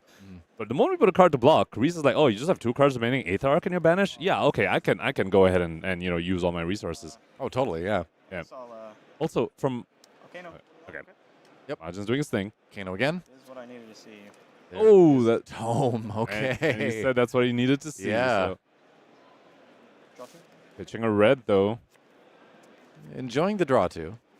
And was that 2 blues? I believe that was 2 blues. Last thing he wants to see is that Sync Willow again. Now that's just a blue Aether Flare though that he just banished. Mm-hmm. You gotta try something though at this point, I feel like. Yep. So here's where he's responding to Kano with the Ragamuffins, gonna put the Wildfire back on top. Now this Kano can resolve and go ahead and banish that Wildfire he put on top. And he did, fortunate for him, draw blue off the top with that Ragamuffins. Is exactly what he wants. Mm-hmm. And now here's where Kano will take a moment to just make sure they count all the resources. Currently, Majin has 5 resources available between Energy Potion and the blue in his hand. Right. Okay, and the Aether Flare in there in the banish zone. Reese just want to take a look at that. Yep. It's like. So 5 resources total. Aether Wildfire costs 2, Aether Flare costs 1, Striders costs 1. That gives him 1 extra resource to pump up the Wildfire. Crucible activated, and there is Aether Wildfire to start things off. Okay, Taking on the Chin comes out, and we talked about the defenses that Reese has access to, but he's going to need everything. Yep. This is going to be, I got a feeling, a lot of damage coming at him this turn. It's do or die for Majin Bay. It's a lot of damage as long as the Wildfire actually comes in for enough damage. Just Taking on the Chin has something to say about it. Now, of course, Majin can let the Taking on the Chin respond to it with his Aether Flare if he wants to, but you're still not getting Wildfire value in that sense, because that is 1 less spell that's being buffed by the Wildfire. So he's not happy to see that Taking on the Chin. At 20 health, too, that 1 less spell is a massive difference. Yep. There you go. It does look defensive. Yes. Okay, yes. I appreciate that. Subbing in the right dice, or at least the right dice to communicate the information that the players need to consider here. Yep. So Majin thinking about, actually no, the Aether Arc and the Aether Flare, both of them can just be covered up by AB, so it won't even consume the Taking on the Chin actually. As long as Reese has AB is one of them, and Majin doesn't have the resources to pump those spells more higher than 2, right? Because he needs the last resource for the Storm Striders. So this Taking on the Chin looks like it might actually just stuff his turn here. Could be, and I mean that Taking on the Chin has been in the arsenal for 3 turns now for Reese, I think it was. So really kind of waiting for the perfect moment for that. Yep. And it looks like Reese managed to cover it up completely. Majin went ahead and let his Wildfire resolve. Came in for 0 total. Spell Void 2 plus AB 1. Man. And that's a backbreaker for Majin Bay. He's gonna try to keep going a little bit here. You have to, right? You have to try, but it's looking rough. And that Blazing's for 0. Majin just sends it anyway. That's a fist bump. Yep, he knows what's up, and that's gonna be Reese going to 10-3 here on this Boltyn, getting it done in Classic Constructed on the Lone Warrior in the pack. And that's one of the risks when you try and play this stacking game plan as Kano. If your opponent's able to mount enough pressure, which, you know, Boltyn, like, you might think, oh, I'm a Kano, I don't buff any of their attacks because Boltyn's ability is basically blank against me. Right. Well, sometimes Boltyn can still do that. They have enough natural go again. We saw Reese really masterfully pilot that. Yeah. Recognizing these normal buffs and the hatchets, he's still able to use Boltyn's ability to give it go again, maximizing a Soulborn Resolve as well. Very, very good play by Reese over there. Yeah, it's a scary combination of going semi-wide and then semi-tall, right? I mean, you've got these kind of like, which is it's a really, you know, interesting blocking conundrum for your opponent too, because you know there's going to be probably more attacks coming in if you've got something in the soul. Plus, you know, some of those weapon attacks obviously are hitting for quite a lot individually too. So as a Kano player, it's very scary. And you know, if you run out of steam or if you have like kind of an off turn with that Boltyn, if Kano gets time to breathe, you know, then things can turn around a lot. And you know, I feel like we were close to that. You know, like 2 energy potions out, but it just seemed like too little, too late for Majin Bay. And yeah, Kano falls. But it sounds like we have a backup match ready for you, and it's going to be Azalea versus Enigma. So that's going to be an interesting one to check out. Let's go over to that one now while we still got some time left in the round. We have Nathan Lapham on, not Kano, on the Enigma. There we go.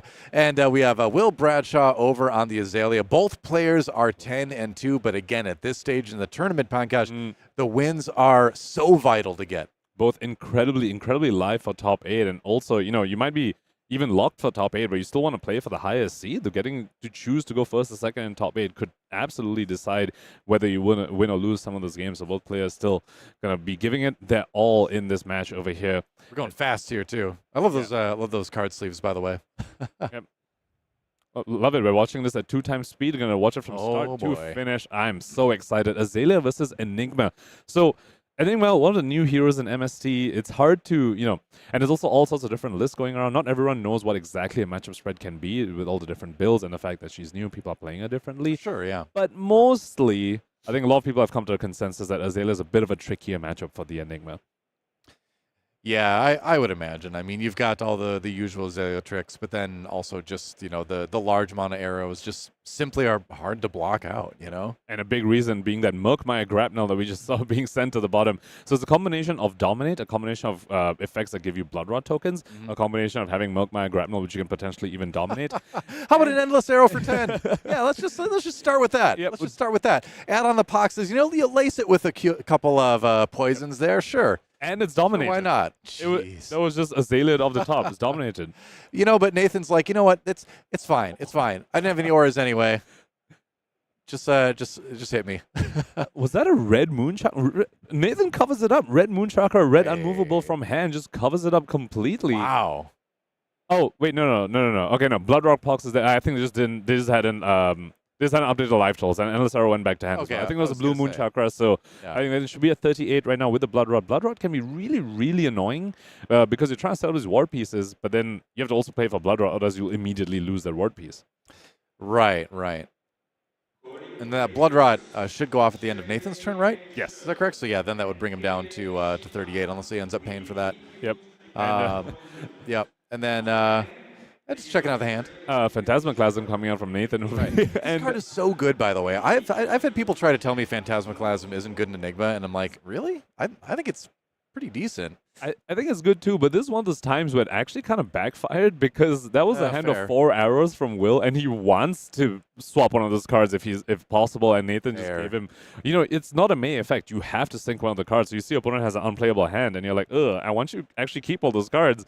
But Phantasmaclasm says, nope, you let them redraw one, and we see he redrew into a Codex of Blood Rod, and we already spoke about how Blood Rods can be really, really annoying for Enigma who's trying to set up these ward pieces. Okay, I still think Phantasmaclasm is pretty good. I agree. But that was not the greatest usage on it. It can backfire, and we just saw that. Yep. And it doesn't quite fit in with the main mission of Enigma 2, to be fair, but it's a solid card. So 2 arrows being blocked out by Will Bradshaw over there? That is correct. Tunic up to 2, so, you know, 1 away from being able to have access to that extra counter, which is always nice. Spire sniping in hand as well. Might potentially see another dominate on this turn.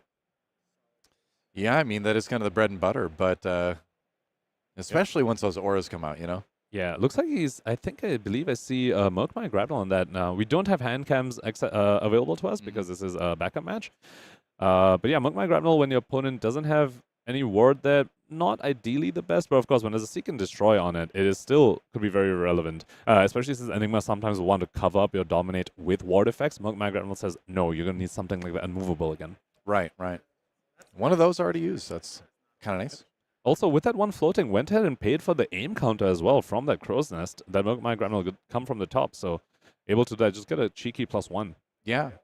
We do see a Fate Foreseen at least being used to cover up some edge. Oh, and the Sink Below from Arsenal. Very nice. So, yes, somehow again, Nathan able to come up with the D-Reacts to cover a lot of this damage. That's kind of surprising. If I were Will right now, I'd be like, wow, really? I kind of expected to get a little bit more damage and then 4 total in the game so far. Yeah, well, to be honest, Will probably isn't too sad to see the D-Reacts come out while Nathan isn't protecting a board. Yeah, I guess that's fair. You want them to use the D-Reacts at this point so that they don't have it when you go ahead and Codex back the Milkmire Grapnel. That's another underrated part of that play that he just did.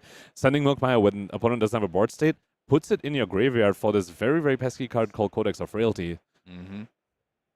Rage Spectre comes in, swings for 6. It's a little bit of damage through. Mm-hmm. So now there is an aura out there to protect, and it's a pretty important one, too. Definitely. Rage Spectre, especially with Nathan coming up on a Tunic counter, he will be able to just block out his entire hand if Will lets him, and then just use Tunic to swing Rage Spectre for 6. Yeah. Oh. All right, so Bow activated, and also Lace with Frailty as well. So that Frailty token, kind of annoying to deal with. Looks like Will drew into a Knock the Death Whistle as well, so looks like I think you're right, yeah. Go ahead and use it. All right, good old white border, Knock the Death Whistle. How do you feel about white border versus black border? I don't mind it at all, personally. I know some people have very strong feelings on it. I was kind of apathetic. I try to keep my entire deck black border, but I'm not offended when someone uses a white border card against me. I know some people do get offended. They're like, wait, what is this? I don't know. Especially when it's just a few white border cards.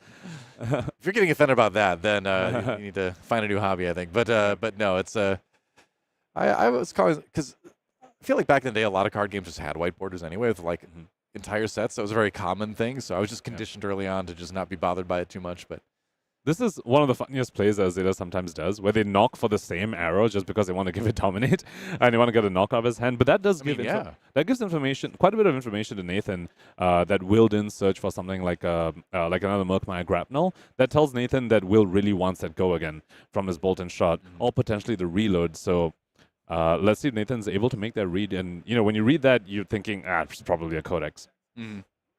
Right now, though, having to deal with this 7 Dominate Boltyn shot and everything that goes along with the on-hits on that arrow.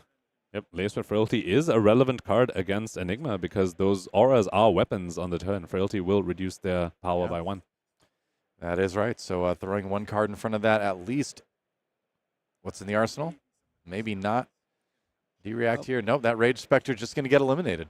Yep, and this goes back to what we were talking about earlier. A lot of D-Reacts used early by Nathan, and Will's like happy to see that when there was no board state. Now he's like, now you have a board state. Do you have the D-React? No, you don't. You use a lot of them already. Now you get that great Codex of Frailty when your opponent already has something in the arsenal. So Will able to grab something for his own arsenal now. Yep, and double Frailty on Nathan's side as well could potentially stuff his turn a lot. Well, yeah, especially have something. Oh, okay, blocking with a little bit there. Yeah. But especially if he had planned on trying to rebuild the board and trying to do a little bit of attacking. 2 Frailty does kind of stop that. Warmonger's Diplomacy coming down now. Very, very effective card against Azalea. But of course, Will sporting the long draw half glove over there, potentially able to mitigate some of that effect. But again, Nathan without a board state, Will might be happy to say, okay, you know what, you don't have a board state yet, so it's fine to get Warmongers over here. I don't get Warmongers when you have something I desperately need to clear like a Mirror Guy. Right. I gotta say, I feel like this is like the least auras I've seen a Enigma put out in a game in a little while. But it's just, the nature of the game, the draws, especially with so many D-Reacts coming into the hand in the arsenal early on, you just didn't have as much to play anyway. So it's not just about the damage coming in from Azalea. It's also just about the draws that Nathan's had this game too. Yep. Will going ahead and using the long draw half glove to mitigate some of the Warmonger's Diplomacy. Unfortunately, didn't get to block with it. Of course, I mean, Nathan's entire turn was Warmongers, so, you don't know when you're supposed to block with that. Didn't miss a bit of value, but, did manage to come in with his red. And there's the E-Strike. Okay. Yep. So, just basically saying, I want to do something, Yep, E-Strike, probably one of the best cards you could have in your hand when you get redded in the Legend. How do you past tense that? Red in the Legend? Redded in the... Red in the Legend. Yeah, when you're under the what I would effects say, of yeah. Red in the Ledger, E-Strike probably one of the best cards to have access to. You just go to 2 cards, 7 them. Yeah. Which, when we can only do 1 action point, that's a pretty strong play with just 1 action point. Yep. That's right. You get to play Guardian or Brute cosplay for a turn. Swing for 1 big attack. 30 health for each hero right now, so the game staying even though at this point. Another Codex of Frailty. So we're seeing Will sequence really quickly here because it is 2 times, but we just have to commend that play where you went for a blind Azalea because the way these decks are built now, they're basically either non-attack actions, not like pumps, or arrows you're happy to play, like Amplifying Arrow. Even the yellow arrows you're happy to play. So when you blind Azalea, you're just playing for one of 2 things. You're saying, if it's a pump, I'm going to do this, and if it's an arrow, it's going to be dominated, I'm going to do this anyway. So in this case, it was a pump, so you went pump Codex. But if it was an arrow, he could have been like, okay, I'll just pump and send that arrow, dominated arrow, Arsenal Codex. Yeah. It's one of the strengths of the way this Azalea deck has been built these days, where you can just blind Azalea and be totally fine no matter what the outcome is, because your options are either it's a pump or an arrow. That is a 14 damage. Red in the Ledger, by the way. Yep, with a Ponder on hit. He already has a Ponder from Codex of Frailty, but critically Inertia on hit as well. And we know Nathan wants to park defense reactions in that arsenal, but his Inertia token will have something to say about that. Yep, I would say so. So things definitely not getting any better for Nathan this turn. And this is one of the reasons why this matchup is tricky for the Enigma. Azalea does get to output just a lot of damage with a lot of annoying effects that just doesn't let Enigma the space to set up the board state. Well, if you get the tempo going too, where they just don't have that board, so you just go wild and you just prevent it from happening every single turn. At least you try, and a lot of times you can be very effective at that. Mm-hmm. Ooh, Nathan with a pass over after the hold on line, getting rid of the Milkmire Grapnel that's in Will's graveyard. Not going to be a Codex target potentially done, and then an Unravel Aggression pitching the Chi. Yeah, I mean, so at least you do get a little bit of a hand refill there. You do get to block for 5, more importantly, probably. And draw a card from the Unravel Aggression. That's a very, very strong defensive play. Mm-hmm. And all right, we have the Meridian Pathway there. Yep, so since the Chi was pitched this turn, he can go ahead and activate the Meridian Pathway, deciding to just let its Ward 3 pop on this turn. Right. Yeah, and I mean, I think this has been smart by Nathan. Whenever the really, really big arrows have come in, he's been able to mitigate quite a bit of that damage every time. Looks like 1 damage might have leaked through. That was 14, and I believe Ward 3, 5 from Unravel, going up to 8, hold a line 10, and 1 3 block. I believe 1 damage did leak through. So that's why he has that Inertia token on him. That sounds right, and kind of waiting for the life pulse to be up there, I suppose. But everything's going so fast, it's tough to keep up. Another Phantasmaclasm. And once again, that was a 4 non-arrow. We don't know what his arsenal is. He might have an arrow in arsenal, in which case that isn't a brick. But if that was a true brick, then Nathan might have just drawn him into what's potentially not a brick. What do you do when your illusions start working for the opponent? Yep.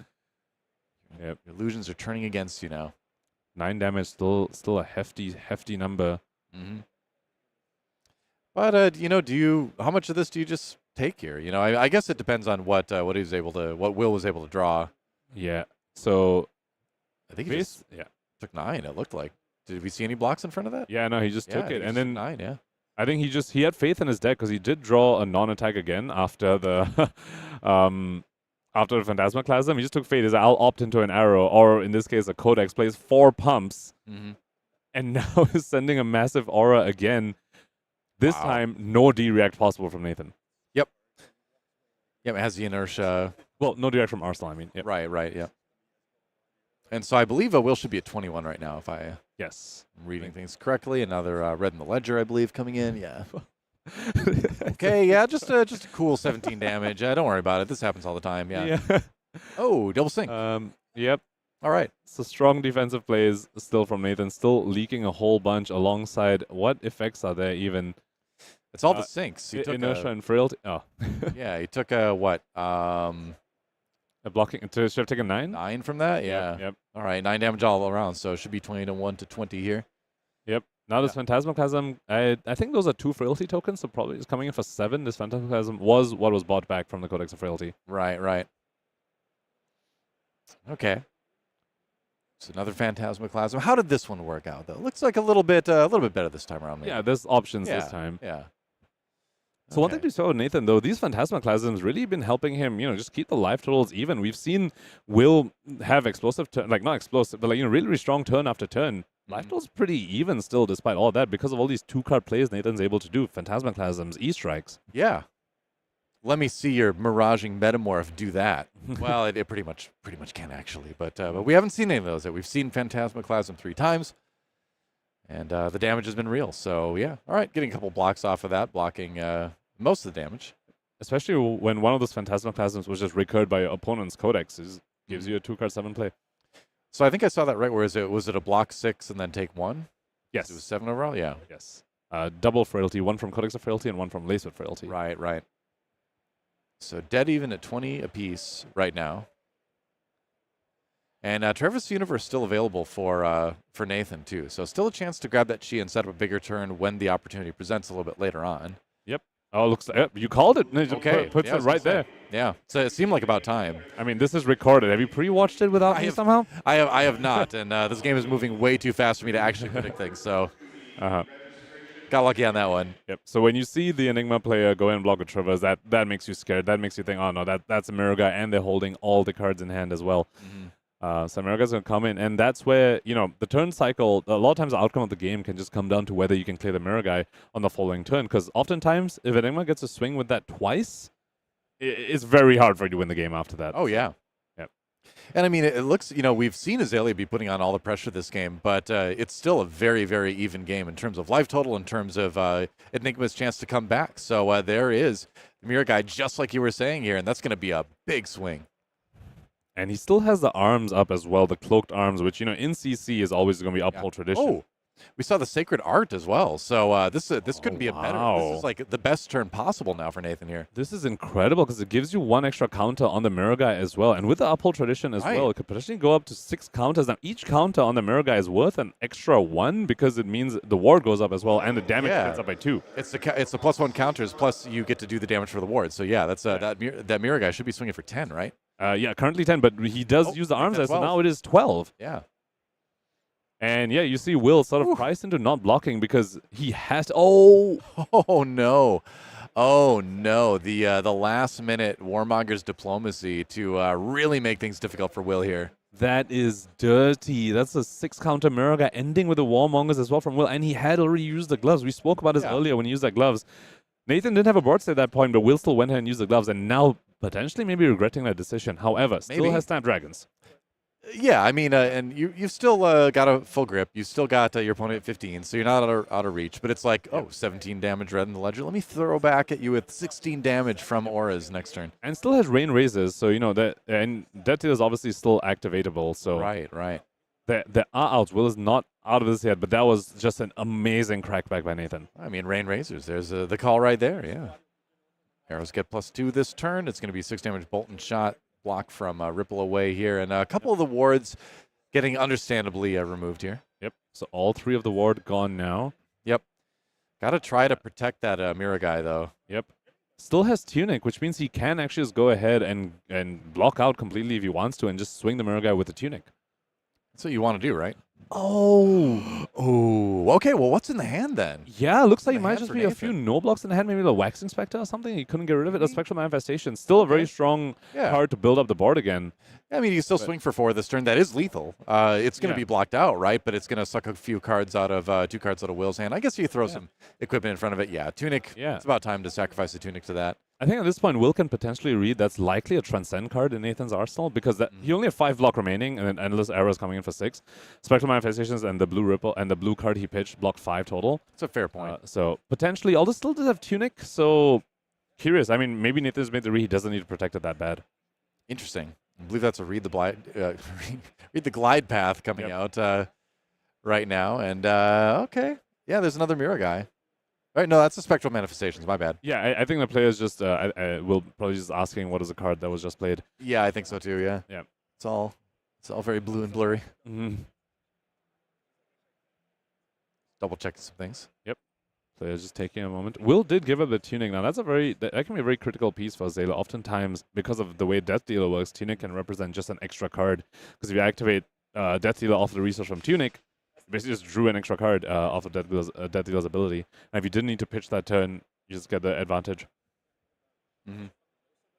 Okay. All right, so apparently this was a little bit longer of a judge call, so we're going to take a break to speed things up throughout that. But I believe as far as the Tunic goes, he just used a counter on that fairly recently, so it was kind of the question. We all get to that point in the game where we're running Tunic. It's like, am I realistically going to be able to get another counter off that? And if the answer is no, then yeah, you just throw it in there for the one block, and you just say, there, you did your job, Tunic. Especially in that case, since it's already saving your card anyway, because if you didn't block with Tunic, you have to block with the card from hand. Yeah. So with Tunic potentially giving you a card later, you just say, no, give me my card right now by helping me block with the extra one. I feel like we're talking really fast because that game was moving really fast. Like, we get to take a breath, man. Man, like, watching games of Flesh and Blood at double speed is, it is an experience. Watching games of Flesh and Blood, even at one-time speed, especially if there's something like a Kano on the table, can already be taxing enough, and watching at 2 times speed, Enigma and Azalea, somewhat intricate heroes as well. I'm glad the Majin Bay game was one we got to watch at normal speed. I'll just say, I'll just put that out there. For sure. All right. Yeah. So we're waiting through to get back through it now. Back to the backup game to see how this one ends up. The judge call was determined to guess.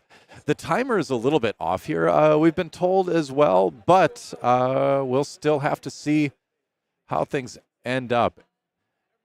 And the judge call was regarding the attack with the Spectral Shield. It looks like he wasn't available to attack with that, apparently. Yeah, he was under Warmongers himself, so if he chose right. peace, he can play the manifestations, but he can't attack with it. That's right. Which does call into question the Tunic block, and there's life total right now that's currently being presented. If the attack wasn't made, Will should be at 4 with the Tunic still up, so hopefully that gets corrected at some point. It could just be an issue with the tracking given the judge call. We're hearing the decision that it seems like it was kind of ignored from what we can hear, but this is hard to ignore. It's going to be a 14 damage arrow coming in this time from Will. And there's 15 health remaining for Nathan here. So how will he handle this amplifying arrow? And this is dominated as well. And I believe he has a Rain Razors in his hand. With the way amplifying works, it'll go up to 15. Oh, sorry, it'll go up to +3. So actually 17 total. Oh.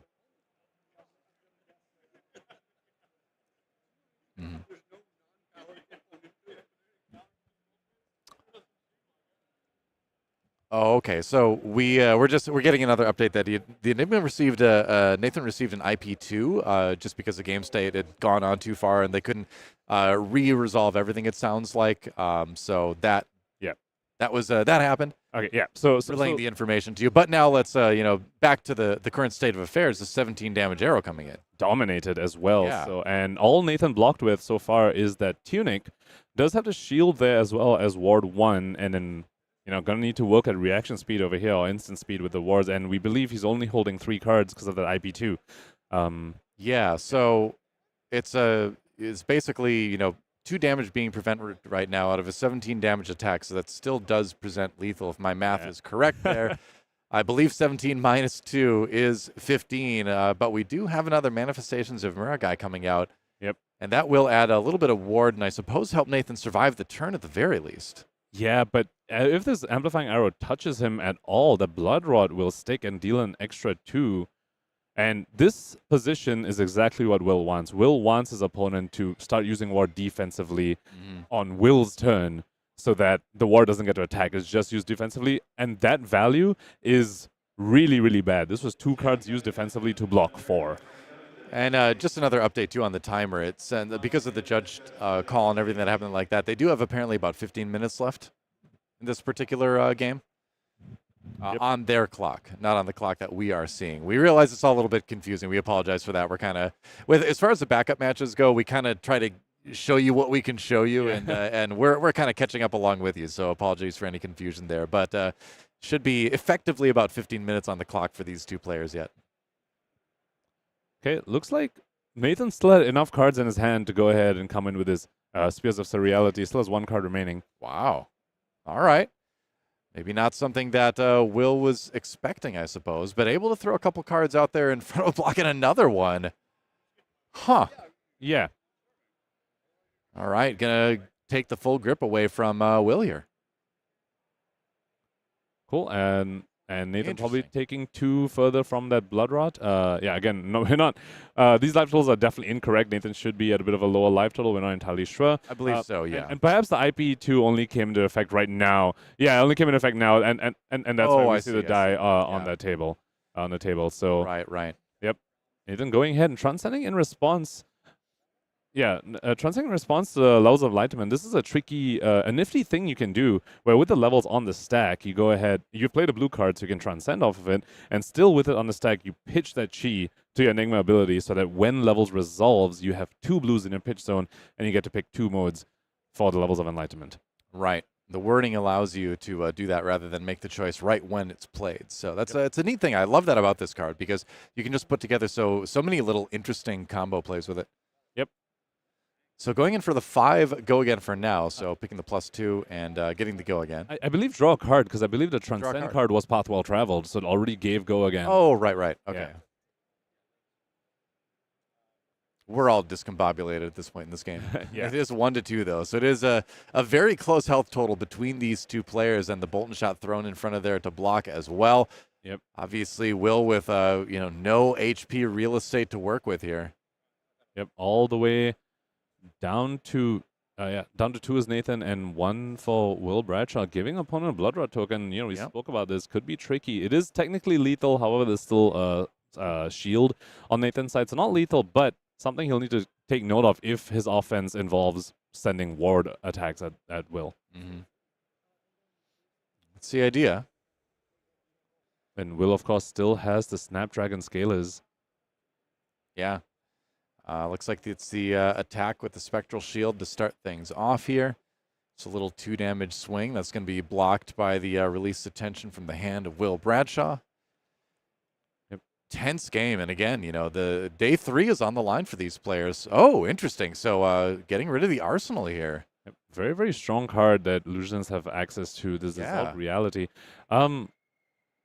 That was drawn, I guess. Yeah, looks like probably potentially an issue. Nathan drew 4 cards. Believe maybe was only supposed to draw 3. Not entirely sure. Honestly, it's hard to track with a backup game. Where the IP came in, how many turns you're supposed to be IP'd, and all that.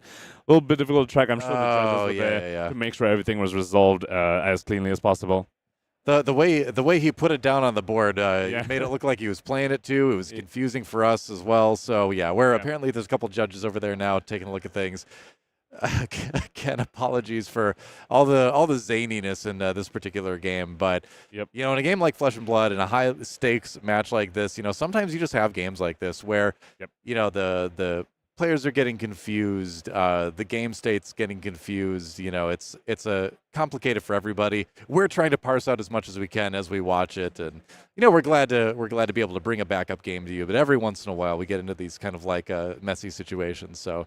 It's also bearing with us for that. It's also one of those cases where once one mistake is made, both players get sort of confused and are just in a bit of a rough state, especially playing on stream, that it sort of snowballs and leads to further mistakes down the line. Right. Because of their first one. Yeah. Because you can reset like the board state, but it's hard to reset the mental state because your brain is still thinking about the cards that were played and those effects that are no longer valid, but that still sort of colors your decision making, which then can cause you to make more mistakes. Like I think we've all had that happen, even at like our local armory, right? Where somebody messes up and you're like, oh, no worries, we'll just move it, we'll just take it back. Like if it's armory, you just let the person take it back or whatever. But then you're thinking about it, and then you make a mistake because of it, and then the person's like, oh no, now we need to mess. Yeah. So anyway, we're gonna jump back to us for a second and skip ahead a little bit more, I guess, with this. But wow, what a game! I mean, any way you slice it, it's a very close one right now between our 2 players. And again, with all the tension on the line of possibly day 3, on the line with this. Want to make sure we get everything as right as we can. Both players fighting for their tournament lives right now, and on stream as well. It's tough. It is a lot of pressure. Yeah. Shout out to our judges, of course, to trying to clean that up. Shout out to producer as well for giving us the access to his backend game at all and skipping ahead to after the judge call so we can see most of the action instead of seeing any of this other stuff that's happening. I do just want to shout out our Ethan, our production over there, and Cedric holding things down too, because I mean there was a time. It still is a time in many card games, and many card game broadcasts where a match ends like, oops, it ended early. I guess we just 30-minute break. Yeah, we just sit on a, we'll be back in 30 minutes, and we don't have to do that anymore, which is great. Awesome. We like talking about the game a little bit, so it's nice for us to not have to just sit around and be able to actually like do some casting. But then you get a game like this, and you're like, I might not be able to sleep tonight because I'm still going to be thinking about this game and trying to figure out if half of what I'm saying applies to me. Yeah, still a very exciting game, all things considered. I think especially at the beginning of there, both players just showing how this matchup should be navigated. I mean, the tech that was brought in from the Enigma player's side, those phantasmaclasms, we spoke about how potentially not exactly what you think of when you think of Enigma. You think of all these ward attacks, but he's showing us why they are so incredible, is what allowed him to maintain the life lead. Maintain the life parity not being...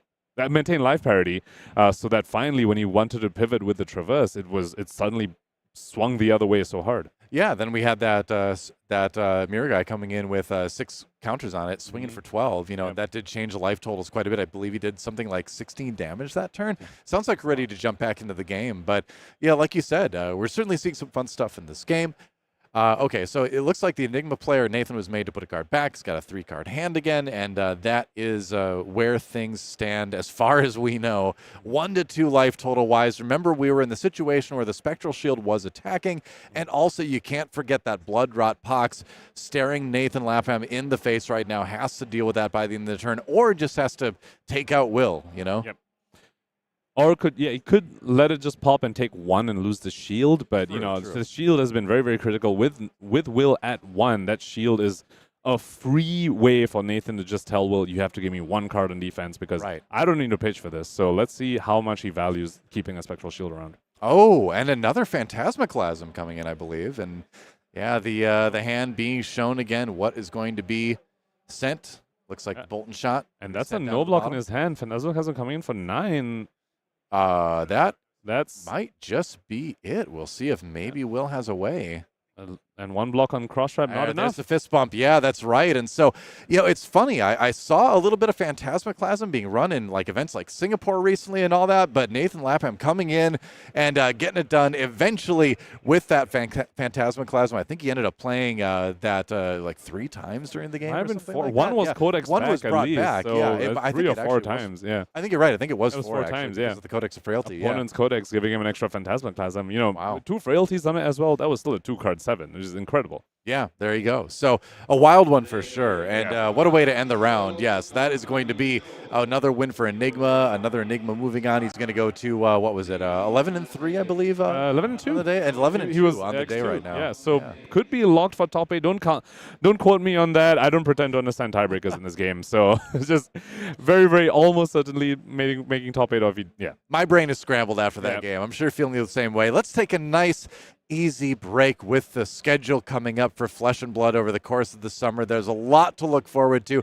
Obviously, more national championships across the board. But what stands out to you on this list here? Well, the one coming up next weekend in my backyard. It's the Tacoma Battlehardened CC tournament. One of the few I'll be able to play, and very excited going to be able to play in that one. And then, of course, there's the month after that in July, 19th to 21st July.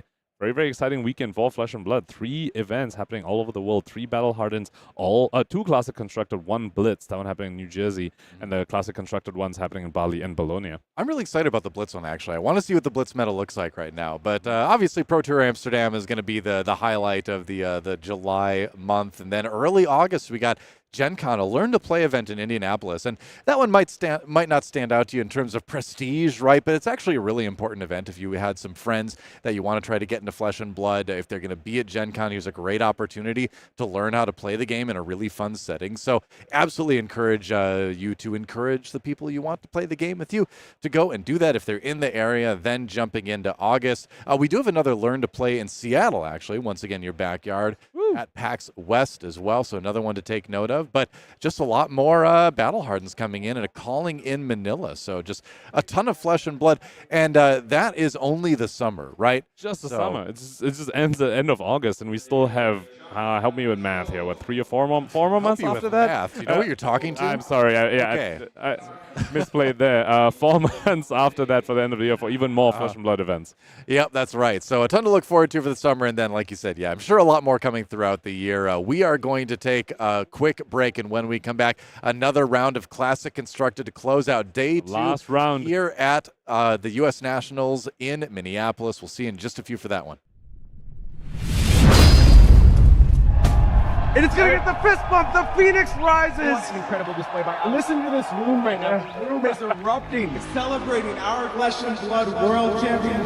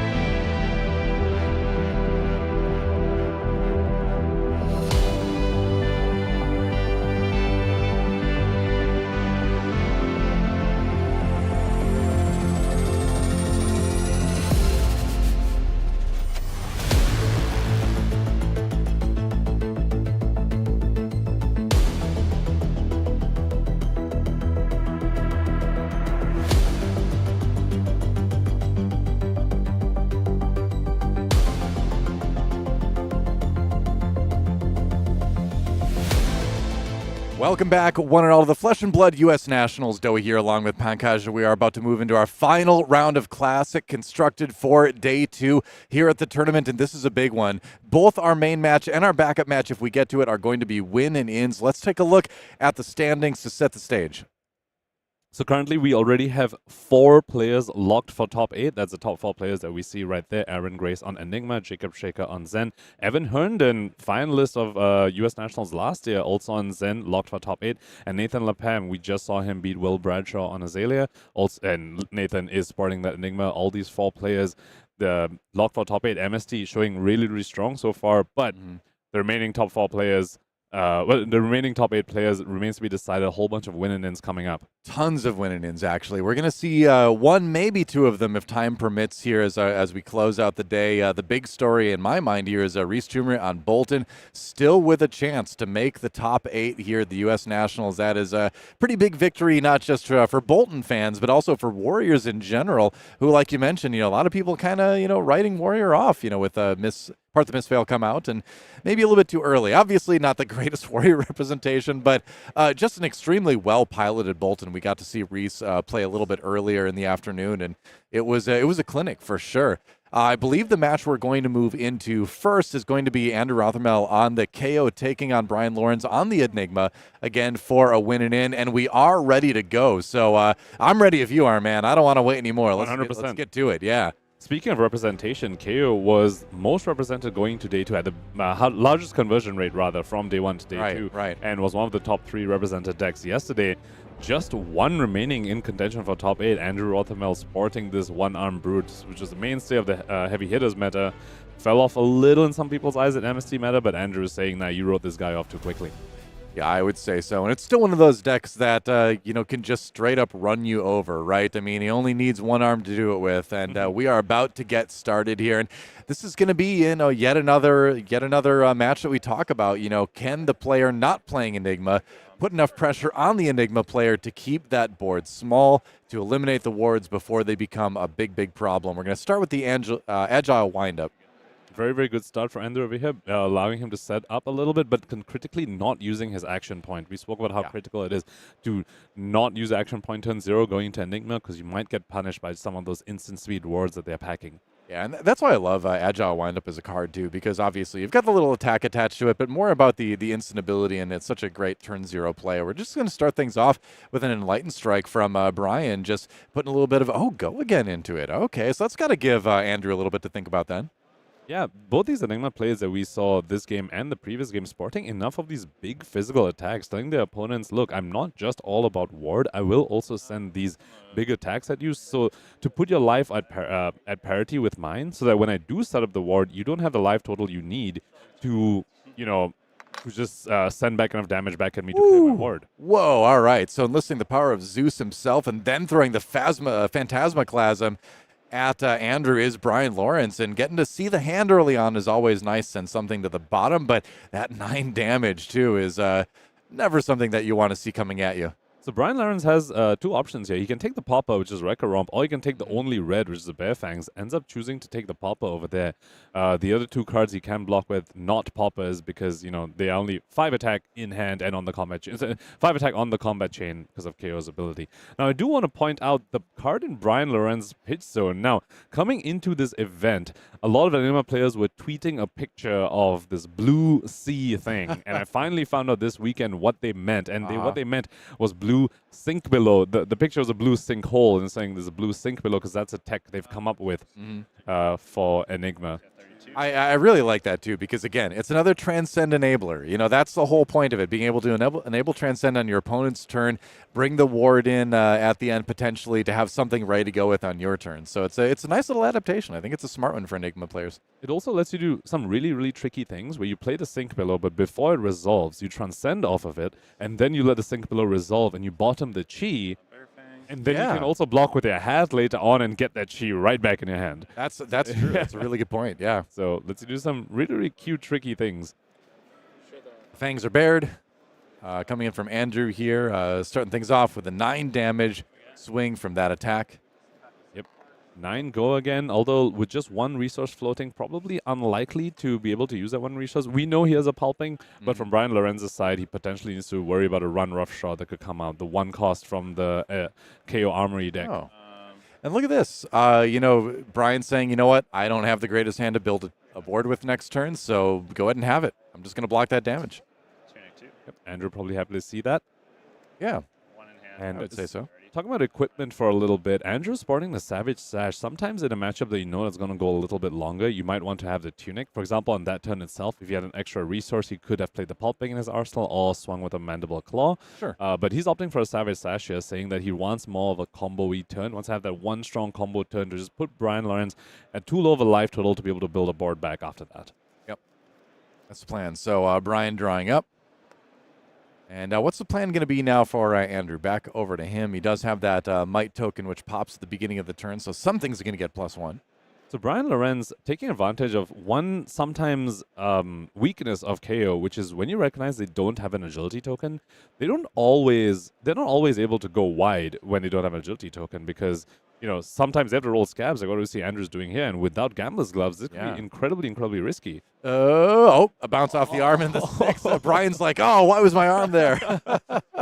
That's how it goes sometimes. That's 3 action points now that KO has to work with. That feels pretty good. We just spoke about how it's risky and how sometimes you take advantage of KO not be able to go wide enough, and Andrew says, nah, I'm just going to roll a 6 on my scabs and I guess have 3 action points. You know, and the insult to injury by just bouncing it off your opponent's arm, too, in the process. Like, that's a swag move right there from Andrew. He's styling.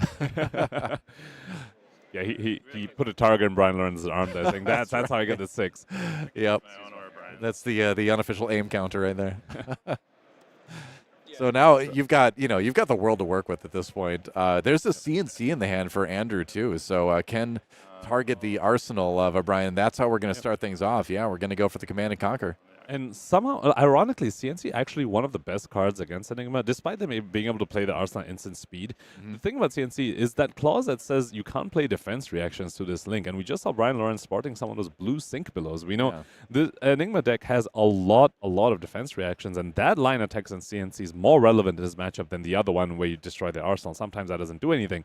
But not letting them play defense reactions can often mean they don't get to protect their ward, because that's the way they do it. And looking at Brian Lorenz's hand, I believe I saw 2 sync billows. I was just about to say. Yeah, I was just about to say. I think you're right. I saw at least 1. I think there was 2 in there. Yeah, there are 2. Yeah, didn't catch the colors. Looks like 2 reds. Yeah, 2 reds. But not gonna see him against this part of the combat chain anyway. Yep.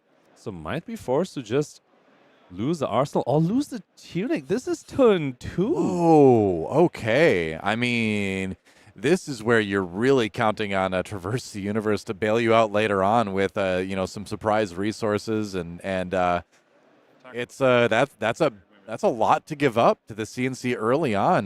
Did you catch what's in the arsenal right now for Brian? I'm really wondering. I think it might have been a Manifestations of Mirror Guy. Oh, okay. That might be worth it then. Yeah. Yeah. Now, this pulping, potentially a little risky, especially when you see your opponent go ahead and give the Tunic like this. They might have a defense reaction stuck in the arsenal. That's why they couldn't play on the CNC. But, of course, at this point, Andrew is saying, you know what, I don't need this to have go again. I've already put you under enough pressure. And now the Sink Below can come out from the hand. Yep. So blocking most of that damage then. Taking 1. So it will have go again since fewer than 2 defending cards are defending it. Yeah, and crucially, 2 more action points remaining still for this KO. You're kind of running out of cards, but yeah, you can swing the weapon at least. That's going to come in for 3, I believe it is right now. Yeah. And it's going to bring the second Sink Below out. Nothing to sink, so just a straight up, blocking 4. Maybe not the greatest feeling turn for Brian, but you do keep the arsenal at least. And now the question is, as the game goes forward, was all that worth it? So that gives Andrew quite a bit of information on what that arsenal is. It's not a defense reaction because it would have come out in the pulping, but it is something Brian really wants to protect. That's why you put the Tunic in front of the CNC. So Andrew perhaps potentially sniffing out that could be a Manifestations of Mirror Guy. Yeah, you're very much declaring that that's an important aura. I suppose maybe you could be like, okay, maybe that's their sacred art, but more likely it's an aura. So I think Andrew did get a lot of pretty crucial information there. I agree. Something important enough to give up Tunic for. Yeah. Not too many cards in the Enigma list that check that box, especially given that turn 2, turn 3, and Enigma does make the game go pretty long. Strike choosing All right, E-Strike now from Andrew's side of things. Yep. Choosing Go again, as we heard there. So coming in for 6 when you combine it with that Might token that popped at the beginning of the turn.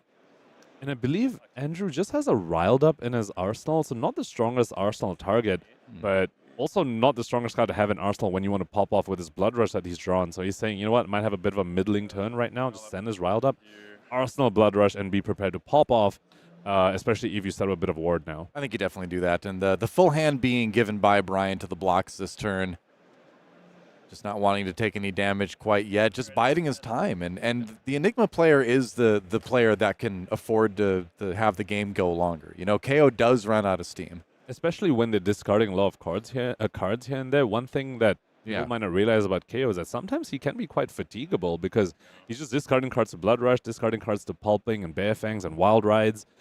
You're just losing cards from your deck to a certain extent, and a defensive deck like Enigma sometimes, if you're not careful, can just fatigue you. Yep, that's the danger, and that's a danger for Andrew, and that's a hope for Brian. But it's going to be a Blood Rush Bells from hand to start the turn here for Andrew. Yep. Also has a Blood Rush in his arsenal as well. 1, 2, 3, 4, 5, 6. Classic Welcome to Wraith card that will never go away. It's just too good. Yep, it is Brutes Out of War that also blocks 3. Very strong card. No agility token though, and sometimes KO can struggle to, we spoke about how KO can struggle to go wide when they don't have an agility token, and no agility, and did draw into Wild Ride though, so potentially will be able to make this Blood Rush go 3 cards wide, which is definitely something KO wants to do, and sometimes they can struggle with having only 1 claw, unlike the other brutes like Reiner and Levia. Yeah, well, it's all you got.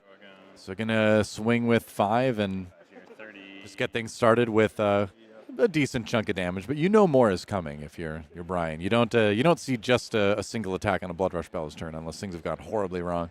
Yep, and that's partly why Brian probably just took the Mandible Claw, saying I need to see what else is coming, because if there's more arsenal disruption, I don't want to get blown out again. Absolutely, and then we see the swing big coming in for 10 now, and that's going to cause a triple block from Brian's hand.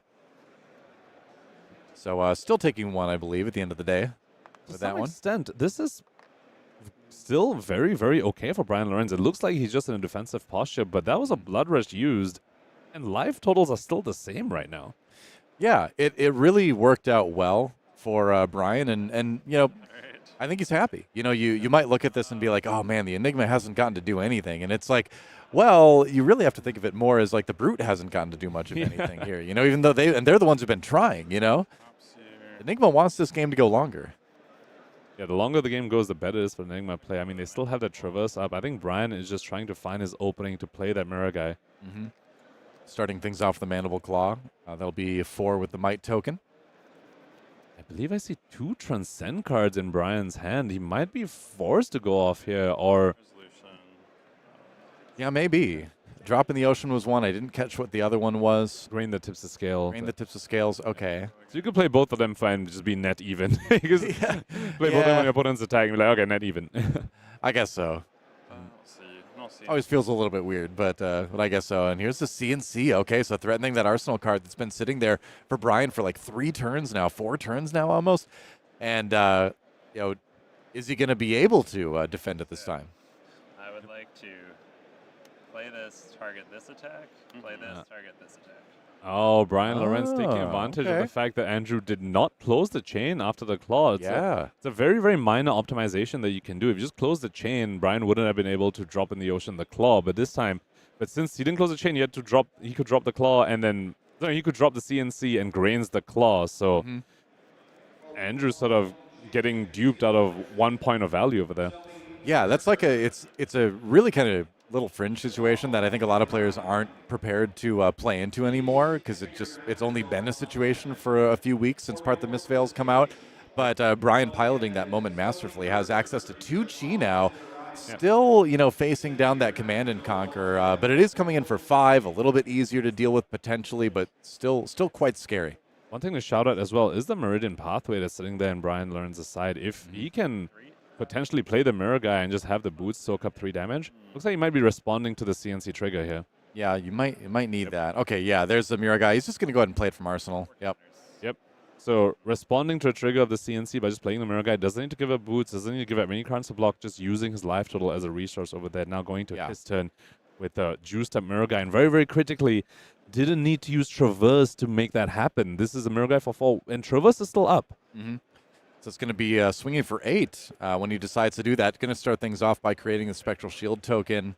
Yeah. And, actually pitching it to that okay. So pitching it to Enigma, but declaring that he's giving Meridian Pathway Ward 3. This is extremely heads up, and this tells you how much experience he has in his matchup, because Kayo has a card called Reckless Swing.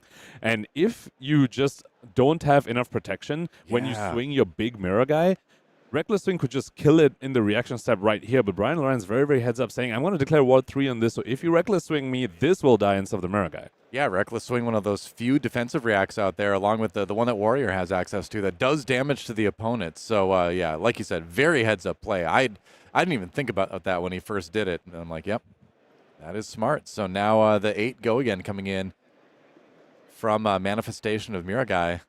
And 2 floating still. Now, important to point out, Brian is somewhat susceptible to flashback here. Doesn't happen too much in this matchup. But, when you Mirror Guy and you still have a card in hand with 2 floating, sometimes you have to be scared of a CNC. Andrew could be safe from that if he just goes ahead and put a flashback there. Looks like he chose not to. Uphold Tradition coming in, making Manifestations come in for just a little bit more. Yep, flipping that over for another +1 counter on the Aura. And then going in with a Spectral Shield as well for just 2 more, it looks like. So a lot of damage being done. 12 here, and then, Spears of Surreality, I believe, coming in at the end here, yeah. So, big threatening turn from Brian here. Yep, and ending off without an Arsenal, so Andrew knows there's no possible way for a defense reaction to be in there since there is no Arsenal, which means the pulpings that he has in his list now can almost be guaranteed to have go again if he sends that at them, which is something he might need to clear this Mirror Guy off the table. But once again, this swing from Brian is absolutely incredible, critically because the Traverse Universe is still on the field. Next time he draws Mirror Guy, he can just block with a hat and do this again. Right. So you got to hand it to Brian. There's a reason he's 10-3 right now, and we're seeing it. Just really, really well piloted. Is this Enigma right now? Playing so defensively early on, waiting for the right moment to strike, and now taking Andrew all the way down to 19 health, gaining the life advantage. Not a large one, only 4, but that can be significant as we move to the later stages of this game. And as a KO player over on the Andrew Rothermel side, you'd like to be a little bit farther ahead than you are right now with this. It's 4 life on the life totals, but there's 11 ward on the table on Brian's side. Yes. 6 ward. 6 ward, but 6 on the table. So 11 potential damage. Well, 12 potential damage. Yeah. Math.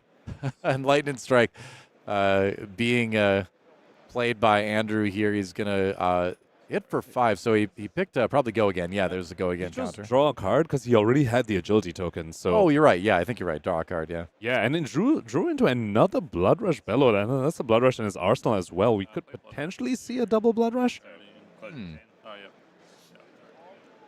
Okay. This time Chain forced to close because he is playing a non-attack over here. Yep. I'm get duped by Grains on a previous Chain Link. That doesn't matter. Of course, Grain's only a one-off, so yeah, can't happen anyway. Lesson learned. Oh, well, Blood Rush Bellow coming in. First one, do you think he'll go for the second one? I think it really depends whether he draws enough resources to do anything significant without it. But Brian Lorenz has already committed 2 cards on the block, so Andrew could definitely make the call that it's not necessary. His main goal here is just to get the Mirror Guy off the table. If he doesn't need to Blood Rush to get rid of it, I think he'll probably just take that to spread out threatening turns. It's not a bad idea. Okay, yep, hold the line coming in because 2 cards were drawn, so you do get the extra defense out of that. Yep, hold the line so incredibly strong against these decks that want to draw multiple draw cards in it. And Blood Rush Bellows, Out of Wars, hold the line, very, very good tech piece. Also a blue that enables Transcend. Definitely a meta where hold the line has become much more relevant recently. Yep. Wild Ride for 8. Yep, gonna have go again, but with just 1 floating. The only thing that could be threatening would be a run Roughshod, which at this point I think both players know probably shouldn't be in Andrew's arsenal. I think he had the opportunity to play it earlier. So 8 coming in. A bit difficult to block 8 with 1 card, I think, in this game. I think you're right. I think that would be difficult to block. I don't know what card could block for 8 out of hand like that with no resources. I think you may have to end up giving up this Manifestations of a Mirror Guy here. Yeah, 8 is actually just one off because he still has 1 ward on Uphold Tradition and 1 ward on the shield. So if he had another holder line, for example, he could go up to 7, not counting Mirror Guy. So 8 is, I think, just slightly out of reach for Brian Lorenz. We might be seeing the Mirror Guy get off the table at this point. Yeah, I appreciate Brian going through every possible permutation here. Oh, looks like going for Traverse, and we might see a Meridian Pathway. That strength of the card, especially combined with Traverse, it can lead to some extremely nasty things. Yeah, that's what we're going to see. So that does create the Spectral Shield, and it does, give you the option to, I believe he's got the Ward 3 still available there. So now, what a perfect 8. Yeah, I was going to say. Yep. Does that add up to 8? It does. Yes, so Traverse, 2 shields, Meridian Pathway, and the Upholsteration, perfect 8. Still left a card behind for him to actually attack with the Mirror Guide. A very heads-up play by Brian over there, but did cost him the Traverse. So, if that means that instead of using a Traverse on a future turn to set up another Mirror Guy, he's just using a Traverse on this turn to protect the current Mirror Guy. Well, I mean, getting a chance to swing for 10 with this Mirror Guy one more time is, I would say, on the surface, it seems very much worth that. It looks like it was a stir the pot in the hand, and that's going to be more than enough resources to swing. Yep.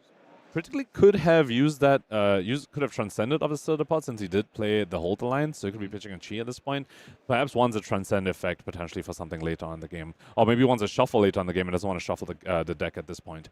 Yeah, I think that's a likely scenario here. I think the last time we saw this play, remember we spoke about a Reckless Swing. Look at what has shown up in Andrew Rothermel's hand. Uh-oh. Now that could be quite a blow. No Meridian Pathway this time to protect the Manifestation of Mirror Guy. No cards in hand if this Reckless Swing comes out. And it looks like there's no misses in the hand either. So Reckless Swing guaranteed to just take the Mirror Guy off the table, effectively blocking 10 and dealing 5 because that's Ward 5 off of 2 cards. Very, very strong. You do have to kind of think of the ward as additional life here, so I don't know why you wouldn't do that. Yep. I think, at this point in the day, with a top 8 on the line, you definitely take the time to make absolutely sure that's the right line. As you can see on the screen, Reckless Swing, when you discard that card, you have that chance to do 2 damage to the attacking hero. The ward would absorb that. That would remove Manifestations of Mirror Guy. That would prevent the 10 damage from coming in. So it looks like he's opting not to, potentially, because that's maybe his only pitch card.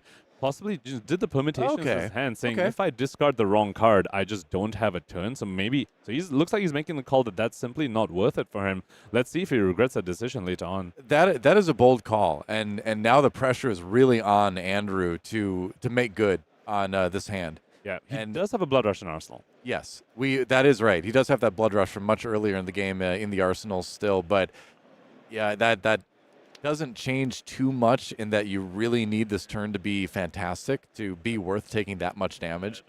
He took 8, but here we go, Blood Rush Bellow, and let's see what he's able to put together. Sorry. Did I say it out loud? 1, 2, 3, 4, 5, 6. Trust her. Yeah, that is what I would have assumed. Yeah. Oh. Okay. Pulping gone. He's not happy to see that. Pulping when your opponent doesn't have an arsenal could be a very critical way to get the manifestations off the table because of that dominate keyword. So not happy to see that discard, but let's see whether he's drawn to something decent over here. I see a Wild Ride. Now that's a way for him to go wider as well. But does he have the Bear Reese? Fangs there too in the Wild Ride? Let's just take a look at the hand here. That's 3 reds. Now, doesn't have the resources until he pops the Sash. The chess piece coming out from the Kayo Armory deck. Going to be critical for him to actually send damage here on this turn where he drew a few too many reds. Yep. This is why Savage Sash has made such big waves since it came out in the Rhinar constructed deck. And starting things off with a Wild Ride. This one's going to come in for, I believe it's 9 might, and then +2 from the Blood Rush Bellow. Yep. And drew into a run Roughshod over there. Another piece from the Kayo Armory deck. Very, very strong card to end the chain on 1 cost. Not something a lot of opponents are going to expect. 1 cost comes in for 5. Which of course is 6 with Kayo's ability if it's revealed or discarded, but can only be played if you've discarded a 6 or more power attack. Sink Below. From hand, the Sink ability was used by Brian. Yep. And there goes Manifestations of Mirror Guy. It got to attack twice, which is fantastic for that card. So I think Brian's very happy to get that and let it go. We just received word that our lone Leviah player won their winning in. So it sounds like we got a Leviah in the top 8. So we'll keep updating you as we get the information throughout this round. But exciting stuff for the Shadow Brute fans out there. Meanwhile, we have our non-talented brute over here fighting for his life here, but as regular old brute is on the offensive posture against Brian over here. Is 12 life behind, but still has flashback, still has Bonebreaker, one more block on Scabskins, definitely not out of the game yet, and of course still has his remaining turn from this Blood Rush Bellow turn. All right, here's the Mandible Claw point, and that's going to be a block from the Miraging Metamorph, just quickly taking the 2 damage from that, moving on to the next chain link. I think Brian Lorenz is recognizing that this is the last Blood Rush. As long as he can keep his life total high on this turn, he's probably feeling pretty safe for the rest of the game, saying, you know what, it's fine. Like, used all your Blood Rushes. Sure, I don't have a board, but I still have a life lead. So, right. Man, now you got to deal with 14 damage coming in. That is a huge amount of damage being represented by the Savage Beatdown. A lot for Brian to think about. He's going to go ahead and throw the rest of his hand into it. And that looks like that's another 6, I believe. Yep. Very good blocking hand from Brian over there. He still take 8, and he still maintains the life lead. So, you know, going back to that decision from Andrew a little bit earlier to not reckless swing the manifestations of Miragai, how would you rate the following turn? Do you think he got enough done? There was an incredible turn. I mean, it's so hard to predict what's going to happen later on. And I think he made the call in the moment, and he did have a very, very strong turn. And I think it's up to him to decide whether that's justifiable. And at this point, Savage Sash gone, all Blood Rush Bellows gone as well. Looks like he drew into a hand with no go again. Maybe we might see a roll of the Scabs, and that is, he's pressing the button. I mean, you know, the one thing we can definitely say is that it brought the life total back to even. So the footing is a little bit more even there. Oh, and he rolls the 5 as well. So still getting a good roll out of the boots. Gets a couple action points. And drew into a weakest link. You know, that card, limited all-star to some extent. I mean, it is a Majestic, so you'll rarely see it. But the times you do, so incredibly effective. But also very effective into this Mystic Heroes, holding all these no blocks. And looking at Brian Lorenz's hand, I believe I saw one Transcend card. There's one no block in there. Fate Foreseen. And his own weakest link. Yep. His Rising Sun and his own copy of weakest link as well. Sorry, doing a little bit of blocking there. A little bit from hand. Gets rid of 7 out of the 9 damage coming in from that swing big. And that's a second Reckless Swing in Andrew Rothermel's pitch zone. That's something that is a bit of an evolution of these KO lists. We haven't seen a Cast Bones yet because they've actually been replacing some of those Cast Bones with Reckless Swing for exactly this matchup, because you can just pop the ward when they're attacking with it and just end their turn with Reckless Swing. Yeah, check this out. Speaking of swings, another swing big comes in for 8. That's going to do enough damage after the block to bring Brian down to 6 remaining. So Andrew certainly applying the pressure to this match that, again, is a win and in for the top 8. So everything these two have practiced for is coming down to these next few turns right now. Andrew Rothermel on Kayo at 10-3. Brian Lorenz on Enigma at 10-3 in the U.S. Nationals. The pressure is about as high as it gets for these two players right now. Once again, no wild rides in this hand from Andrew Rothermel, no agile windup either. You have to wonder, he might be thinking of pressing the button again. It is so risky with a gambler's gloves. He has been rewarded twice so far already, but it's just, you know, every time you press it, it's so scary. If you're not going to roll the dice, why are you running the boots? That's my question. That's what you got to ask. Yeah, there we go. Take a look at it. Scabskin leathers. On that. If you're going to put it down on the table in front of your opponent, you better be ready to roll the dice. So things are a little bit different at this point. Brian Lorenz is now much lower than he was the first few times. But Andrew's still saying, I'm pressing the button. Here we go. Here we go. Time on stream. That's a top 8 potentially in line. Oh, 4. Okay. So he gets rewarded yet again. 2 action points. Those, like, man, send those in for grading. I don't care how beat up they are. Those are some special Scabskin leathers right now. White border. You know, we're talking about white border cards. White border Scabskin leathers, showing off why you should be running white border Scabskins, everyone. If you're trying white to, you know, border gang rise up, apparently. Like, this is the way to go with the boots. Bare Fangs getting played there. Yep. Down to 1 action point, of course, with that. Once again, man, double action point thanks to Scabskin leathers. Brian Lorenz cannot be happy about that. I can't believe it. I can't believe it. But, you know, at the end of the day, we're card gaming here, right? And we're card gaming plus we're dice gaming. So you just got to accept the results. It is, you know, it is what fate has necessarily, you know, maybe this fate hasn't foreseen it, but, you know, we're seeing the result now. So one key card in Andrew's hand right now is that Pack Hunt, actually. Pack Hunt Weakest Link, deciding which one of those two he wants to send. Pack Hunt, just a little bit of evasion, especially when opponents have 3, and they're a hero like Enigma that sometimes has, you know, these no blocks in hand. If you intimidate the wrong card, that could just spell the end right here. Yeah. Got to make a choice there. I'm not a good enough KO player to really say what the right call would be. Let's take a look at one more time at the hand of Brian. Oh, is that 2 manifestations of Mirror Guy? I think it is. That's 2 manifestations of Mirror Guy. One of these cards is going to get intimidated. The Arsenal's a Rising Sun, Setting Moon. Now, there is, because that's a Rising Sun, Setting Moon, he could potentially filter out one of these no blocks and maybe figure out a way back in. But this is a very, very rough spot for Brian Lorenz. Yeah, 3 HP. It is a life and death situation right now for our Enigma player.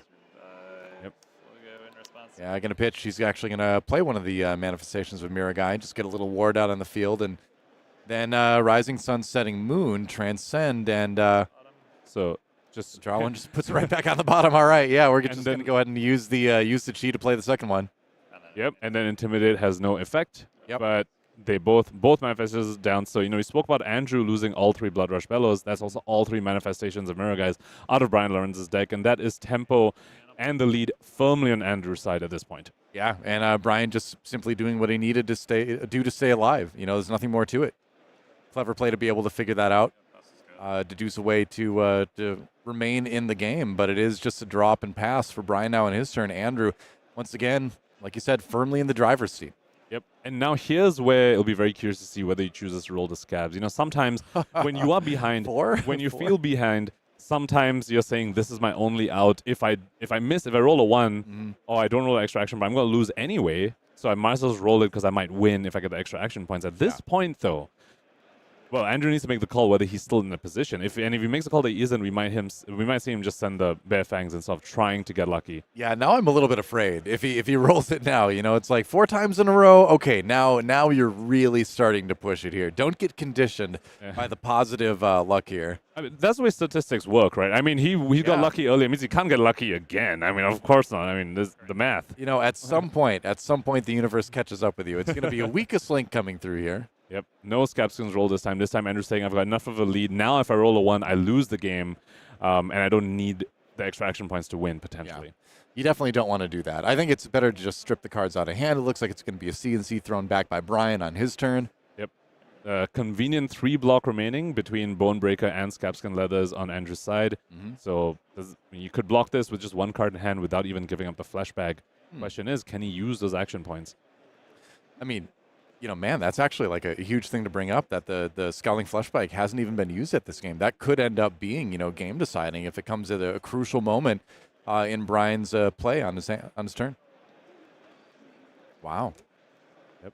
At this time, Andrew has found one of those wild rides. He is sporting some of the yellows as well. So, you know, we spoke about him getting lucky on Scabskin rolls. At the same time, he's probably feeling unlucky that he didn't see those wild rides earlier. I mean, he's running the reds and the yellows. 6 copies of wild rides. This is turn 10. He hasn't seen many of them yet. So, you know, it's both, right? It's card games. Variance goes one way, you try and make up for it by getting variance in another way, and that's what he did. And that's what he had to do. Yeah. That's why he's in the driver's seat right now. In the end, like I said, yeah, card games are card games, but both of these players have played so well this game. I mean, we are really just getting to see some fantastic flesh and blood this weekend, and that's what you expect at the National Championship, and that's doubly what you expect at this point in the day. What card are we going to toss? Run Rough Shot. It is a Run Rough Shot. Okay, but yeah. You know, with him having exactly 1 floating, that probably was a card he would have loved to be able to keep instead.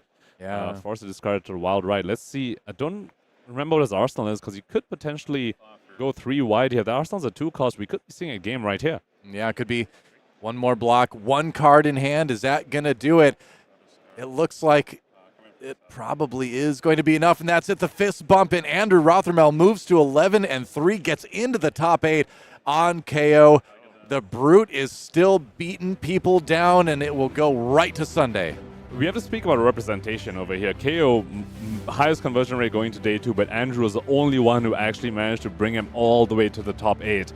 And showing us why. I mean, you know, there were a few Darryls in that game that did go his way, but he also had to make the correct calls in the correct situations, that was his only way to win the game. Yeah. And when he did. He did. That was amazing, right? And so now we have 2 Brutes in the top 8. but two different Brutes. So Brute fans out there rejoice, I suppose, and just a great game in the end. And we talked about some of the risks that Andrew took in that game. Again, the big one was opting not to use that reckless swing, opting to take the damage from the manifestations of Miragai, and managing to, make good on that risk. And it's just that level of play. It was great. It was a great game to see. We have a backup game, actually, though, so let's jump into that, because we haven't had enough flesh and blood on the stream quite yet. Like we mentioned before, this is another win and in. And on top of that, we have our final Boltyn player, Reese Toomre, facing off against Naib Mobassir on the Zen.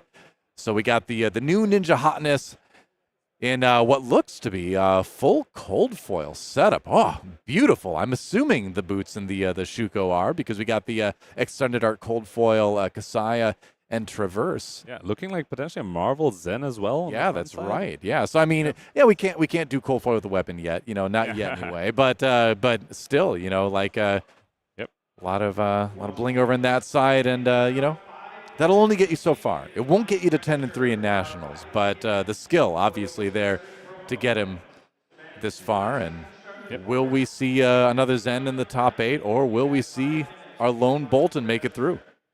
Reese piloting that Boltyn, holding that ship down, saying Boltyn's not dead. Everyone, you said Warrior is dead. Reese saying, I'm playing a win and in for U.S. Nationals top 8. I'm so excited for this match. We're going to see, that previous match is a little more grindy because there's Enigma on one side. This, I expect to see some fireworks. Yeah, I would imagine. So, we're going to see the bonds. Looks like yellow bonds. Yep. Coming out here. And just kind of a little bit of, essentially kind of hand filtering. And, yeah, we're going to see the chest use and the charge. Wow, Reese with a very aggressive turn 0 block. Blocking armor already, but saying, I want my soul. So remember, this is turn 0, so he will draw back up. So he's saying, okay, I'm going to use 2 block on my armor in exchange for 1 soul. So he still gets set up a little bit. So, it ends up being a bit of a wash unless, he wants to use a soul right now. I think if you look at the hand and you decide, hey, I've got a potentially huge hand right off the bat, yeah, you want that soul, you want that chance to go again. And And here we see exactly why. He buffed up the hatchet. I believe it's a Blade Flurry in hand as well. So he's just saying, oh, cool, I can just give this go again now, make use of Blade Flurry, and make use of the soul that you gave me because you attacked me on turn 0. Yeah. And that's always the scary thing about playing against some of these, like Warrior, Enigma, on these turn 0. You give them a chance to do some things that you don't like. And even take it on the chin, for example, is a very punishing play that Warriors can sometimes do if you attack them on turn 0. Right, yeah. There's a lot of things. Yep. So, we have the 5 coming in initially. Yep. So it looks like Reese decided to not use the soul over there. Had to go again with the Blade Runner. Right. Hasn't he? It looks like he opted not to use a Blade Flurry either. Gonna end up arseling that card. Okay. So another 5, I believe, then? Yep. Is that right? Yeah. Yep. One nice thing about Blade Flurry is that when you have that in Arsenal, with the Boltyn Soul, you can actually just guarantee the Hatchet is go again the following turn, even if he doesn't draw an Agility Maker or another Blade Runner, because Blade Flurry is in Arsenal and he has a Soul. You can just pump up the Axe, and once he's pumped it up, now he can use Boltyn ability to give it go again. Yeah, exactly. So here's that second axe coming in for 5, like we talked about just a moment ago. 5 damage done to Zen. Naib just taking that damage. Now, will he take 5 more? Checks out that arsenal again, and yeah, looks like we are going to go down to 30. So 10 damage from the first real turn here of the game for Reese anyway. And yeah, I think you'd be pretty happy with that. You've taken away 25% of your opponent's life and had an arsenal at the end of the day. Not bad. And speaking of setup, we spoke a lot about how Reese was able to set up 1 soul going on turn 0. Naib also, not with his own setup, that Bonds of Ancestry in the graveyard, that is to some extent set up for the way these Zen decks also run. We've been seeing all weekend they want to continue playing 2, 3, 4 Bonds in a single turn. You need enough Bonds in a graveyard for you to be able to do that, and Naib has one of those pieces right now. The Zens we've seen on stream at least seem to be leaning more towards that kind of mid-rangey style. There is a style that just kind of like goes a bit more aggressive, goes wide, and let's see how much we can get out of this Levels of Enlightenment. So it's going to be a Passover played right after that. Naib with a very, very blinged out deck. That Passover looks to be the I know. Yeah.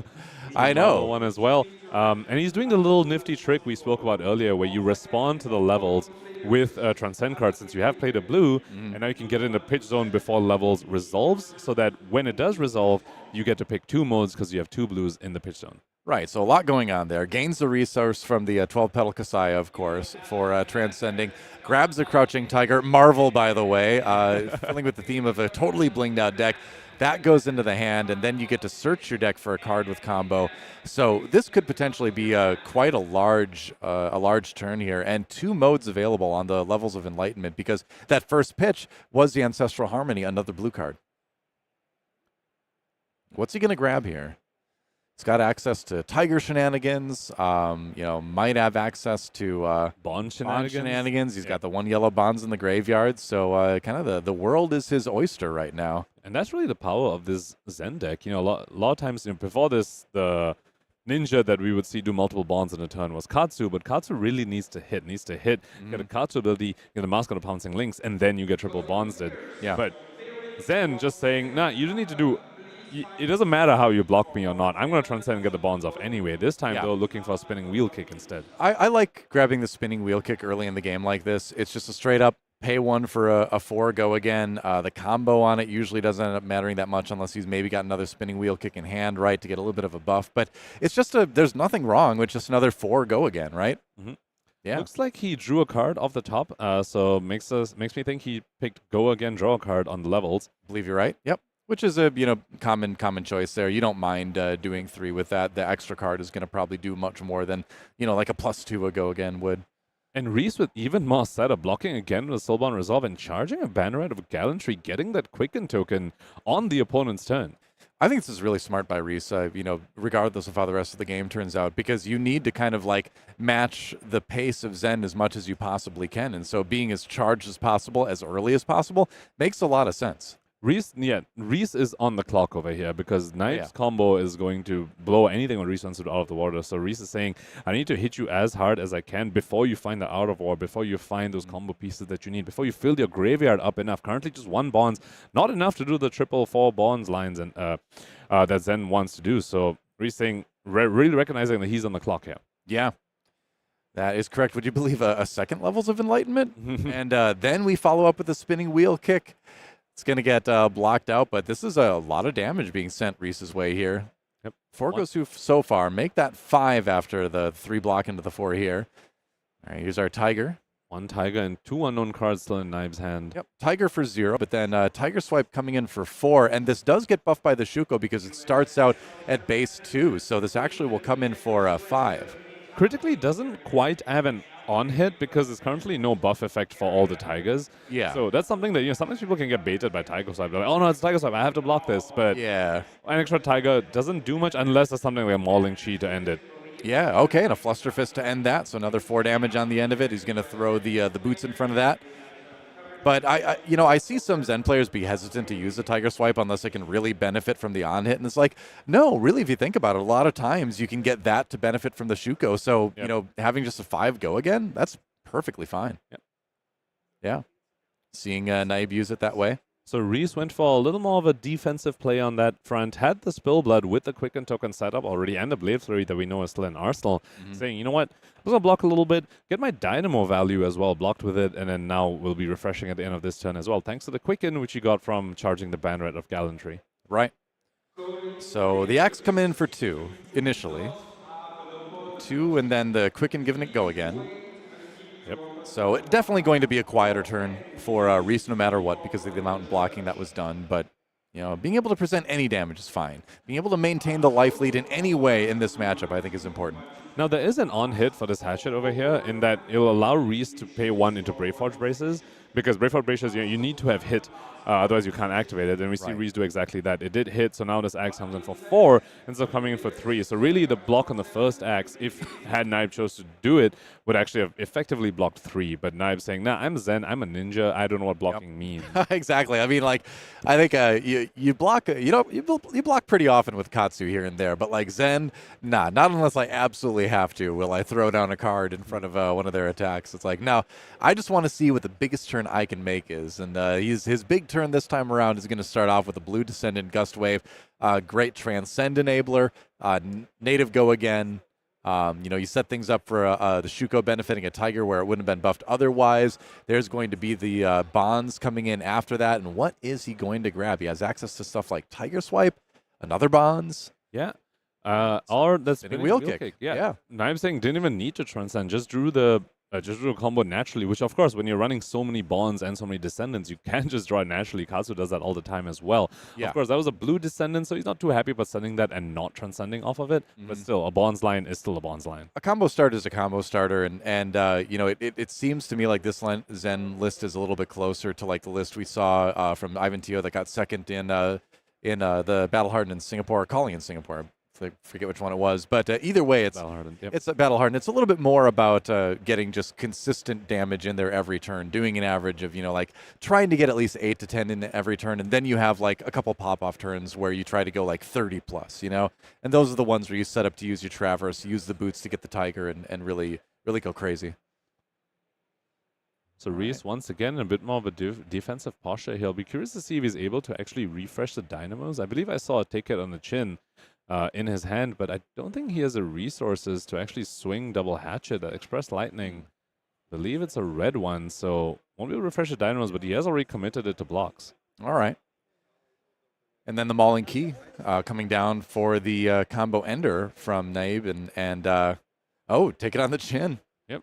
Being played here, so able to mitigate a little bit of this damage then. Yep.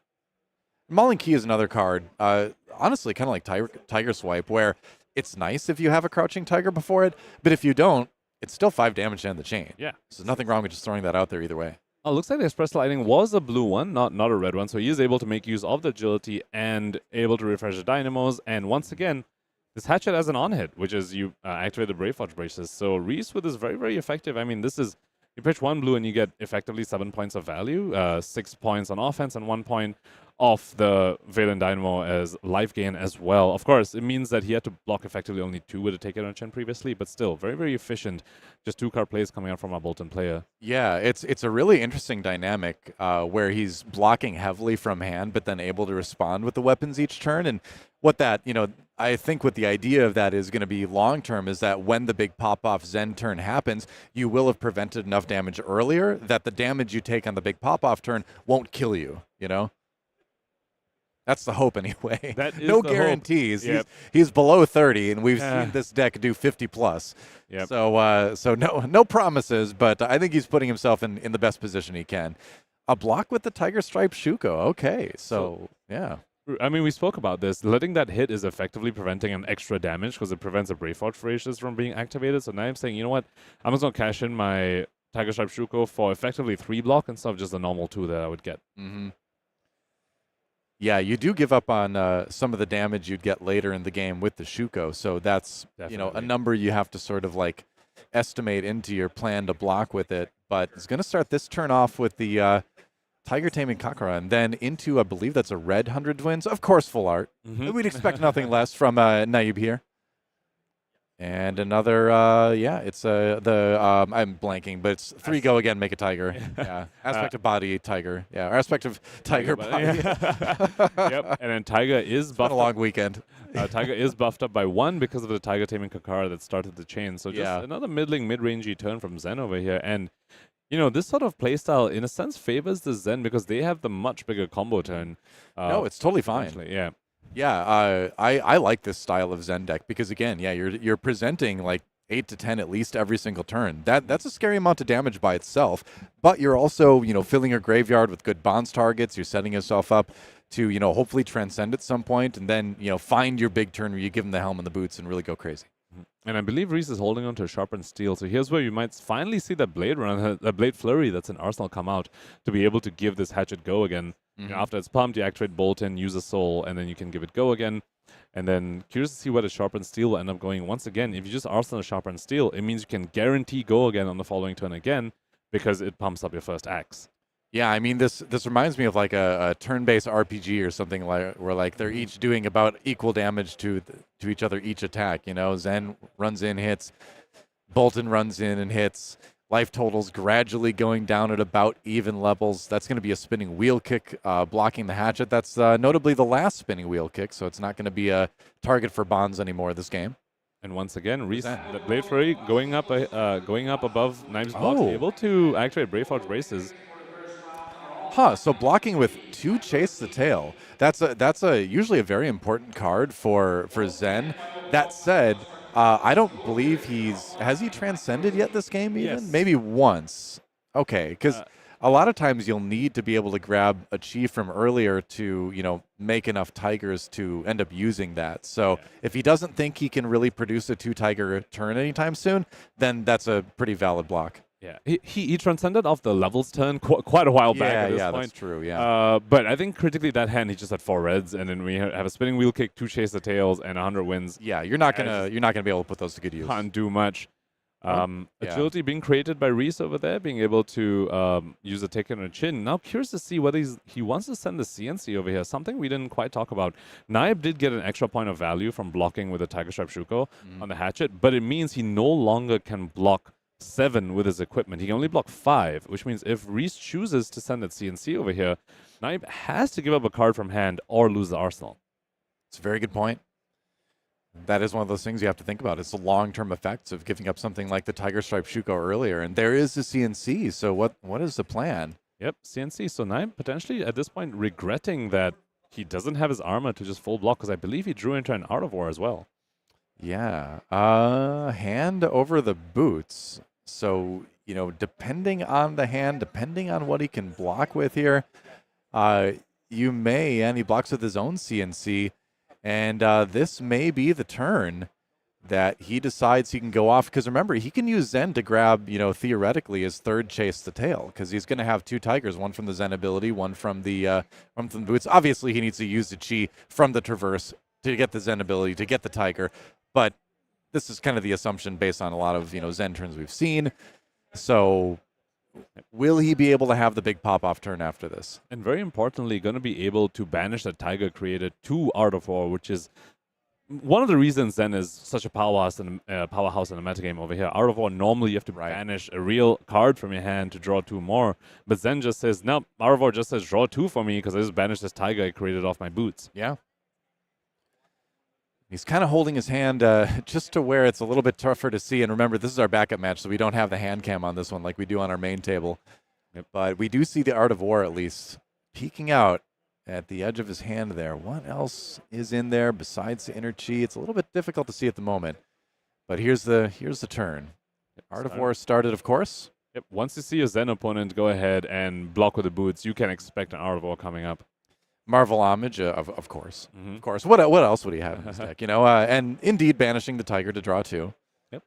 Yeah. Pitching a Transcend card, so probably, normally you could Transcend off of it and then pitch that, but maybe he didn't have the blue or wasn't guaranteed. Didn't want to gamble on drawing a playable blue off the Art of War, so just holding on to that chi card that we know he tutored off the Traverse the Universe. And I mean, sending that Transcend card back means that possibly later in the game you'll be able to use it and then gain a resource off the Kayo, which is his only piece of equipment still left. So, just kind of giving himself as many options as he can. That's going to be a red Descendant Gust Wave coming in for 3. 4 because of Art of War. 4 because of Art of War. That's right. And Balance of Justice popped on the other side, really, bringing some justice to this, because Naib did effectively draw 2 cards of his equipment if you count the tiger and the chi. So Reese saying, okay, at least let me draw 1 so we can, balance some of this out. Sure. The quote unquote draw, but does make things fairly equal now. Yep. So what's it going to be? So Naib still has a chi in his hand, and this is a Descendant, so could very likely be a Bonds. I think he's just doing a quick check through a graveyard just to make sure that he has enough Bonds left in his deck. Does seem like he's not sporting the full 9 off that we've seen a few other lists run. This list, usually, if it is the list that I'm thinking of, which is similar to, again, that Ivan Teo list that we saw do well in Singapore, you'd only be running the reds and the blues. Obviously, I don't know everything that's in his deck, but that would be my guess. Yep. And what do we got? Okay, we have the red bonds in the arsenal, and that is pretty nice because then you still have the Zen ability available later to try to find something spicy. So could be seeing multiple bonds line if he hasn't, and that's looking like it is. Banishing a Descendant to the first bond, still has a chi in his hand to find another bonds. Question is, does he have a good enough combo target in the graveyard to target with the second bonds?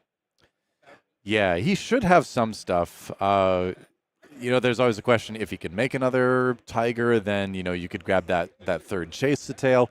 Otherwise, you just grab like maybe a Mauling Key or something like that because he does have the single tiger. That would be a good combo ender. CNC blocking a bit of damage from the bonds. And then finally, Descendant coming in, using that last floating resource, coming in for 4. And both players know there's a cheese still in Naib's hand. Yeah, now you do need to pay one for the mauling key. So that's something with these turns that can get a little bit tricky too, is you can get stuck on all of that and then be like, oh, whoops, I forgot to save one to pay for whatever I'm tutoring. So we'll see what he grabs. So this is one of those turns where Tiger Swipe actually as an on-hit, despite the Shuko not existing anymore because of the Art of War. And that's critically one of the things you need for a live Tiger Swipe. You need some sort of Anthem-type effect that's buffing all the cards on the combat chain. There's another Bonds. Okay, so grab another red Bonds out of there. And second bet, red bonds coming in for 5. And does find the Tiger Swipe, which will also come in for 5 and threaten making an extra Tiger. Yeah, and it's just so annoying when you've gone through this big turn, you've thrown out a bunch of stuff from your hand, and then a couple Tigers come in for one at the end. It's like, come on, man. just end the turn. Reese, however, still with 2 cards remaining.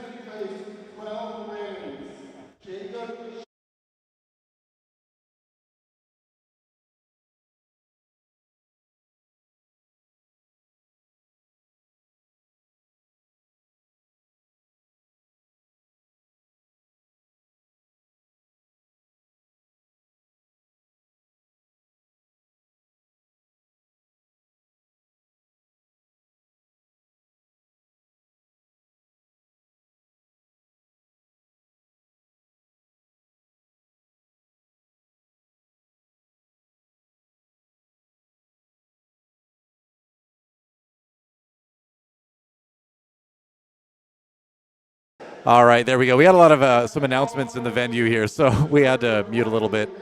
Yep, didn't want to spoil the viewers for who has made top 8, but we will be getting that to all of you very, very soon. Yeah, that's right. Yeah, we're watching things a little bit back in time here, but that chain did end, as you can see, with the 100 wins. So that was, I would say, a good turn for Naib Mobassir on the Zen, and will it be good enough to close out this game? He certainly has the life lead. It's not massive, but it is significant. And that is finally that soul, that final piece of soul being used again from Reese very, very effectively. All the times we've seen the soul be used from him, he's really understanding how to maximize the Boltyn deck. I mean, he's toe-to-toe right now against Zen, who has used Traverse the Universe. Very, very critical resource, no longer available to Naib over here. End of this turn, Reese will still also refresh Dynamos. Yeah, I think Reese, like I said earlier, has identified a very good play pattern against Zen, to where you do block aggressively each turn against those smaller hands, and then when the big hand happens where you're going to take damage inevitably, you'll live, So regardless of whether Reese wins or not, I think he's played into the Zen really well, and you can tell how he's made it to 10-3. It's got the life lead right now even. Look at this, 9-4. Naib just taking that damage, and I think that says he thinks he has the ability to close out this game in the next turn. Yeah, one aspect about using bonds to turbo through your deck, and also Zen ability to tutor to your deck and Art of War drawing more cards, is that you find your next Art of War that much quicker because your deck is that much thinner. So very true. That said, he's going to start with a red Descendant Gust Wave, it looks like. Blade Runner thrown out to block that evenly, and there's a blue bonds, I believe it is, this time around. Yep. So not presenting a ton of damage, but does let you grab something. What does he have remaining at this point? I think maybe one more Tiger Swipe, maybe one more Mauling Key. Something Reese definitely doesn't want to see is yet another Descendant Gust Wave or yet another Bonds of Ancestry, because Naib is still holding 2 other cards. That's true. I think his Arsenal might be a Mauling. She didn't quite get a good look on the previous turn where his Arsenal could be at this point. Yeah. That's where it gets a little bit tricky for Zen, is you're like, all right, wait, what do I have again? Also note that this is a blue bonds with go again, so he could also transcend off of this and maybe just find something else with his Zen ability as well. Yeah, that's true too, yeah. And still has a Kasaya to get an extra resource should he need it if he transcends off this bonds. You get to do so much searching, and that makes it honestly a lot easier to like pitch transcend cards like we saw him do earlier, because you're like, well, I'm just going to probably shuffle soon anyway. So like that card could end up back towards the front, Looks like he did find a Descendant Gust Wave, so once again, going to be a double bonds line for Naib over here. Reese thought he was, out of the water a little bit. That was, he survived the combo turn, but Naib says, no, there's still more bonds coming. However, these are a bit more blue, it looked like. Blue bonds into finding blue Descendant from his deck. Yeah, and where he doesn't have Tiger Stripe Shuko anymore, you're not getting that little extra 1 point of damage every turn, and that is meaningful now. I don't think it was wrong to block with it when he did, but at the same time, he could use the extra damage right now. This game is still so close. Reese considering whether he can block with Dynamo. Something you don't want to do typically is block with Dynamo and then be forced to block further out with cards from hand, and you can't actually refresh the Dynamo. So very disciplined play by him, not blocking a Dynamo, saying I maybe won't be able to refresh it, so let's just keep this here for now. Yeah, I think that's wise. And it looks like that was a Transcend card. Yep. That's right. I believe the Katsu ability was used, so he had 2 floating. Katsu ability. Katsu. Guys, I love Katsu. You see a 2-day, you think Katsu. That's right. Hey, and I've been saying this to people because a lot are like, oh, well, he's just like Katsu, but I'm like, he's actually not really like Katsu because what you tutor for, the reason you tutor is very different in my mind. With Zen, you're tutoring to just try to make the biggest turn you can. With Katsu, you're tutoring to try to make the most difficult blocking puzzle for your opponent you can. So while it's a similar ability, what you're looking for in my mind is very different between the 2 heroes, which is why I think they're so fun independently. But what can I say? I got Katsu on the mind. In this case, Naib goes and then finds a yellow he does have the yellow bonds. Still has a few yellow bonds. Okay. I think doesn't have the yellow descendants potentially. Yeah. Banishing Tiger Swipe again, the final Tiger Swipe. However, no Anthem-like effect, no Tiger Stripe Shuko as well. So that Tiger looking to just be coming in for 0. Maybe the first one comes in for 1 more with the Kakara. Yeah, you've got 2 that you could use on the Kakara. Tiger Swipe costs 0. Hard to say what he's got in his arsenal here, but we'll find out soon enough, I'm sure. But I love seeing all the little variations in the Zen list right now. We're still so early in the part of this Misfail meta that there's a lot of adaptation. There's a lot of little tech going on in these lists. And so it's always fun to see what pops up because you never quite know for sure right now. Down to 3 health, though, is Reese. Tournament on the line as another Tiger comes in, followed right by the Tiger Swipe because that first Tiger was going to do 0. This is going to come in for 4. Yep. So a bit of information gained by Reese over there. Not swinging a Kakara means Naib has other plans to do, has other plans for those 2 resources, and we see what it is. It is that Mauling Chi. Yeah, coming in for 5. Didn't follow the Tiger, so it's not the on-hit deal 1 damage, but 5 is significant. What is he? Does he have to give up both cards to block this? 5 forces 2 cards, which means he definitely won't be able to refresh the Dynamos. I mean, he could give 1 and Braveforge Braces, but there's no way to refresh Dynamos off of just 1 card and no agility token. So Reese in a bit of a tough spot over here. Very tough, very tough. And you always, want to try to save something to swing with a hatchet to just try to stay in the game, but it is looking grim. It is looking grim for our Boltyn player who's made it so far in the tournament and played so admirably. But can he stay alive here? And remember, there's still 2 more Art of Wars in Naib's deck left. We've still only seen 1. There's been so many wide chain links. You would have think that we've seen more than that. We've actually just seen 1. However, a lot of combo cards gone from Naib's. As you have to wonder, you have to imagine there's not too many Descendants and Bonds left, and all swipes and all spinning wheel kicks are also gone. Yeah, I mean, we haven't seen Ancestral Harmony be played yet either. We've seen it pitched, but if that happens, that's another potential. You mentioned there's a lot of combo cards gone, but there's always more combo cards available, so he still might flip that. But there's the block coming in.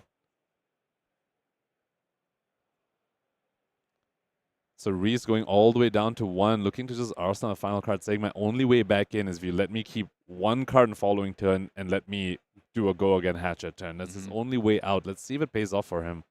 All right. Big chances being taken, but at this point in the tournament, you must do it. Is that a Sacred Art? So we don't have the hand cams because this is a backup match. Yeah, I saw an Ancestral Harmony in the hand, but I didn't see. I mean, if it is, it's definitely the marble one. That would be the worst thing for Reese over here if Naib draws a Sacred Art, because the last thing you want to see is a whole bunch of 1 attacks when you are at 1. Sometimes, though, it can be difficult getting the Sacred Art to go off, right? Because you have to play a blue. Then you have to pitch a blue as well, because remember, the Sacred Art costs 3. So your hand can get a little bit clunky with that. I feel like a lot of times you end up, if it's earlier in the game, arsenaling and then trying to go for it next turn. But once in a while, you can get it done right as you draw it. We'll see what Naib has here. Seems to be contemplating just playing Ancestral Harmony right now. It is waffling between the 2 of them. Making sure he does his math correctly. Still has a Kasaya up, so if he does transcend this turn, we'll have that 1 extra resource. That is one of the tricky things about Zen. You do need to But there's also sorts of minor efficiencies you can gain once you account for the resource, once you account for an extra tiger here and there. Mm-hmm. And crucially too, I think like you just mentioned the Kasaya, giving you that extra resource. Very nice. I love that chess piece. Yeah, and the art on it is also absolutely beautiful. Oh yeah. But Naib knows, this is the moment. This is potentially the game-winning play for him if he can play out that hand correctly. Love the full art on the 12-petal Kasaya as well. Was lucky enough to pull that. Ooh. One of my cases, yeah. Very nice. Not that I'm bragging, but I am the owner of a full art 12-petal Kasaya. Is that 2 Ancestral Harmonies potentially? And I think it is. And I believe a Preserved Tradition. So not the Sacred Art, but Preserved Tradition instead. So still a very viable Transcend card. Yeah, I'd be like, dude, I dare you to play both Ancestrals. It is risky, though. You might need those resources. Yeah. We'll see. One nice thing about Preserve, though, as we just spoke about how Naib's deck is sort of a little bit running out of gas. He's expended a lot of those combo cards already, but Preserve Tradition lets you put it right back. It was the Sacred Art. All right. And he's going to go ahead and do that. Yeah, pitch. So plays the Preserve Tradition first to have played a blue to then enable being able to choose all modes on Sacred Art Jade Tiger Domain. Yep. Pitches the Ancestral Harmony to pay for a Sacred Art Jade Tiger Domain. Yep, it's very important that you sequence it right that way. Yes. If you play a Sacred Art first, you actually can only choose one mode, because that one, unlike Levels of Enlightenment, you do have to declare the modes on playing it. Mm-hmm.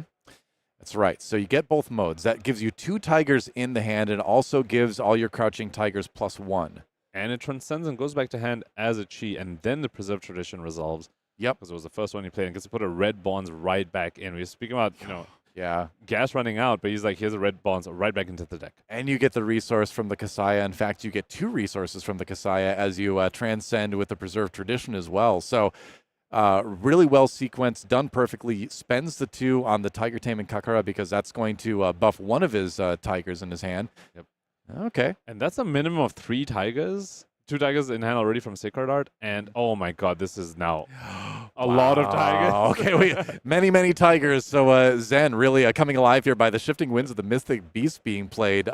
He is pitching a chi to play it, so this does create 2 crouching tigers in his hand. Remember, they all get buffed by the Jade Tiger Domain, so yep. Everything's coming up tigers for Naib Mobassir right now.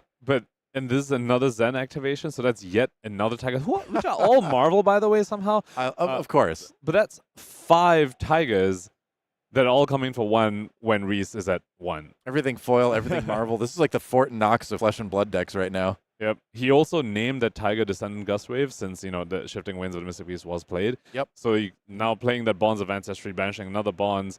This is looking like a multiple Bonds turn that just suddenly came out of nowhere thanks to Shifting Winds of the Mystic Beast. I love this card, by the way. I think it's so cool. It just does so much, It does so much cool stuff. We've seen it used to, open the center, and then you basically just like play a billion tigers and put down Flusterfist at the end for like 1 billion damage. There's a lot of options you can do with it. But right now, like you said, using Descendant to go to Bonds, another Descendant Tiger, we'll say, yep. Going in, another Bonds. Another block. I feel like there's just too many chain links coming in, too many tigers. Somebody left the gate open at the zoo, and Boltyn running for his life. Who let the tigers out, indeed? Yep. Roar. And there's a fist bump, and that's going to be a win for Naib Mobassir. Going to move to 11-3 with a really entertaining final turn. Just so many tigers. It was the Oops All Tigers turn to send him to that great record, and now we just have to wait to see what the top 8 are going to be. And actually, no, we don't need to wait. We have our top 8 right now, so we'll see who made it. We'll see if Naib was able to sneak in there, but let's check it out. Who's our top 8? Ooh, okay. Oh, he didn't quite make it, but let's see who we've got. Naib not on this list, but starting at the top in first seed, we have Aaron Grace. We saw him pilot Enigma very, very effectively in CC, and also he killed his draft. So yeah, first seed for Aaron Grace over there. Going to be against Austin Summers. Illusionist Mirror happening for our first quarterfinal. Awesome. Yeah, and then we have William Bradshaw with Azalea versus Andrew Rothermel on Kayo in our second match. in the top 8 tomorrow. That's going to be a fun one as well. And then we have Evan Herndon on Zen versus Nathan Lapham. We saw him a little bit earlier in the day. Zen versus Enigma. And then we got the Zen v Zen duel, Jacob Shakar versus Michael Dalton. So in the end, we have 3 Zens, 2 Enigmas, 1 Azalea, 1 Prism, 1 Kayo. Yep, so lots of MSD representation, but also a fair amount of representation from heroes not in MSD, namely Kayo, Azalea, and Prism, all having very, very strong showings this weekend, alongside, of course, 2 Enigmas, and the story of the weekend, the powerhouse, the 3 Zens. Of course. Yeah. I mean, Zen coming into this one, a lot of people are predicting good results for that hero. And, the players that are here have piloted that hero so well. There's just so many little efficiencies that you can do in Zen that pushes him over the edge, right? And the other thing you have to think about is Zen had the highest representation of the tournament at 69 coming in yesterday. Yep. Only a little over a third of those converted to day 2. So we did see the biggest drop-off in Zen players as well, because a lot of people understand it's a strong deck, but only the best Zen players really know how to maximize that strength, and that's what we're seeing. And I think the same can be said about Kayo as well. Kayo is also highly represented, had the best conversion into day 2,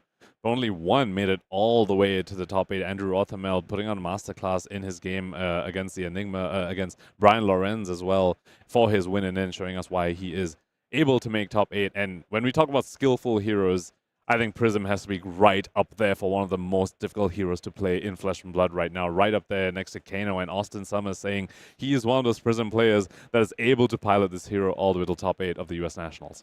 Yeah, that's right. I mean, what figment do you grab when, and how do you utilize it is extremely complex, and so to see a Prism in the top 8 is pretty hype. And as for complexity, Azalea's complexity also cannot be underrated. William Bradshaw, we saw him also put on a bit of a clinic in his game against Enigma. Unfortunately, did ended up losing that game, but still had good enough tiebreakers, good enough record to make all the way to top 8. Yeah, and then you've got the KO. Well, no, I'm just kidding. KO players are smart too. Come on. Everyone in this top 8 has a gigantic gamer brain, so I can't wait to watch that all go down tomorrow. Let's see what they are playing for. Let's check out the prizing here at our national championship for the United States. And as you can see, $10,000 goes to first place, the trophy, obviously, the gold foil, a playmat, and most importantly, in my mind, the 2024 World Championship invite. Obviously, we have a lot of people getting there too, and I think more than anything, you want the prestige of winning, but being able to grab that spot in the World Championship is ultimately the real prize in my mind this weekend. That is where you want to be. And I really want to talk about the prestige as well, because that's something that is maybe a little underrated for people who don't, play the game as much. But the sort of, as the young kids would say, the clout you get when you win something like this. Your messages start popping up, people inviting you to teams that they want to test with you, is and just the pride that you feel, the reward that you feel for putting in all the time and effort into both formats of this game, the classic constructed and limited, it's so incredibly rewarding. Yeah, let's take a look at our standings overall before we close out the day too, because I think there's a lot of notable names outside of our top 8 that are worth mentioning for sure. We mentioned the Leviathan making it through earlier. That was a little bit incorrect on our part. Apologies for that. But props to Mark Coronet for making it all the way to the 10th spot here on the standings on the Shadow Brute as well. I can't say enough good things as well about Reese Toomre on Boltyn. Super impressive run on that, and our top new as well. Joe Santana, bringing the assassin that everyone believed in to a top 15 finish. New was in the top 5 represented heroes, 3 of them making this top 24 screen right here as well. Not a deck to be counted out despite no copies in the top 8. Also, we cannot, we have to talk about Naib over there, just missing top 8 in 9th place. We watched him win his last round of Swiss. Unfortunately, tiebreaker is just not quite good enough. It's squeaked right out of that 9th place, but still 9th place.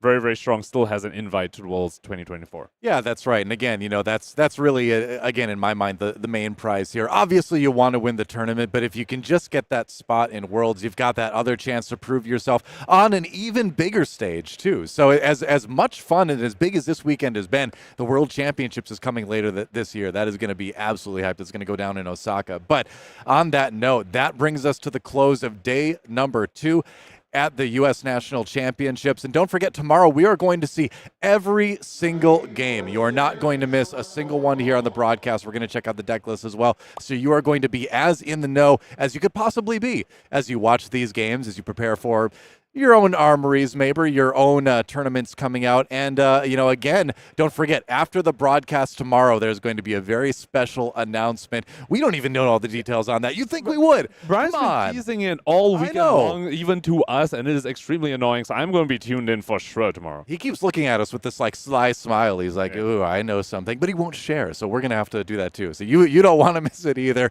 Any final thoughts before we close out the day here? We had some really exciting games. It's been such a pleasure to be able to watch here firsthand all the games and the backup matches as well. I just can't be...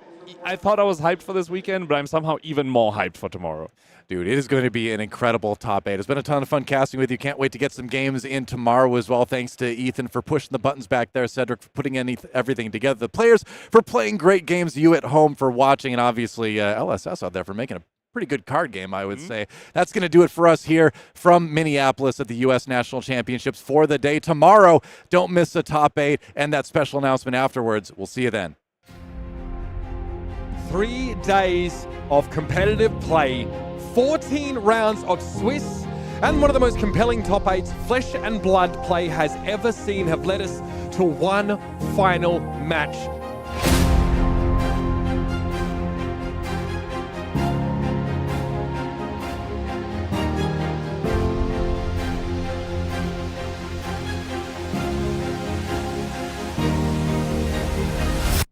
There's a spilled blood in Maximilian Klein's hand. Are you kidding me?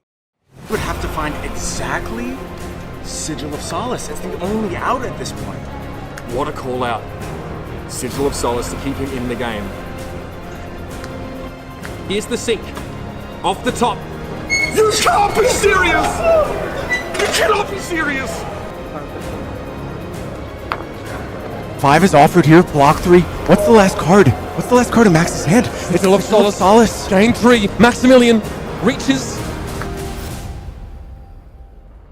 It has to be in the swing. What else can it be? He's got one. It has to be an attack reaction. He's hesitating on it. You don't hesitate if you have it. No reaction. And he's alive in this game! Are you kidding? Burn them all at the ready. Max at 1. Not a 1 in her hand. Not a 1. It's a grimace. A ruthless. He showed a hand. He's